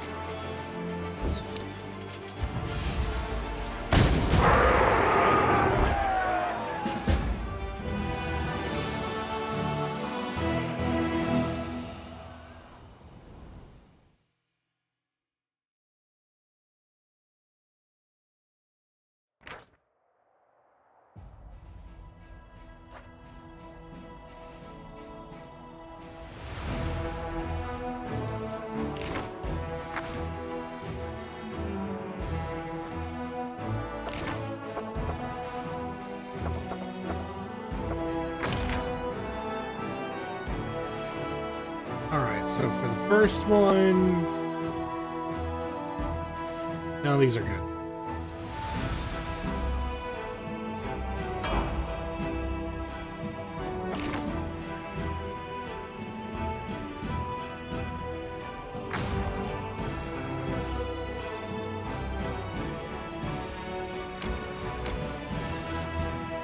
We're gonna have you wait in Dresden.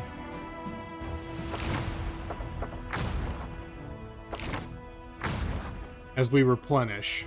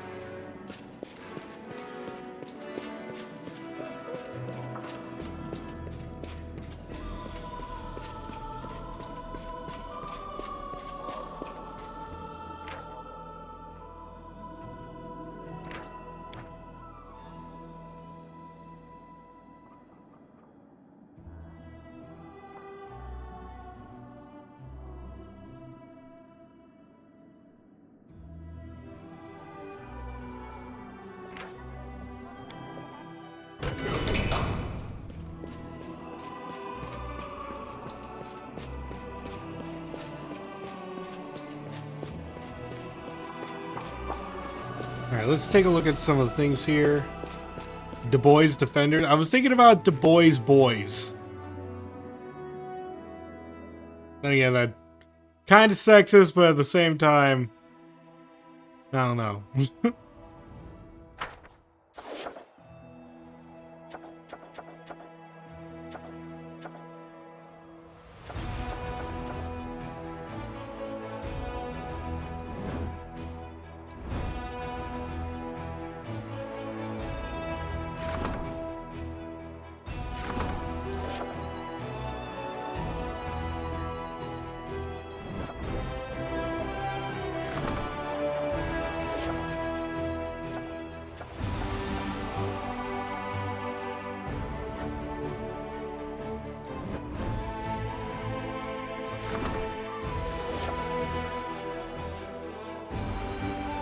I mean, if the dragon's right there, we don't need to make another, we don't need to worry too much at this moment.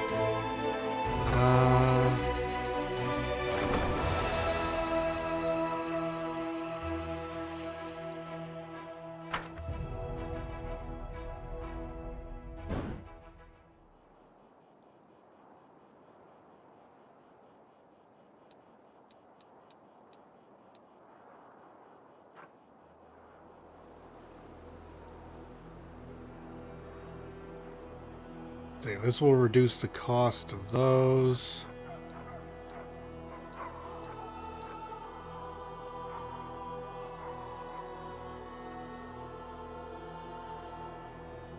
Here we go. Shelter.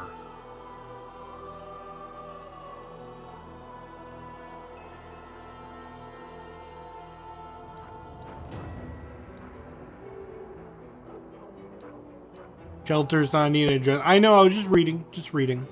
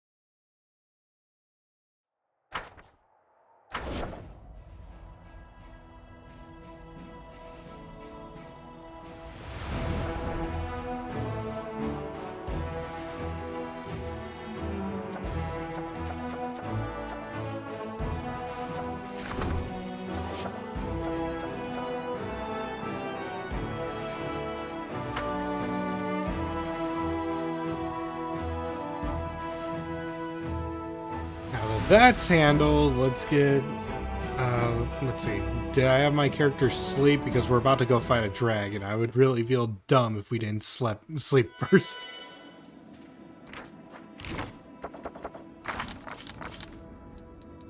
Yeah.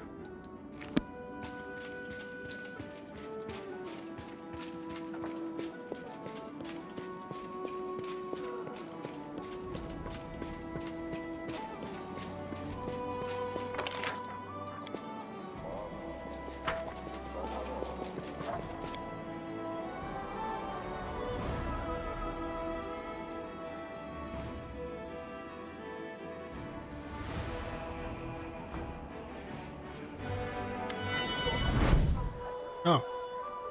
Hello. The Sword of Valor glows as if in greeting. The glow is so bright that it's not immediately clear there's another source of light present. The shimmery golden wings of a magnificent angel. Valiant champion of Golarion, allow me to greet you.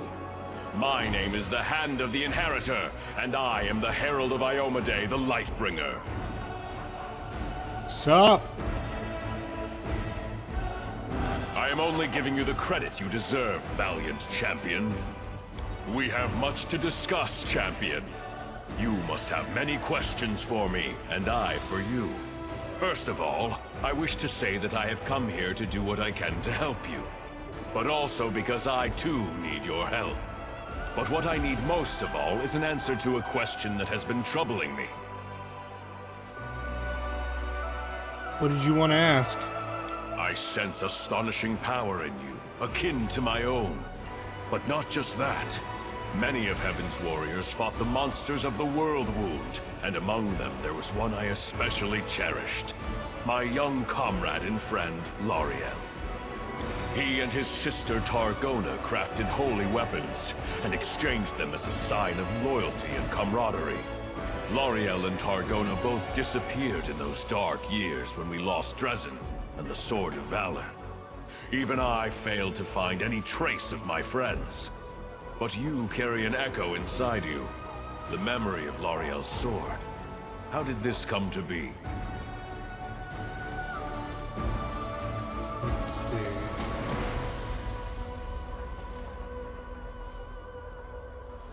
You mean this?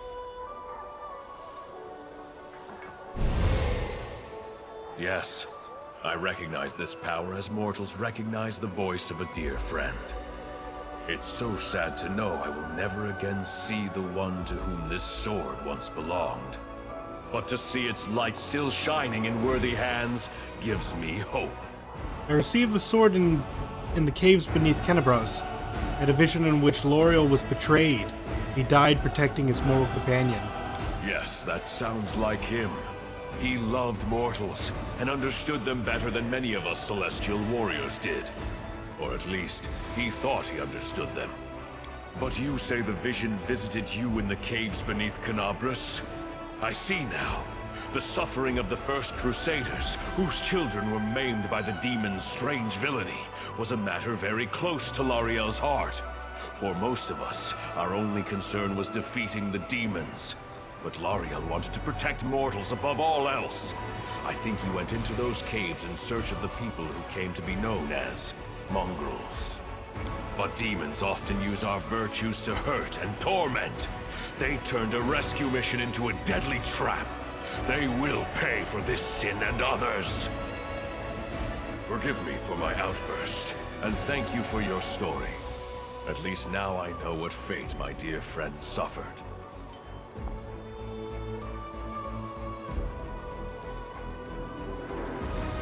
You know who killed them? Many demons in the Abyss mimic the appearance of their repellent master, but I do not think it was a Dyrachne or a similar beast. I find myself reluctant even to utter this name under the skies of Golarion, but there is a monster who takes special pleasure in killing warriors of heaven. It's called the Echo of Discari, for it truly is an echo. Not a demon born of the Abyss, but an artificial creation of the Lord himself, wrought by him and several of his mortal followers. I sense his fetid mark in this tale. The Echo likes to strike by stealth, weaving an intricate web of lies and treason. And he despises everything connected to Heaven and Iomedae. I am not in the least surprised that he hunted Lariel down. You know the girl who stood against them? Alas, I do not know the names of traitors or the heroine. Lariel died shortly before the World Wound opened its mouth for a second time, devouring new lands. Many Crusaders disappeared in those dark days of chaos. The lists of the dead and missing were long. I assume the names of Lariel's companions were lost along with them. Perhaps those traitors are honored as fallen heroes today. I do. This story is not over, and I humbly ask for your help. What help would a herald of a goddess need from me? I will ask for help not for myself, but for the righteous souls who may be in danger. Listen, I am going to reveal a secret to you that no Crusader has known before, except for the righteous Queen Galfrey. The demons believe their control over the World Wound is absolute, especially at its heart, the corrupted lands near the Threshold Fortress. But this is not true. There, in that web of evil, lies an enclave of the forces of good, the last shrine of ill-fated Sarkoris. That place is called Pelura's Fall. The Shimmering Maiden is an Imperial Lord, our comrade and friend. She was able to conceal her temple from the eyes of the demons, and keep it hidden all these years, from the opening of the World Wound until this very day. The waterfalls that gave name to the temple have run dry, but not the bravery of those who stood guard when their nation fell. The servants of Pelura have an important mission. They explore the World Wound from the inside, looking for ways to close it once and for all and restore the lands of Sarkoris. They have risked their lives, forsaking all joys and rewards in pursuit of this goal, and they have been busy with their research for 100 years. Secrecy is their only protection. If that is lost, all the forces of the Crusader army will not be enough to protect the temple. I would not reveal this secret to anyone else, but the light of heaven is so bright in you that I cannot help but trust it. Moreover, I would like you to visit Pelura's Fall with me. There are 2 reasons for this.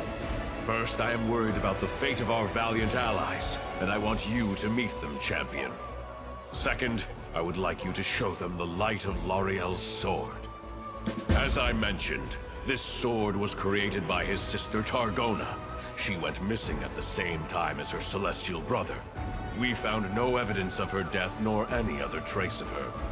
But by touching the sword she made, the seers of Pelura might shed some light upon her fate. Please, help me in this task.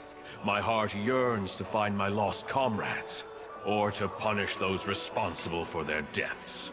Okay, I do want to do this soon, but I also want to fight that dragon first. As you wish, champion. Find me when you decide it's time to go to Pelura's Fall, for only I can transport you to the secret because temple. you're worth it. Lariel, because you're...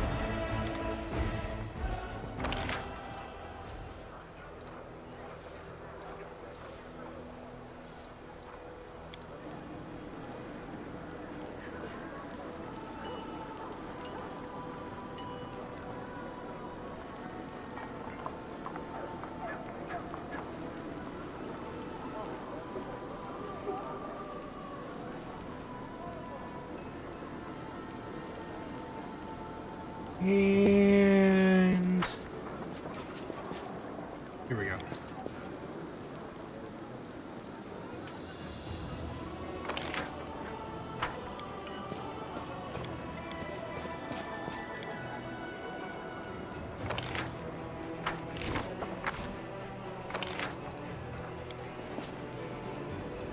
Dang it, I have to wait for Muffinberry now.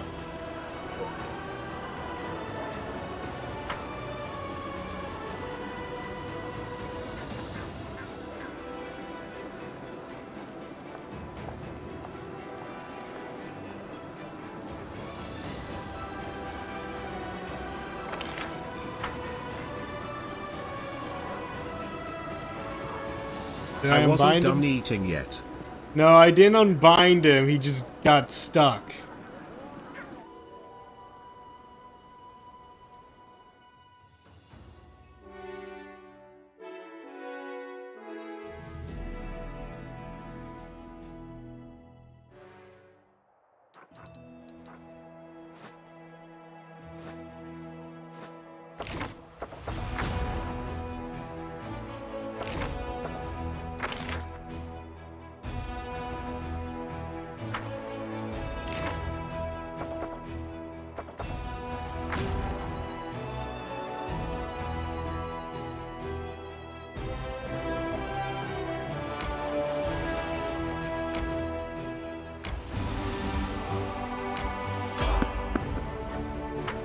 Alright, someone's on the road. Hopefully it's not the dragon. I'm really tired of this. Someone's on the road. If it's an enemy on the road, just say it's an enemy.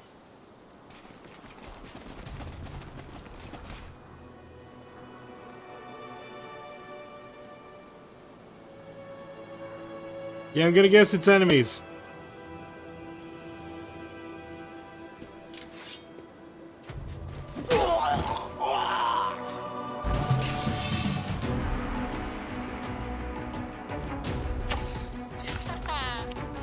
Ow. They just started with a crit. Nice.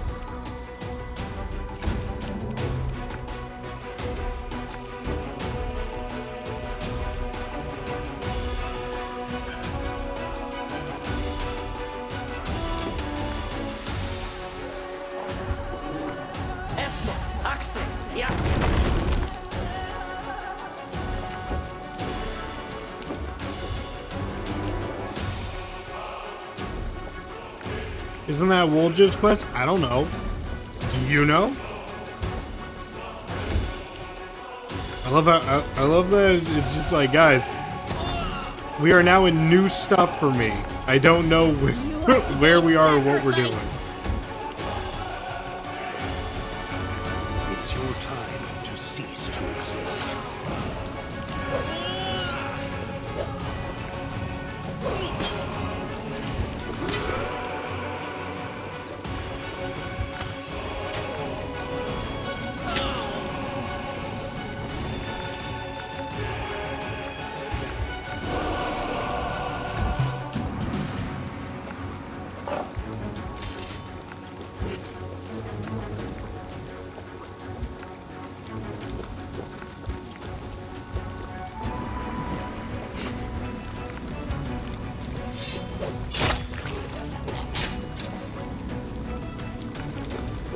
Crit Splash is already paying off? Yeah.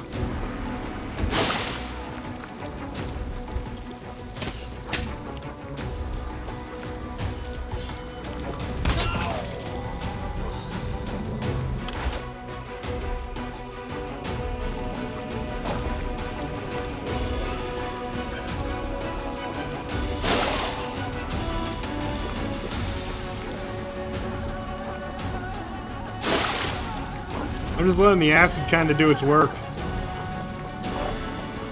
I think someone died.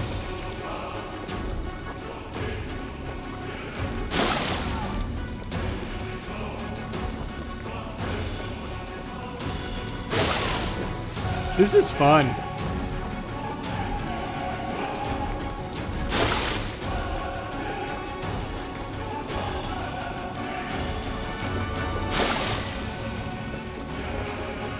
Everyone surround the hole and ready actions.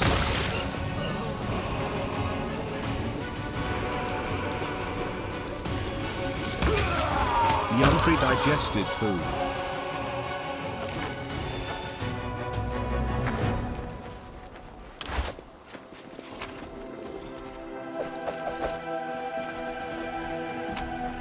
It was a selective pit, actually. I could have had more people, I just was kind of certain that would work out.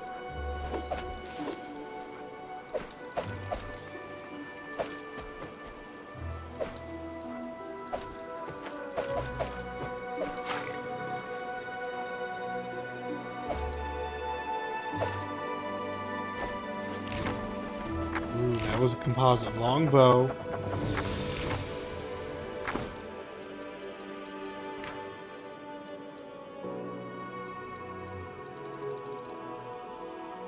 Just a +1.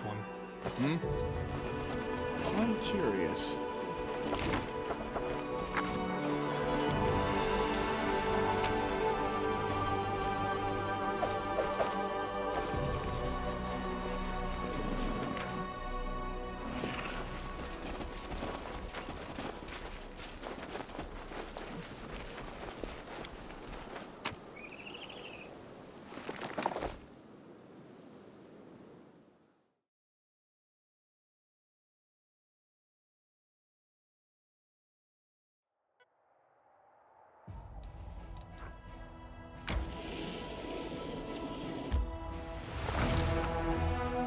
Alright. Dark splotches of dried blood are visible on the ground. Its foul, pungent scent awakens the predatory instinct of the hunt.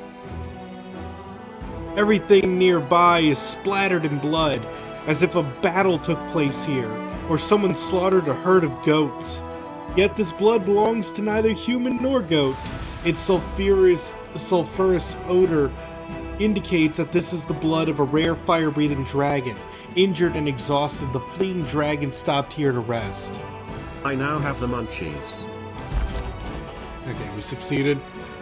Having examined the blood, the commander confidently points to the south. The dragon's lair is hidden somewhere among the mountain gorges.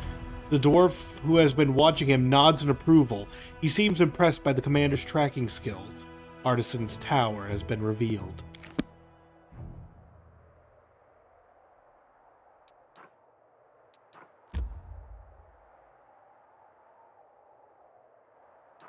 Great if I knew where the Artisan's Tower was.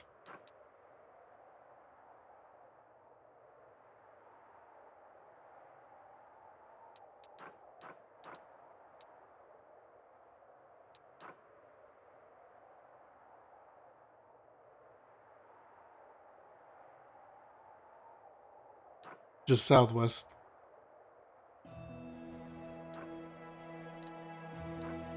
No.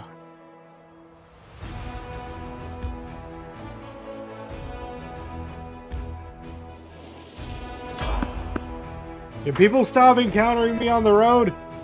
These aren't even like enemy encounters. They're all story beats.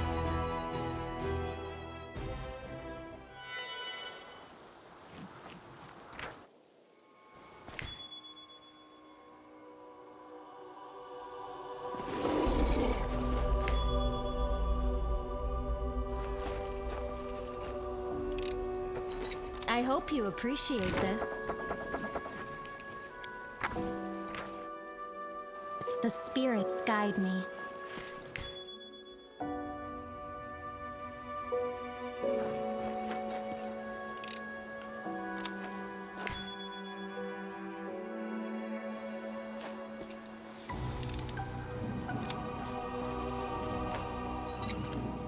I am helpful, am I not?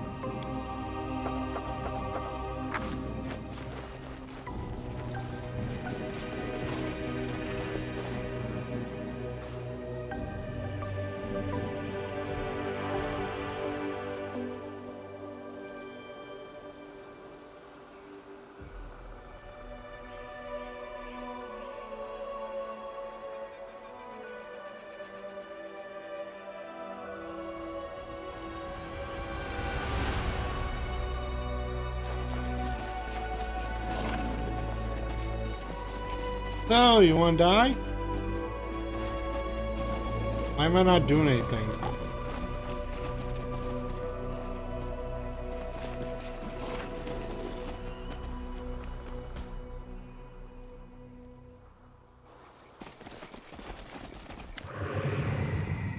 Oh, hello. Woljif rises from the stone throne and halts the sacrifice with raised hand. The cultist holding the knife over the altar stop. Woljif is wreathed in a blue flame, and the demonic shadow rises up behind him. Easy now, we're all friends here. This was just a little misunderstanding. You thought you'd come across Crusaders, but they're actually big fans of our Lord Baphomet too. Woljif half turns to you, his right eye twitching, which you interpret as an attempt to wink discreetly. Ain't that right? Yeah. Woljif's face lights up. Right, exactly. Pilgrims of the Whirlwind, meet the finest members of our big family. Hey there, Chief. Long time no see. Why don't we hold off on the sacrifice for now? We need to drink to this happy meeting, am I right? Yeah, let's do that. Tie that one on the altar up again. We'll get round to slaughtering it later. The cultists exchange looks and whisper. The chief cultist lowers his knife. If the Crescent of the Abyss says so, then welcome. Make yourselves at home in a in the temporary camp of the Pilgrims of the Whirlwind. But why did you attack our brothers? Why did we attack our brothers, Woljif? Because the chief sometimes has these fits of insanity and battle rage. It's a blessing. Well, to be fair, that's actually true. It's a blessing from Lord Baphomet. The chief goes crazy. He goes crazy and gets twice as strong as normal. But if the blessing kicks in at the wrong moment, well, that's just bad luck for you. I've had to get away from the crazed chief a few times, so I know what I'm talking about. The cultist casts a wary glance at your weapon, but passes no remarks. It is good that the Crescent of the Abyss, our beacon in the darkness, and our oracle has resolved this misunderstanding. Relax, friends, and after, if you wish, you may join our pilgrimage.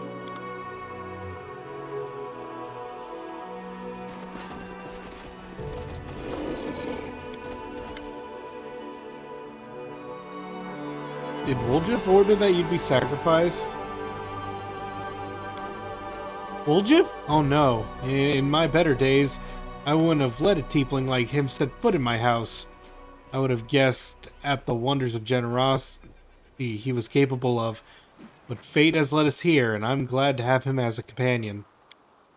I despised him at first, but then I realized he was just as much a prisoner here as myself. In turn, he seemed to develop sympathy for me. At least he always tried to stave off my death, and he entertained me with his tall tales at night. I even grew accustomed to his ghastly street parlance. I should be grateful to Woljif, but I'm tired. Death has drawn close so many times and then retreated again, that now I would welcome it. Even death would be better than the waiting. I want to free you. Thank you, but that is impossible while the Pilgrims of the Whirlwind are here. They will not just stand by while I escape. Thank you. If you happen to meet my parents, members of the Gwenviar family, tell them that I died in the wound. Praising Iomedae.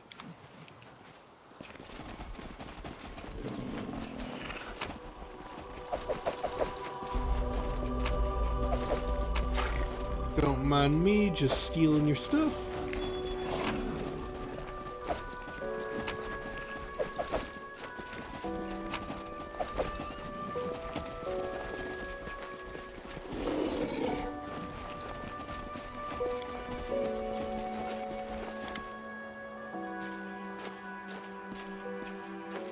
Is Woljif your leader? I am the leader here. That young man is our guiding star, our Crescent of the Abyss. Through his demon blood, he is linked to our Lord, and he will lead us to him eventually. At least I hope so.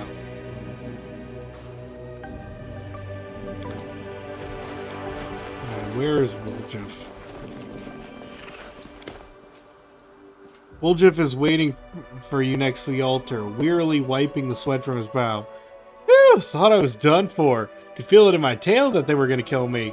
If you ain't a sight for sore eyes, Chief. When I heard that the gargoyles hadn't got you, and that you were running the show up at Dresden now, I can't tell you how happy that made me. But that night it all happened, I tell you. I was so scared I couldn't see straight. I wandered around, wondering if my chief and the rest of the gang were lying in an open field with their eyes pecked out. Even my conscience prickled a little, thinking about how I ran. But when you look at it from my side, what else was I supposed to do? The actual paladins were getting cut down left, right, and center. And then these pilgrims of the Whirlwind tell me that Dresden's been reclaimed, and there's a new commander called Kaza. Well, I said to myself, there can't be two demon-slaying dynamos with that name. It must be you. So I cut my way through the circles around Dresden and waited for you to come out. At one point, I got so desperate, I almost went right up to the city walls, but I thought better of it. Although, an arrow to the skull would be a sight better than running in fear of Voltiel. Ugh. Do you know Voltiel? I don't either, but I remember the name because of what Brother Melrune yelled in the basement that time. I'm gonna tell Habsamon Voltiel or something like that.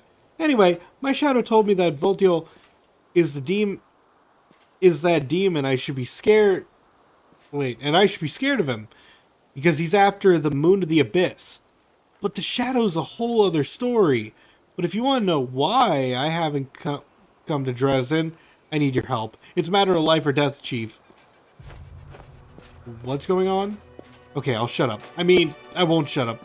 But ask me what you want to know and I'll tell you. What was that? That was my cunning plan, Chief. Woljif's tail is whipping back and forth so fast as a blur.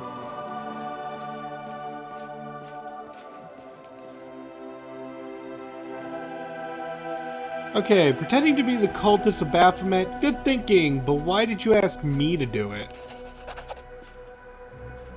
You got the crux of it, Chief. We have a secret mission here. Save the life of a good man, in other words, me! Well, not just me, but I'll definitely die too if these guys see something they don't like. I'll be on the altar next to that poor sap before you can say, Hail Baphomet!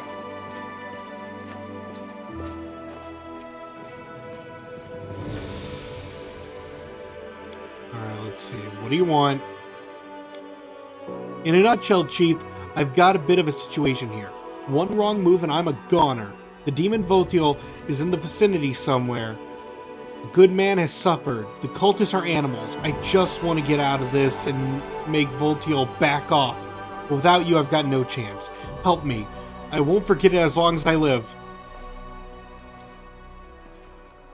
Alright, I'll help.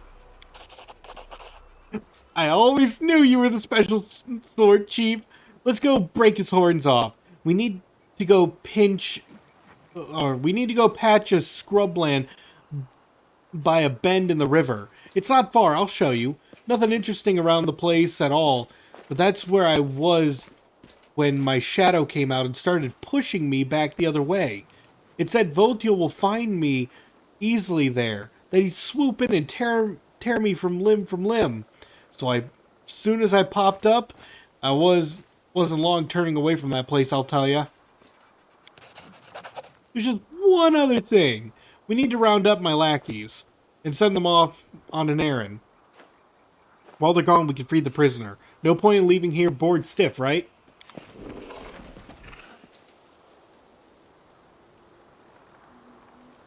Listen up, brothers, sisters. The shadow has spoken. It says that a demon will come to a secret place, a wasteland where there are almost no trees left. Next to a bend in the river. We once passed it by there, but we took a wrong turn and we didn't find it.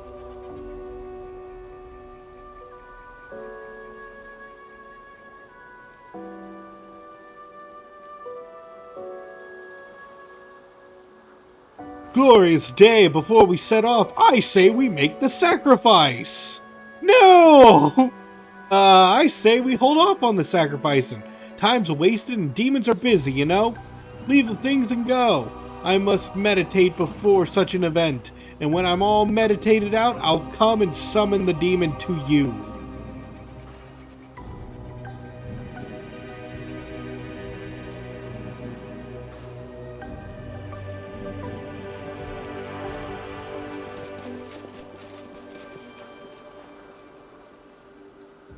Commander, a moment of your time. At last, the day has come when those odious faces will no longer be looming over me. The cultists hid my weapons and armor somewhere. I'll find them and take my leave of this place forever. They're over there with the rest of the stolen stuff. I made sure they didn't go walkies in the night. I hope you make it out of this somehow. Thanks to your efforts, Woljif. Go. Time is of the essence, and there's a demon hunting you. Better to lure him away into a trap and strike first. Alright, let's go. May Iomade keep you.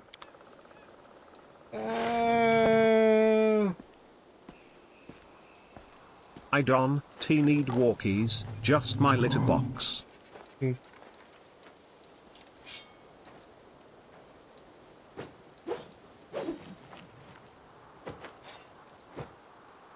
I don't really want Woljif on the team right now, because I still want to focus on the dragon.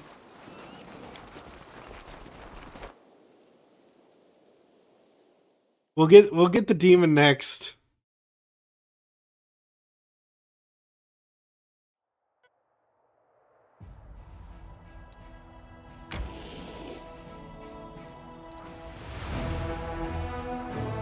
Took a wrong turn for the dragon, but oh, it was over there.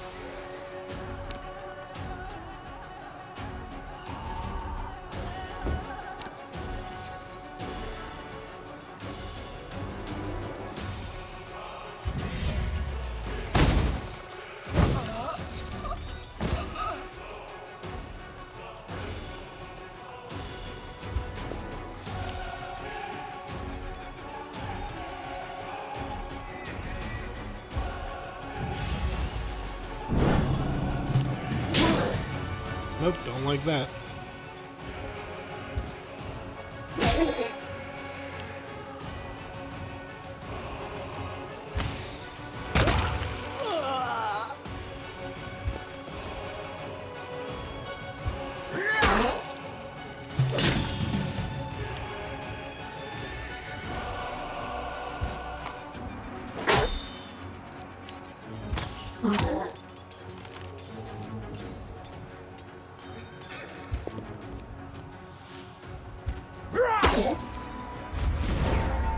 And again.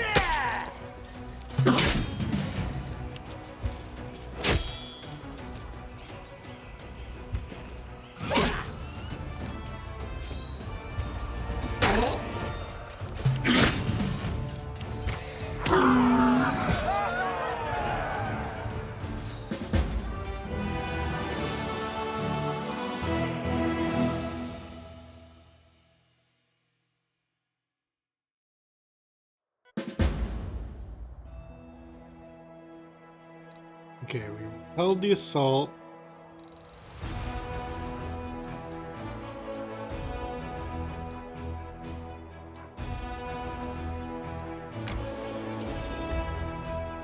Oops.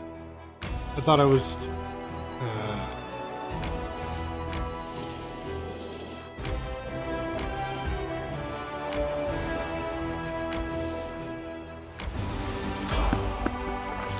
Why must everyone be on the road? The commander and his followers are traversing the mountains and trying to track down the female woundworm that has lately been wreaking havoc around Dresden. The dwarf leading the party approaches the edge of the cliff and points down to the ruins of a tower built upon the rock 300 feet below. Its very existence raises a number of questions. Who dare build a tower here, so close to the demons? Why would they erect it here at the bottom of the canyon? An expert analysis of the tower structure provides the answers. Numerous features in its design indicate that the building dates back to the golden age of the Aslanti Empire. It is several times older than the Whirlwind and was originally constructed on top of a mountain before the cataclysm changed everything. The tectonic plates shifted, causing the tower to sink to the bottom of a newly formed canyon, and the mountains rose up from around it like jaws of a predator, ready to snap shut and bury it beneath the rock forever. Let's see. The ancient ruins have been abandoned for ages, barely visible amidst the steep cliffs. The tower would have been... We found the ruins of Atlanta, yay. Let's get some Georgia peaches / No, not the lost city of Atlanta.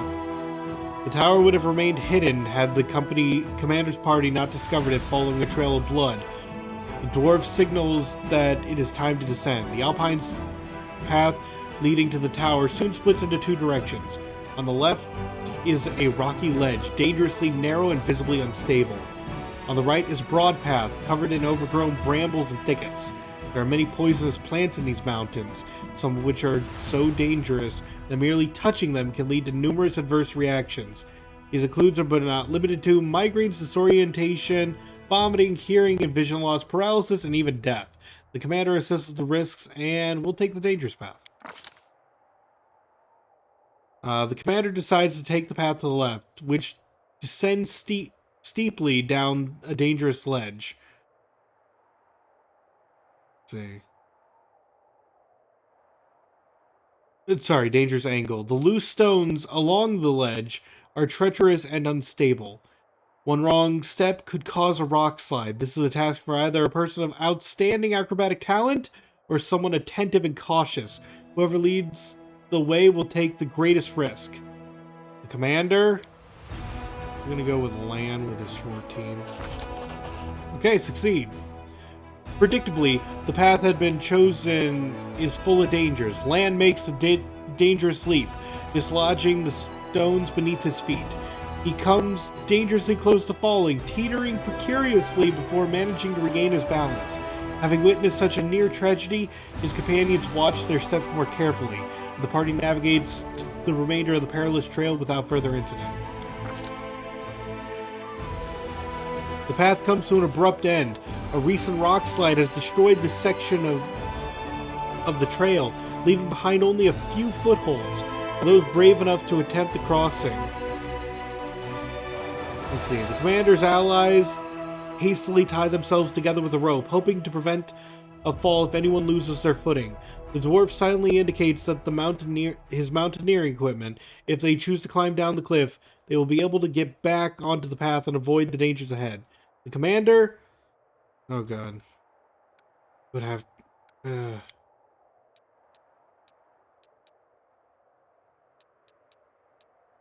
know what, Greybore? You go for it. Oh god, these checks are big. Assisted by their training and combat experience, the party climbs down slowly and steadily. Greybore does not panic or make a single mistake, as he skillfully leads his followers through the treacherous terrain. Eventually, they reach a secure rock ledge. With a cry of warning, the dwarf points to the sky. The giant birds of prey circle ominously overhead. Their beak morphology indicates their carnivorous nature, and their large size suggests they consider climbing down the cliff to the prospective prey. It is common for them to fling their quarry against the cliffs and then feed on the carcasses. With ear-piercing shrieks, they swoop into formation and dive down to attack. The commander gives the order to... Let's see.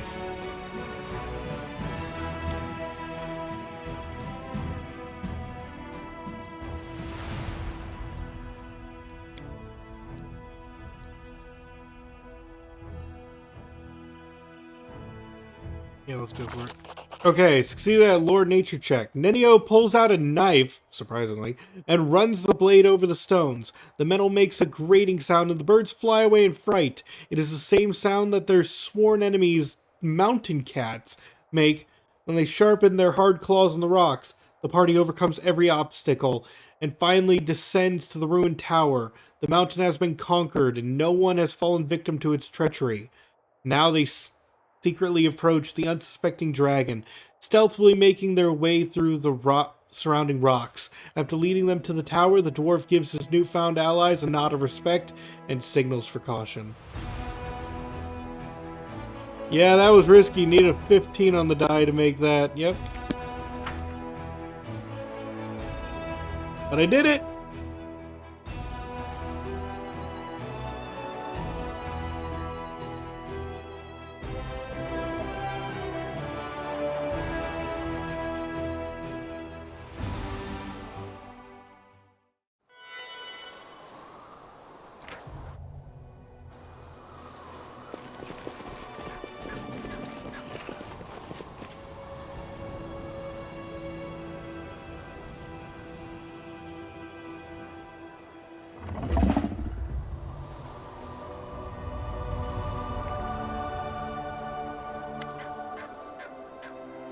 Rest? Where? We've crept up on the old toothy lizard without her noticing us. It's a pleasure to work with the real professionals. Let's get closer so we can attack when she least expects it. Everyone's exhausted. Cool. The dragon looms over the old elf, her vicious teeth bared in angry snarl. You recognize his face. He's called the Storyteller. I know you're in league with those little parasites who wounded me. They sent you to spy on me. They thought I wouldn't crave the crunch of your old bones. Ha, they were wrong!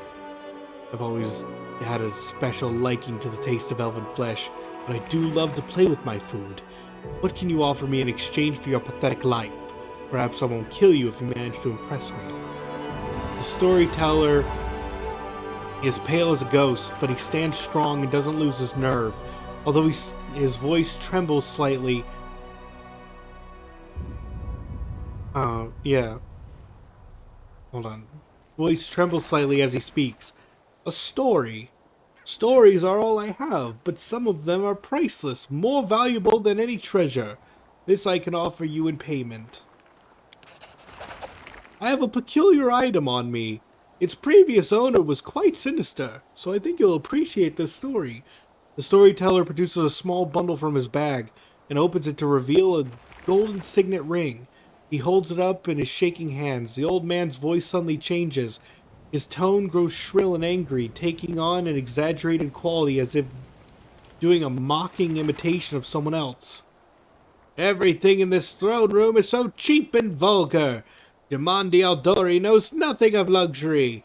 Another sorry provincial excuse for an aristocrat, and yet I must bow my head and smile politely at these sword-wagging half-wits. These poor souls have never known anything more luxurious in their life than this rural parody of a palace. I must convince them that I am at their mercy. Ha! Soon they will beg me for mercy, and I'll see that they're given none, or my name it is in Tartusio. And look at those foolish idiots who want to become a baron. What a parade of louts, a whining, bumbling bore, more beard than face, who drones on and on. An insolent, unwashed wench carrying around a dull gardening tool as her weapon of choice, an undead sadist carrying around an endless amount of emotional baggage from her childhood. She's actually alright, to be fair. But as for the infuriating halfling who never shuts up, how I long to take that little journal of hers and shove it into her blabbering mouth so she'll choke on it and be quiet. A worthless creature who clings to like a limpet to someone far more important, my greatest rival, a dark horse. Will consider this performance dedicated to you. The old elf is out of breath and his diminishing voice becomes hard to discern. Okay, we got another stealth check. This night will be long and bloody. The mercenaries will storm the palace and kill this useless rabble, hopefully starting with all my rivals. They won't touch me, for I possess a token of immunity, a ring with King Ravetti's personal coat of arms. After all, it is I who must lead the expedition into the Stolen Lands, not for some stupid titles or glory. Oh no! I imagine that becoming that fool Jamondi's bootlicker until the end of your life. No, my precious witless little soldiers will procure something a lot more valuable than a barony in the middle of nowhere. Something precious is hidden in the Stolen Lands, a wooden sword created by someone who is truly powerful, nothing like the pathetic little scraps of metal worn by these pompous Aldori simpletons. No, it is the instrument of fate. It's a pity I don't know how to use it myself, but King Ravetti will pay me an obscene amount of money for it.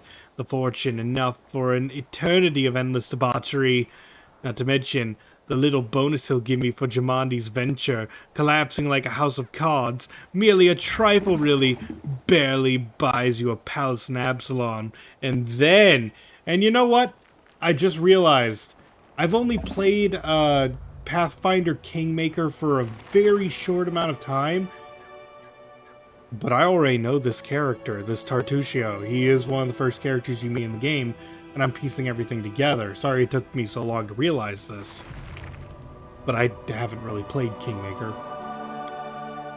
Oh, Callistra, this stink pot of with a sword has started flapping her jaws again. Why can't she just shut up? Her manners are worse than a kobold's. Be careful now, Tartuccio. Don't let anything slip about Jamondi. I hope this loudmouth gets stabbed tonight. It's not like you're being kept prisoner. If you don't want to wait, you can always return to the mountains, or whatever other place you crawled out from. I especially advise you to do so if you don't know who the Aldori Sword Lords are. How interesting. And what happened next?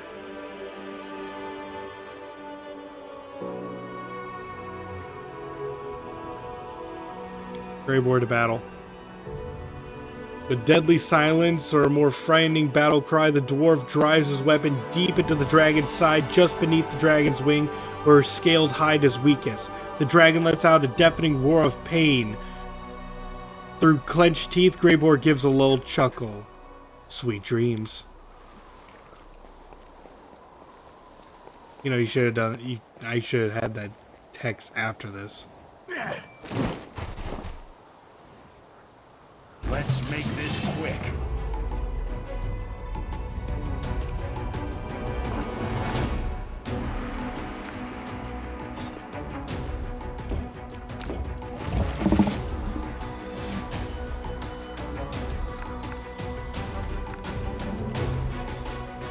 I can't move. Everyone is forced to be single file.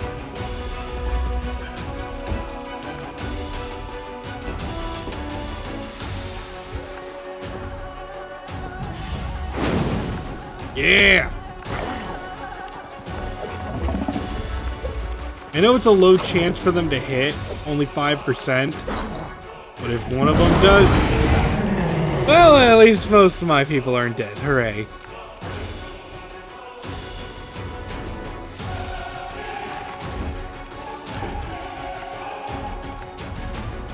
Oh, Du Bois down. Muffinberry's down. Oh, we're all down. Well, that sucks.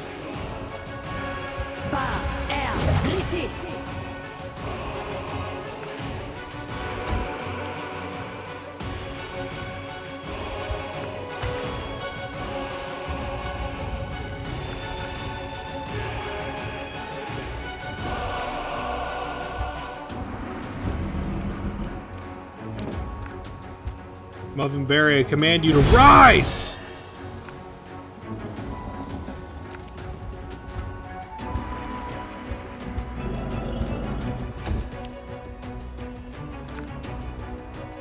You're in my way.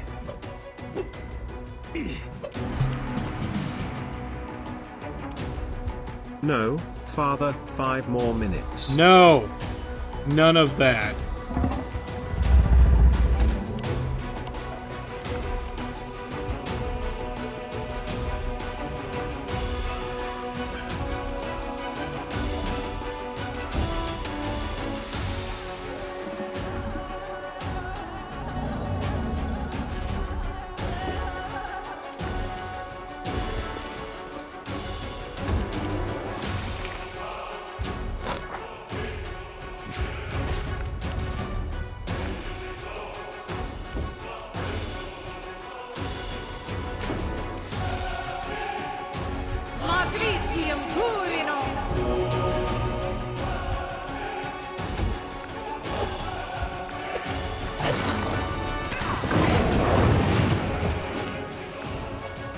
We're working on it.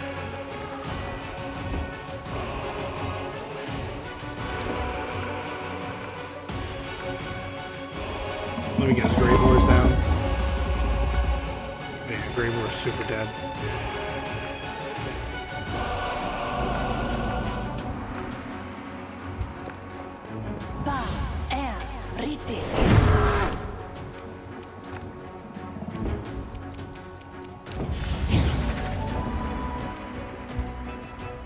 Make every strike count.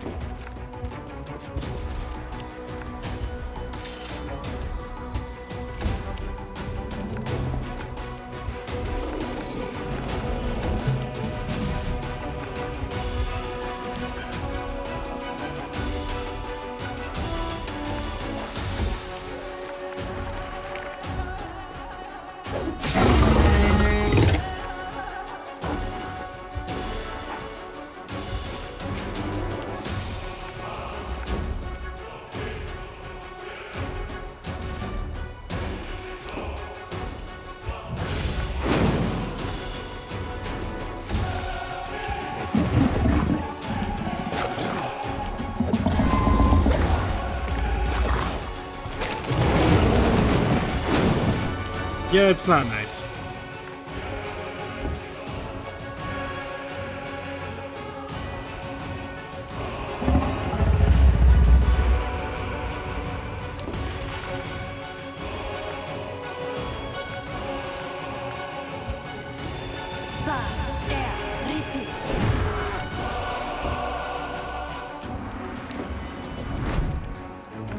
You've crossed the wrong line.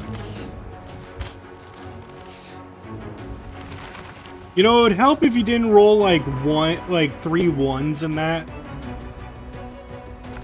Just saying.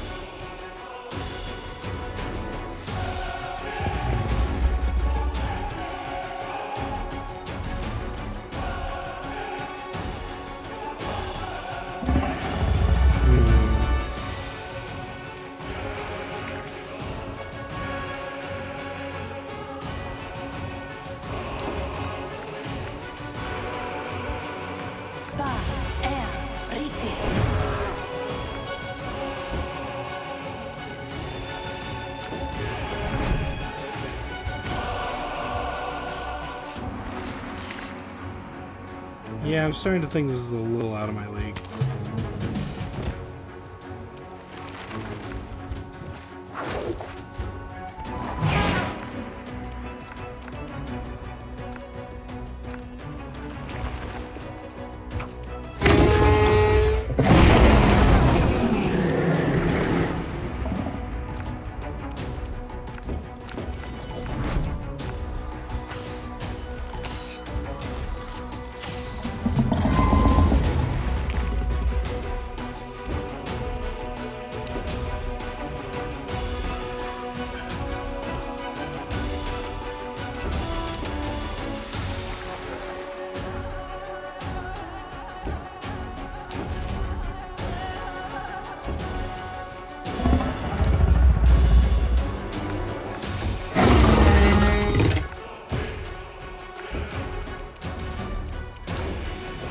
You won't survive me.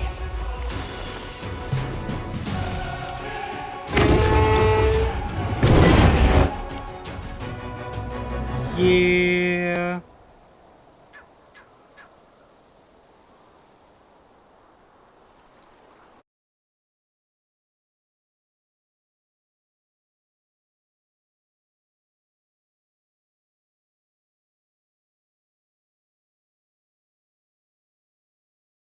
Protection from energy as well as resist energy. I don't... Okay.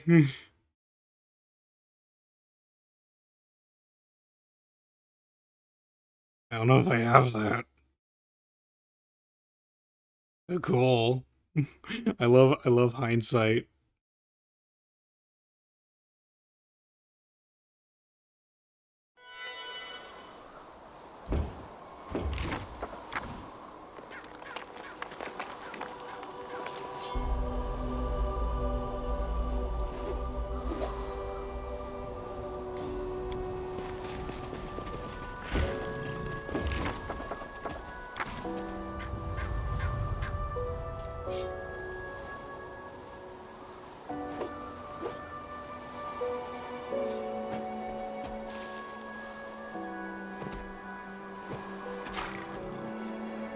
I saw it flash green for like half a second.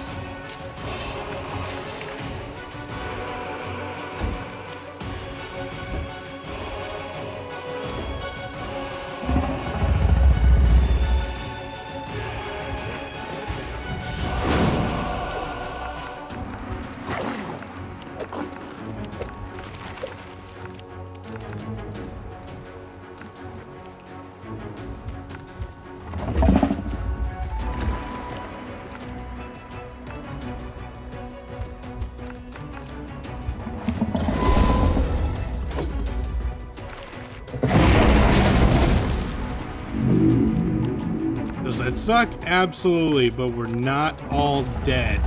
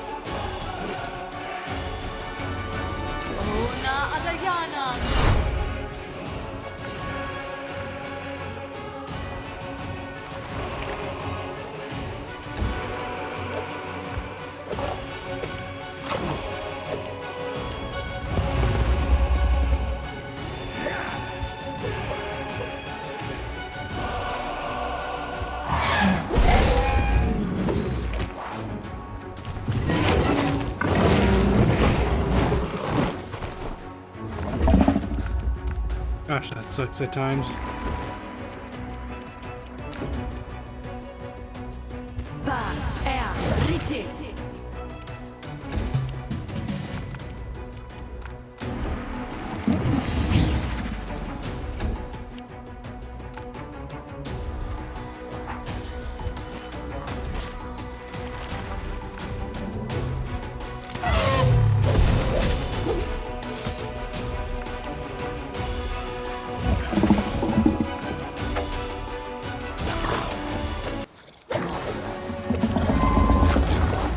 Those concealment sucks.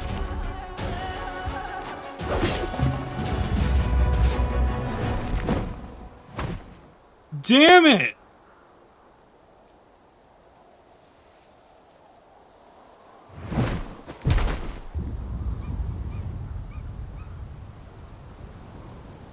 Every time I think I'm making progress with it.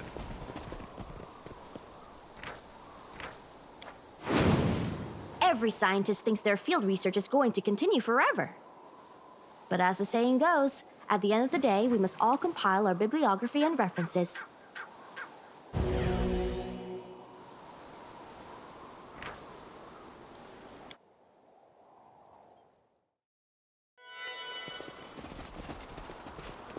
Save.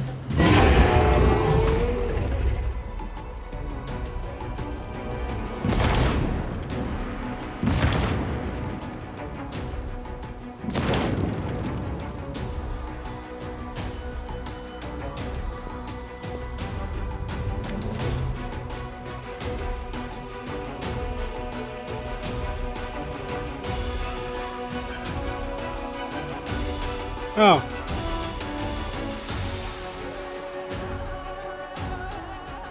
Apparently, resting there caused me to fail. Makes sense.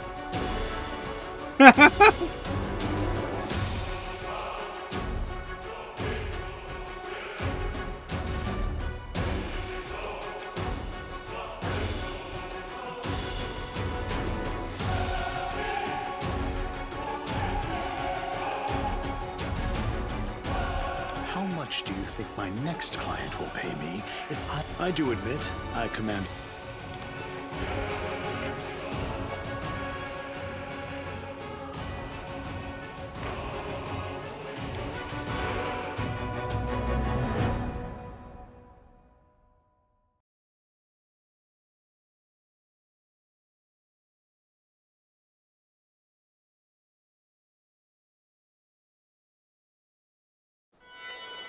Nope, too late.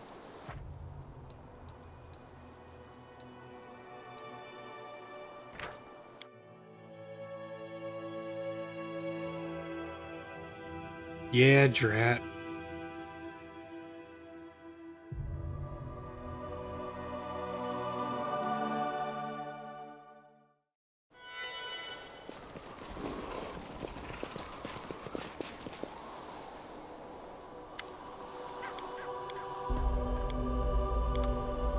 Let's make this quick.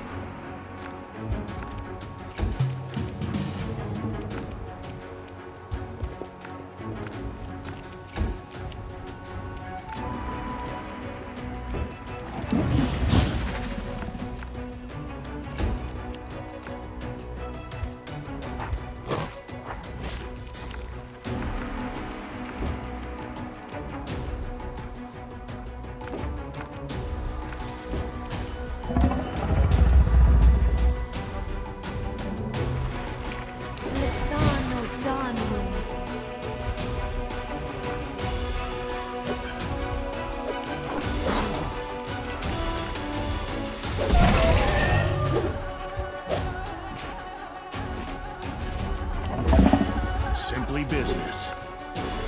Why didn't you attack? Oh, there he is. The Inheritor! Guide my blade!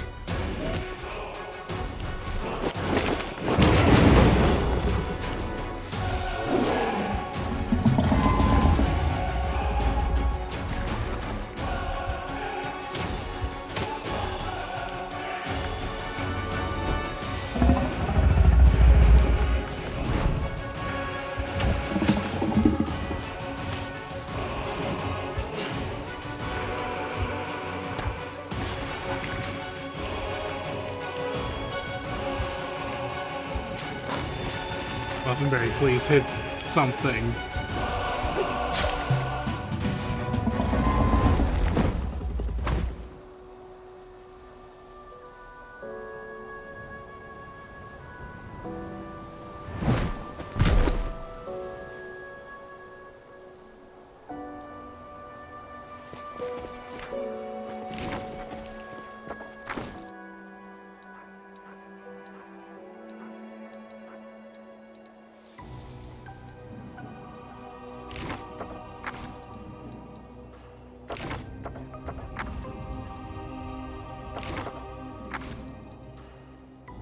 I don't have a lot of options for healing right now.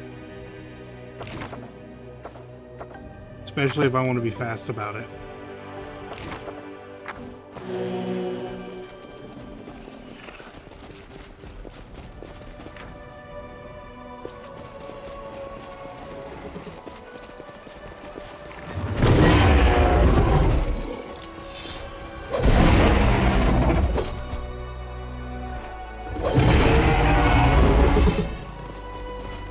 Where are we, engaging in combat?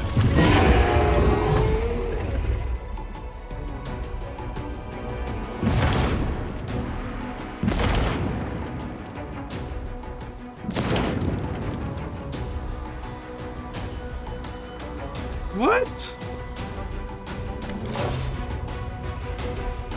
How much? I do admit.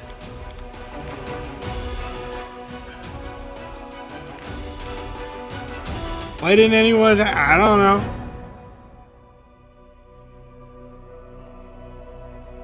I have an idea.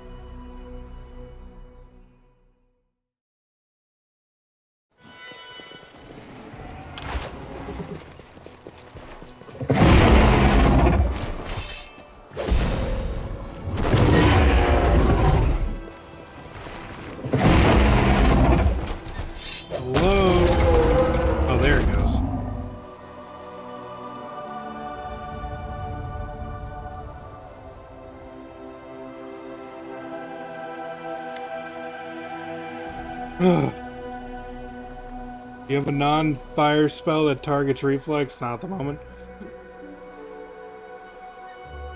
That's a job well done.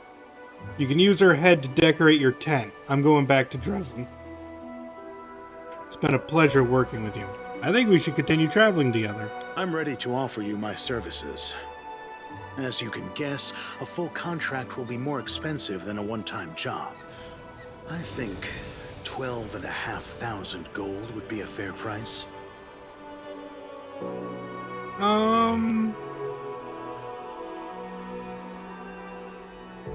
You know what?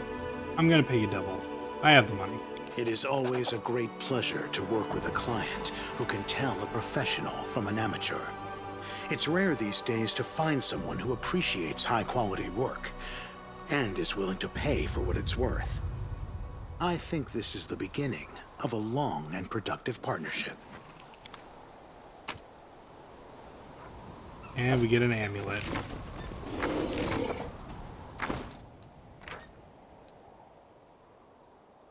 Whenever two creatures wearing different halves of this pendant are within 10 feet, they get a +2 circumstance bonus on attack rolls and +2. Where's the other one so I can give it to Muffinberry?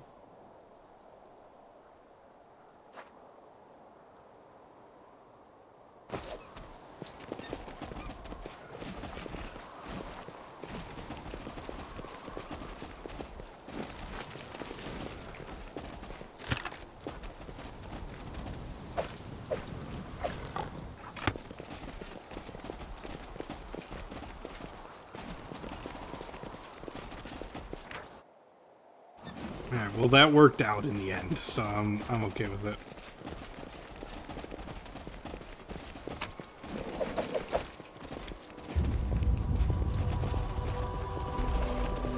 Yep, we found the storyteller.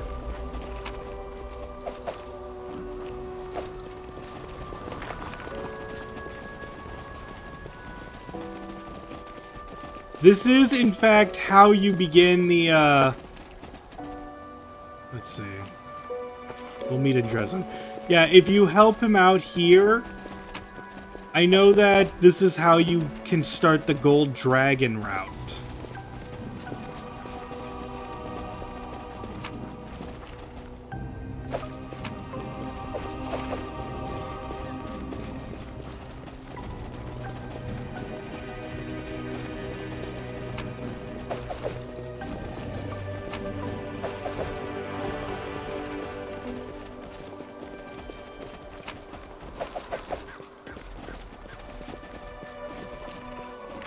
Save.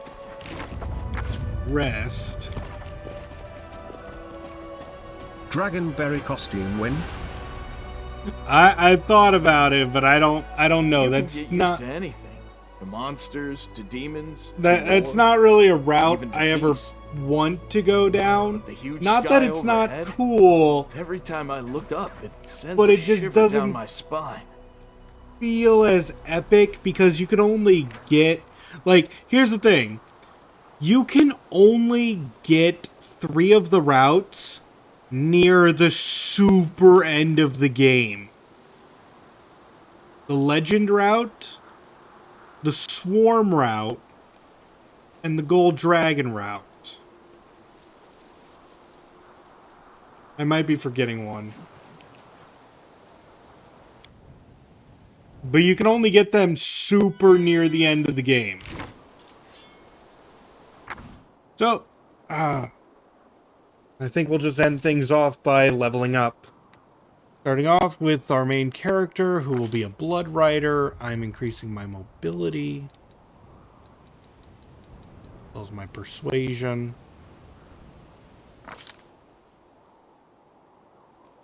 Bonus feat.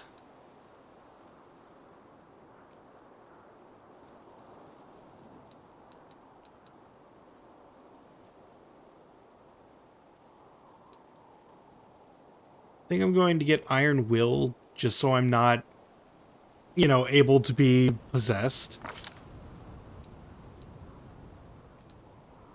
And then I'm also going to get Toughness. I would normally get Dodge, but Toughness feels better when I'm on Buffberry's back, and the only thing, and I'm getting hit. It doesn't base it off of my AC, but it does affect my HP.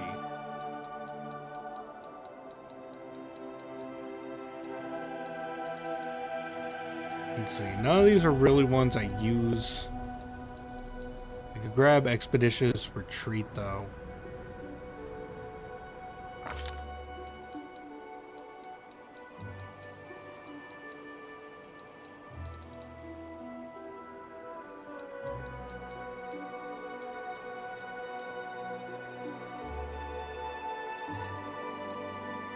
I'll grab Glitter Dust.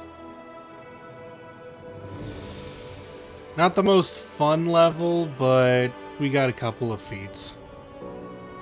A couple of bonus feats, I should state. Elfenberry.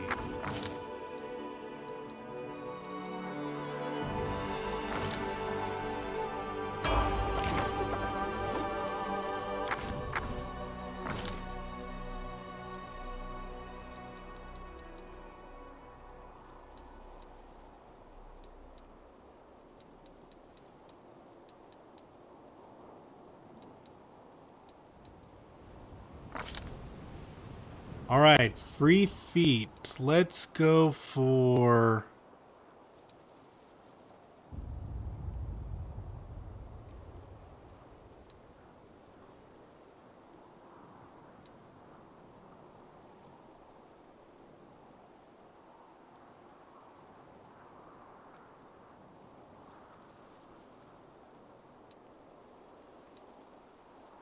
A lot of these really aren't the best for me.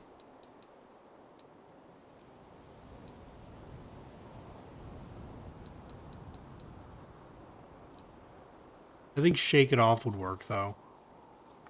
Just for some saving throws. Coordinated maneuvers means more trips. I don't really use trips. I guess that might work on, would that work on gore attacks?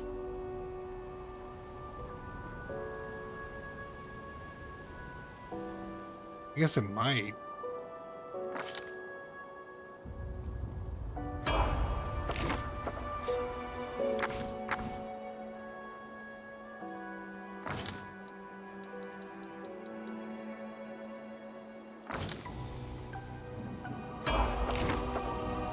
I'm always open to ideas. All right, good level up.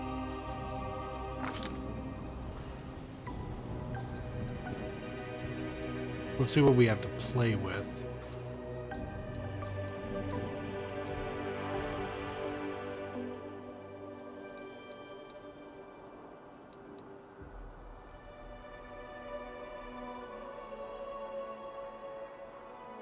Let's see, Fire Snake is good.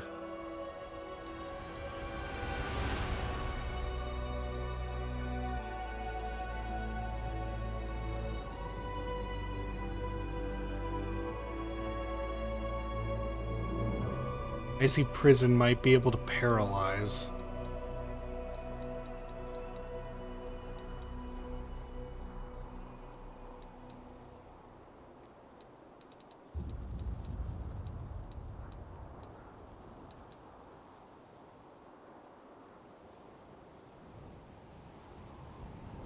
Does the elephant's gore attempt the trip maneuver? It can knock an enemy prone. I don't know if it counts as a trip maneuver. I could always respec later.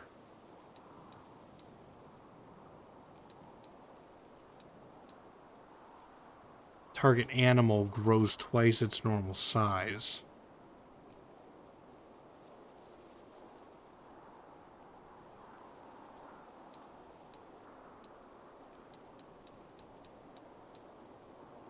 I think I'll grab Fire Snake. You require my unbiased opinion? You can trust me.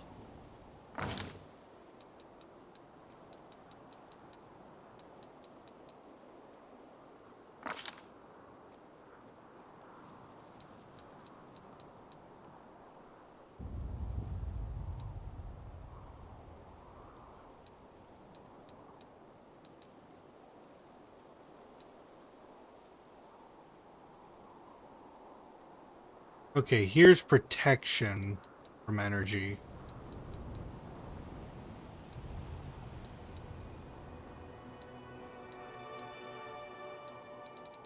Soon I'll get protection from energy communal.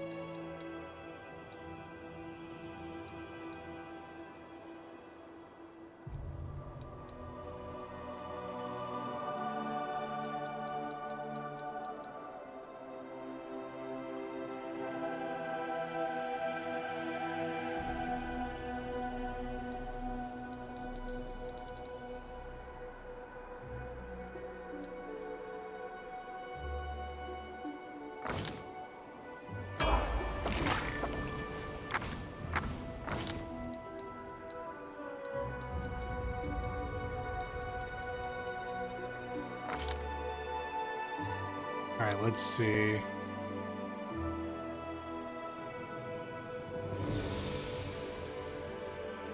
You start with the ability to add your dexterity to your damage, so I don't need to grab Fencing Grace. Could give you Piranha Strike, though, for extra damage.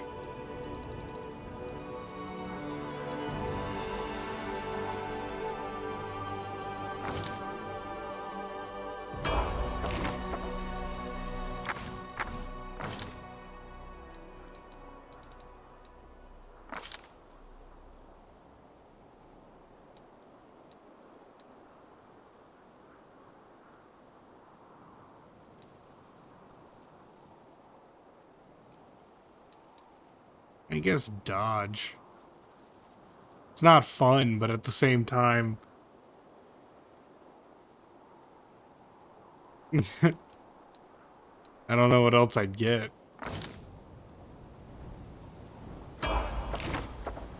Commander.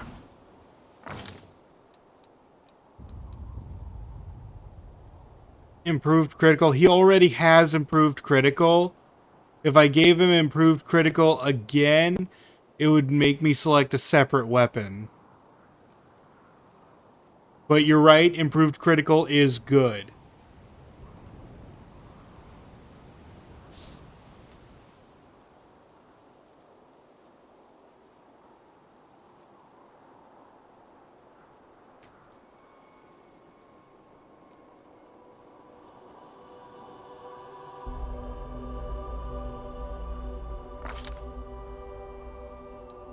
I don't know what to give you, man.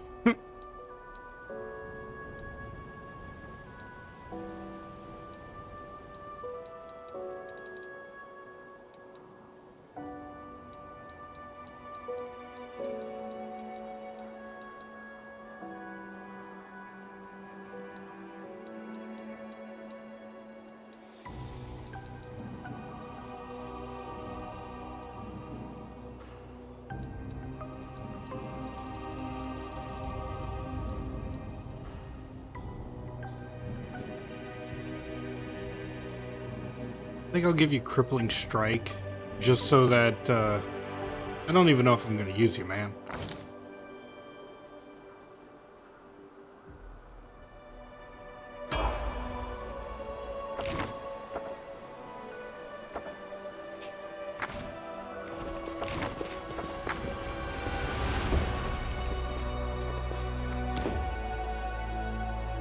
Okay, probably just like 1 or 2 more level ups, and then Bismuth will be rideable by my medium-sized characters.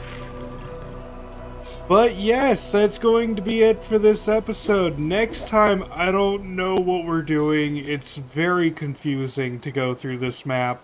I'm having a good time, but I'm sure you guys understand that we're no longer in the linear part of the game. It is now expanding outward tremendously, giving us way more options than before about how we want to tackle things, along with, I mean, heck, I'm gonna throw this out there. I did choose to go fight the dragon, but would you guys like to hear the fact that the game told me that the dragon is the only fight that I don't have to complete this chapter?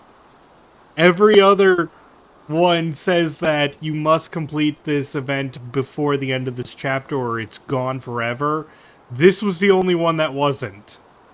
And I still did it. So, probably should not have been able to do that. You saw how BS that dragon was.